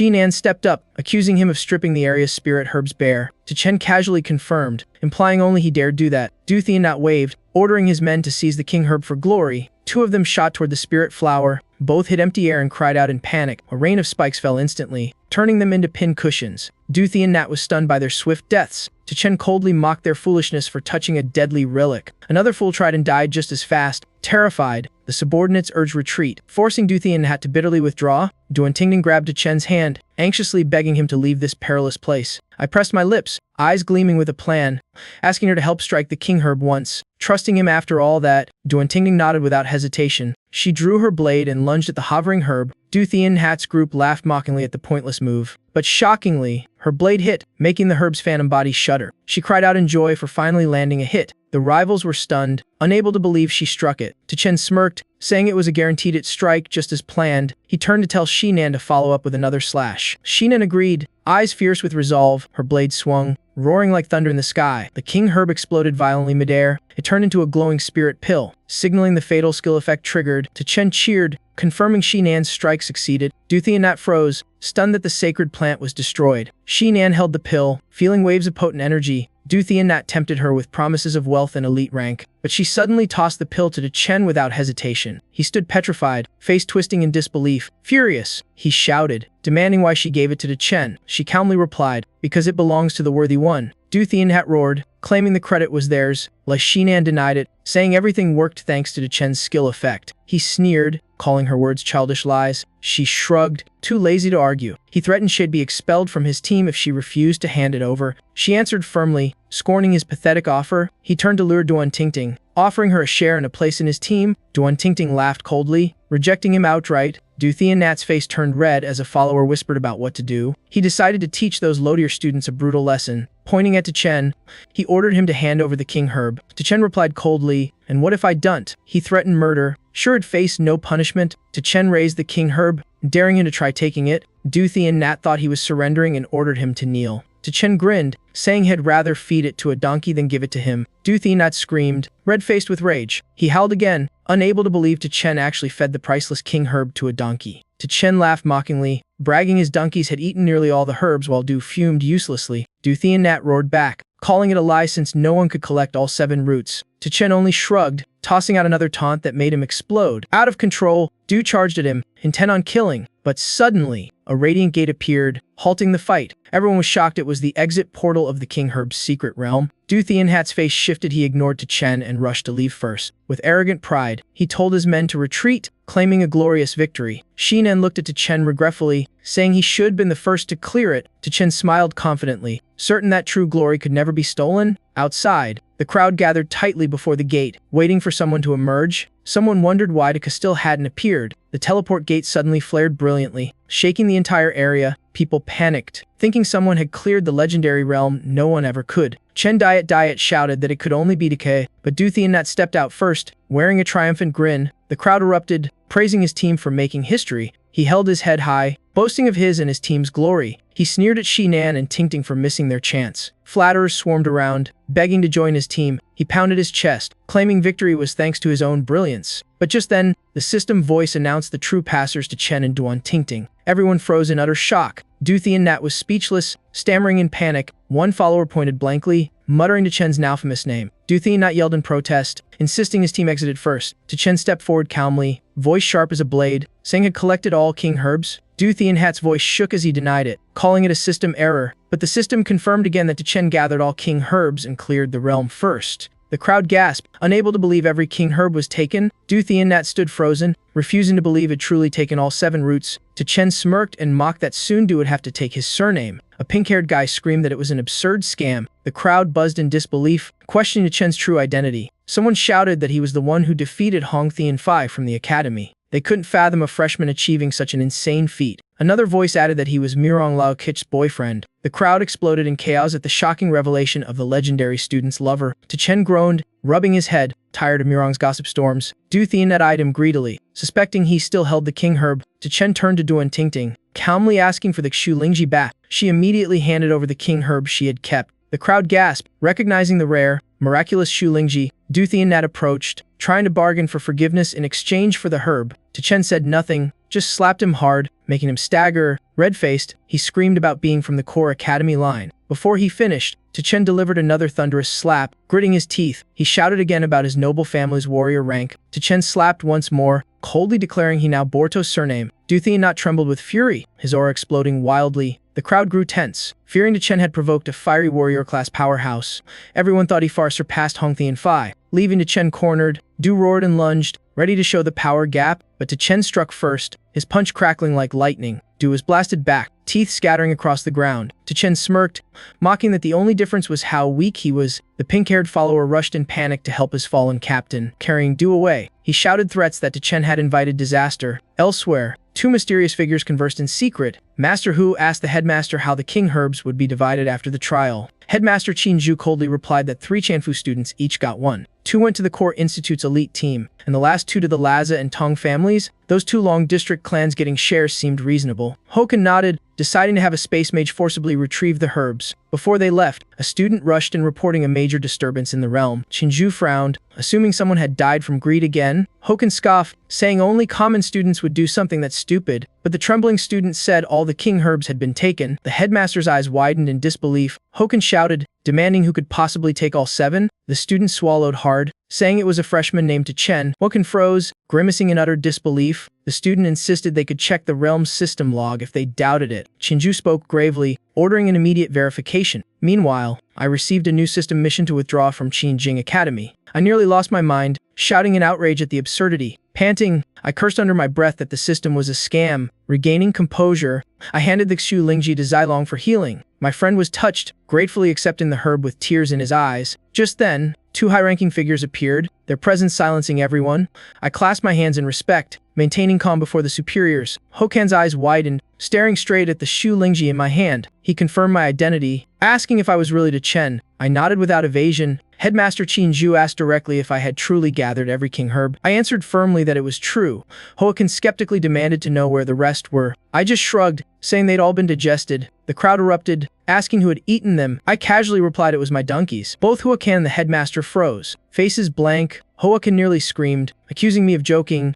I calmly explained I couldn't carry them out, so feeding the donkeys was better than wasting them. Hokan's face turned red with rage, calling me a fool wasting divine treasures. The headmaster raised a hand, cutting him off and demanding I hand over the Xu Lingji. I frowned and asked why I should. Qianzhu's face hardened, invoking her authority as headmaster. I stood tall, unfazed, declaring I'd already given it to my friend. Hokan sneered, saying I didn't understand the weight of her command. Zilong, nervous, urged me to give it up, saying he could wait, but I refused flatly, demanding they heal my brother first in exchange. Qianzhu said gravely that his wounds ran too deep, would take 10 years and another king herb. I scoffed, rejecting that no one could make me wait a decade for a miracle. Qianzhu was stunned that I dared defy her so openly. I turned and firmly ordered Zilong to eat it now. My friend hesitated, eyes wavering with doubt. The crowd whispered, calling me a fool, destroying my own future. I shouted again, urging him not to hesitate. Finally, Zilong clenched his teeth and swallowed the Xu Lingji without looking back. Hokan's face turned purple with rage, surging forward like a tsunami. But Qinzhu raised a hand, calm yet commanding, telling Master Hu not to lose his temper over a child. Duan Tingting hurriedly spoke up to defend me with good intent. Yet before she could finish, Qianzhu cut her off coldly, eyes icy on me. Then her tone softened, saying kindly I was her student, how could she be angry? She turned away and ordered word sent that the king herbs were all taken, so no distribution was needed.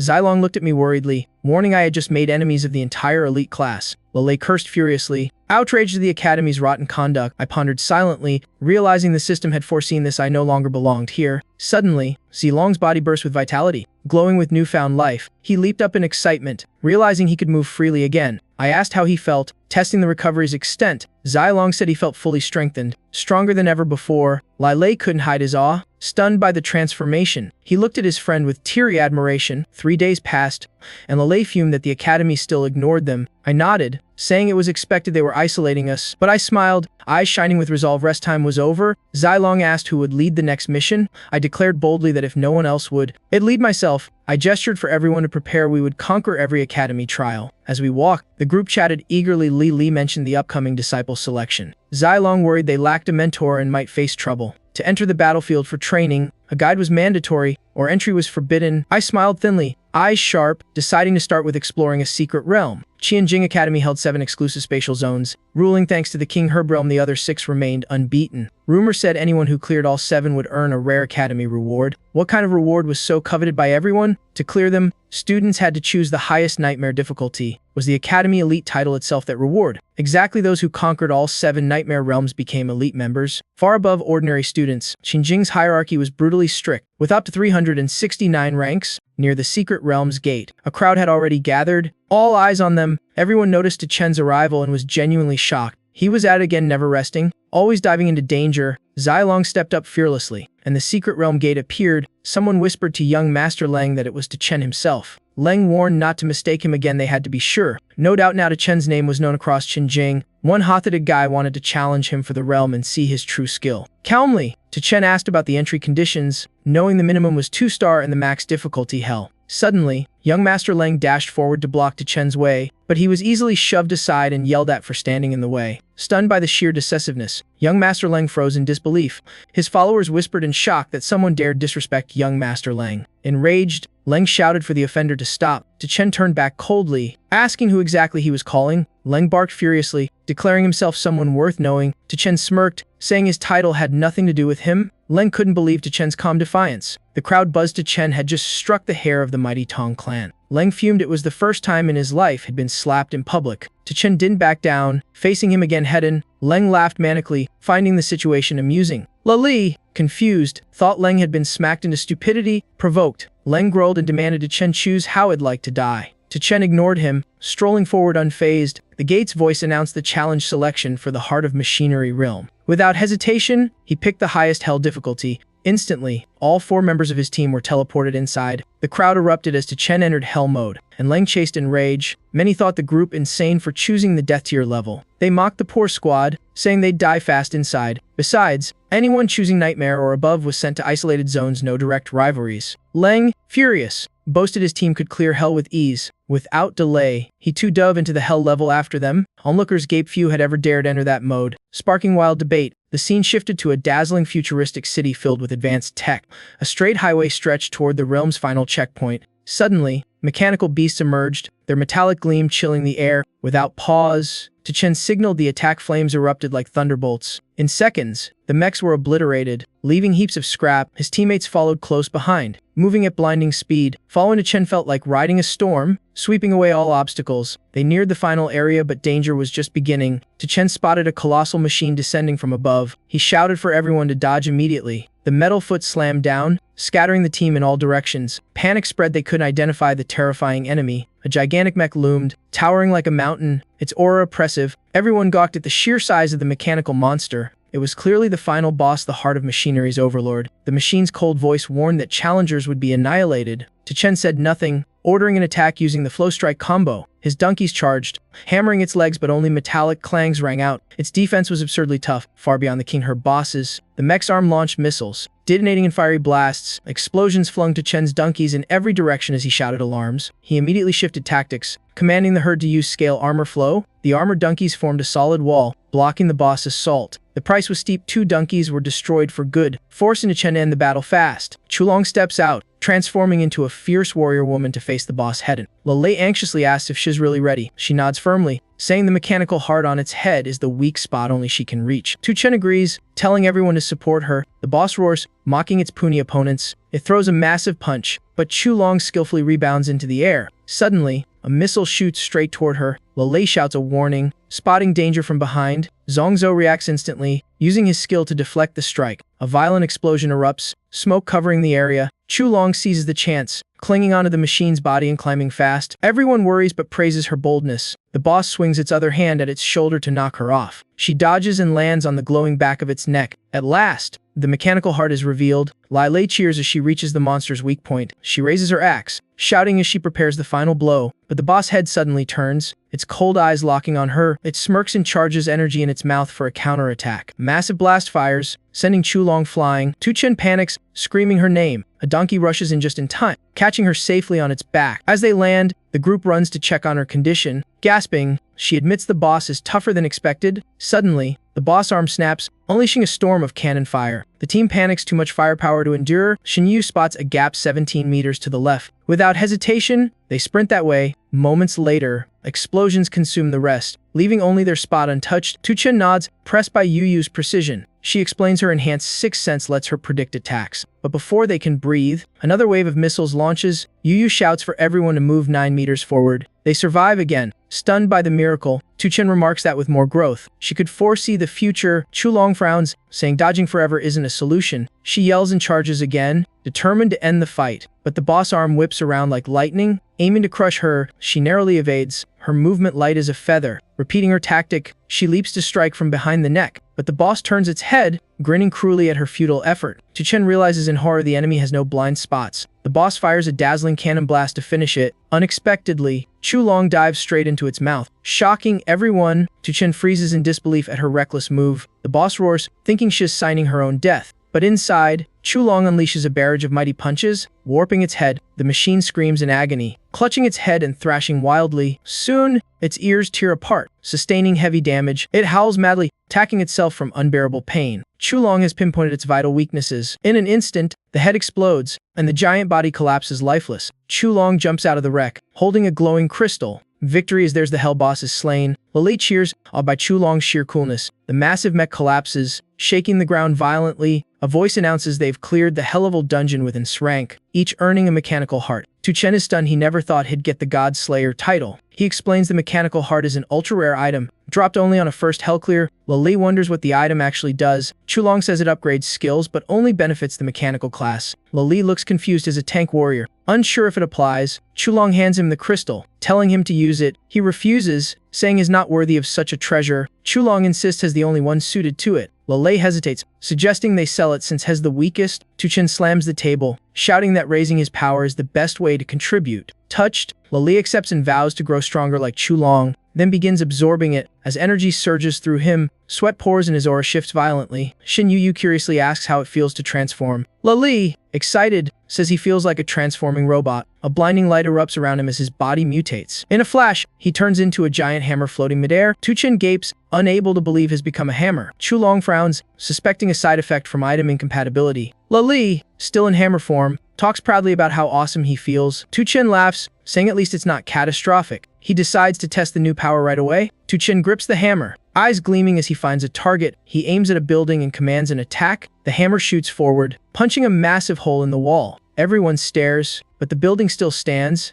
Tu-Chen scratches his head, saying the impact seems underwhelming. Suddenly, the hammer vibrates violently, making the whole structure shake. Seconds later, the entire building collapses into rubble. The group is stunned, unable to believe that destructive power. Chulong explains the skill attacks internal structures instead of the surface. Lei reverts to human form, confidently declaring hell be the team's weapon. Tu-Chen frowns, suggesting he phrased that better. All settled, the four leave the dungeon together. The crowd erupts as Tu-Chen's team emerges from the hell dungeon. Some scoff, thinking they probably used escape stones after failing again. But then the system announces they're hell clear of the mechanical heart dungeon. Everyone freezes, unable to believe someone actually beat hell difficulty. Lei grins wide, relishing the crowd's stunned silence. Without resting, the group enters the next hell dungeon, Dry Skull Swamp. Tu-Chen's fire squad tears through the dried corpses with ease. Compared to the mechanical heart, the other dungeons are clearly child's play. After clearing the Medicine King, only 5 dungeons remain, all far easier. The boss appears early but is soon surrounded and burned by the fire squad. Tu-Chen signals when the boss hits half a P for everyone to deliver finishing blows. The team moves in sync, 3 strike at once. Boss drops instantly. Chulong is amazed they cleared it in under 5 minutes. Tu-Chen laughs, urging them to sweep the last 4 dungeons in one go. 30 minutes later, they emerge blazing with glory, having finished 77 hell dungeons. The crowd outside freezes, stunned that Tu-Chen's group just blitzed every hell dungeon. Whispers spread that Qianjing Academy might witness another prodigy like Morong Liu Ji. Meanwhile, other teams crawl out battered and half dead, Some gasp, saying hell difficulty simply exceeds human limits. Young Master Lang spots Tu Chen and screams. Shocked as alive, he points at the Tian Lang team limping out, confirming their crushing defeat. Proudly, he boasts Chen Lang lasted an hour before using escape stones, unlike Tu Chen's lot. He keeps mocking, claiming Tu Chen's team just faked entry and bailed early. Tu Chen grabs his hand, eyes cold with fury. Lang shrieks in pain, stunned by the retaliation. Calmly, Tu Chen asks which eyes of his saw their failure. Lang still argues, refusing to believe Tu Chen could clear hell mode. Tu Chen tightens his grip till the man's fingers nearly snap. Lang howls, cursing and trying to pull away. He roars that hell make Tu Chen kneel and beg, but right then, the system lights up. Tu Chen's team confirms rank in Mechanical Heart. Lang freezes, checking the results in disbelief. The board shows Tu Chen also earns rank in Dry Skull Swamp. Another dungeon cleared, the Dry Skull Swamp fully conquered. Henzun trembles, seeing even the Deep Beast Marsh beaten with S rating. All 7 dungeons display completed. Tu Chen has cleared them all, and collapses to his knees, utterly stunned. Stammering, he mutters that now he understands why unknowingly chose Tu Chen. Admitting Tu Chen's brilliance, he bitterly nods. The goddess had good taste. Tu Chen smirks coldly, asking, convinced now? Young Master Lang bows his head, mumbling, eyes him convinced. Tu Chen grins wider, saying, then call me dad. Lang chokes, speechless and humiliated. Suddenly, a glowing token descends from the sky, accompanied by a voice awarding him the title Academy here. Tu Chen catches it, laughing triumphantly. From afar, Instructor Hu Jin rushes over, horrified that someone cleared all 7 hell dungeons. When he sees it's Tu Chen, he freezes, stunned that it's him again. The students murmur has the first ever to become an academy here without backing, earning massive respect. Some whisper the true reward is automatic induction into the human elite corps after graduation. Hu Jin approaches, his gaze unreadable. If Tu Chen apologizes publicly, hell forgive him and take him as a disciple. The entire plaza falls silent, being Hu Jin's disciple outranks even the hair title itself. But Tu Chen folds his arms and coldly replies, apologize? For what mistake? The students gasp. Did he just defy the demon instructor? Hu Jin roars, accusing him of letting the Medicine King fall into unworthy hands.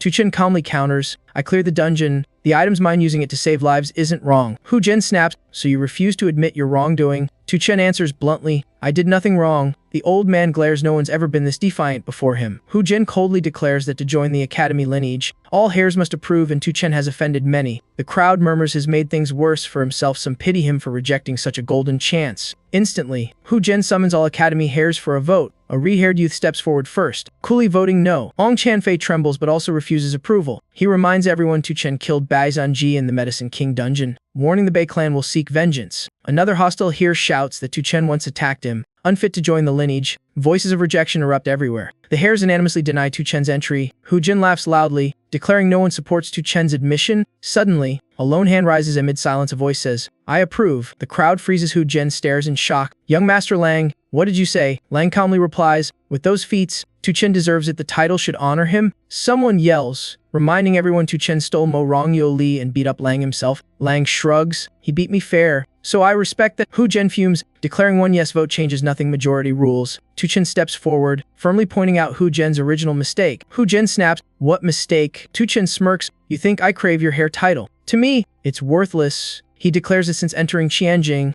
every so-called heir has only earned his contempt. The crowd buzzes while Hu Jin roars in fury at his insolence. Without hesitation, Tu Chen crushes the hair token before them all. Hu Jin stands frozen, as if struck by lightning. Lei bursts out laughing, thrilled by the audacious act. Someone screams in rage, calling everyone to kill Tu Chen. Just then, a thunderous explosion shakes the sky. Everyone looks up, panicking. It sounds like an earthquake. Someone shouts, "Nope! Look up there!" A massive space gate opens. A black hole forms beyond the city. Someone whispers, "Are the aliens launching war near the academy? They're insane." Principal Batin Zhu flies in, voice booming like thunder, declaring level 1 alert. No one may leave their post. He orders all second years and above to follow him to the outskirts for battle. Before leaving, he glances at Tu Chen, saying coldly, "Consider yourself lucky this time." With that, he soars away in a flash. Hu Jin grits his teeth and departs, leaving threats behind as the crowd curses Tu Chen. Tu Chen clutches his head, wincing from the explosion's ringing echo. Lei rushes over, worriedly asking if he just leveled up again. He confirms Tu Chen has reached 4-star, a rare feat for any Qianjing freshman. Chulong nods, saying after clearing hell dungeons, they should all ascend 2 or be left behind. Tu Chen shrugs, 4-star, huh, still feels the same. The team returns to the ascension zone. Lei shouts with joy as all 3 hit 3-star. Chulong affirms it's a key step to true mastery. The power boost is undeniable. From afar, someone yells, "Tu Chen, it's Enjuindi Hui." He turns, surprised, asking why she's here. She replies, to join your team for the Broken God Realm expedition. He wonders aloud what exactly Broken God Realm means when invited to the team. Inju and Hui is shocked they don't know it's the massive event linked to the spatial anomaly outside the city. He recalls witnessing it firsthand, realizing that must be the so-called Broken God Realm. Inju and Hui confirms it's the official name. Now open, and alliances are sending elite teams to explore. Chulong asks why only teams are allowed, not solo adventurers. Inju and Hui explains the realm's unstable and deadly if monsters seize control. It could be catastrophic. Lele excitedly asks if Tu-Chen plans to join. He eagerly agrees, seeing it as a chance to rise and break free from noble control. Inju and Hui says she'll accompany them on this expedition. Lele curiously asks her current rank. She calmly replies she's 2-star. Tu-Chen frowns, scolding her. Entering such a deadly zone at 2-star is suicide. Inju and Hui stands firm danger is the only path to change destiny. He sighs, calling her reckless and impulsive. Coldly, he adds he just hopes she won't drag the team into trouble. Inju and Hui solemnly vows not to hold anyone back. She'd rather die than cause harm. Tu-Chen retorts she's being cruel to herself. From afar, a voice calls for him. It's Lei Shen. Requesting a meeting, the elder greets him warmly, asking how he's been. Another person replies that Tu-Chen has caused shockwaves ever since entering Shanjing Academy. He recounts how Tu-Chen seized the entire heart of the Medicine King and conquered 6 hardest dungeons. Lei Shen laughs heartily, saying his choice was clearly right. He announces the demon domain is now stable, so Hell returned to the academy. His companion asks in surprise why he is coming back. Lei Shen reveals his intent to officially take Tu-Chen as a disciple. Everyone is stunned, a top-tier powerhouse taking a freshman apprentice. The subordinate bows and begins preparations for the transfer. Meanwhile, Tu-Chen and his team continue their march forward. Unknowingly appears from afar, calling out that she needs to talk. She warns him about the new dungeon, clearly worried about his plan. She frowns, saying that place is far too dangerous for new students. He shrugs, saying testing limits is worth the risk. She grows angry at his stubbornness, but he refuses to change his mind. She hands him an item, a final gesture of concern, has startled to find it's a rare skill scroll. Unknowingly confirms it's the promised reward she mentioned earlier. He teases her,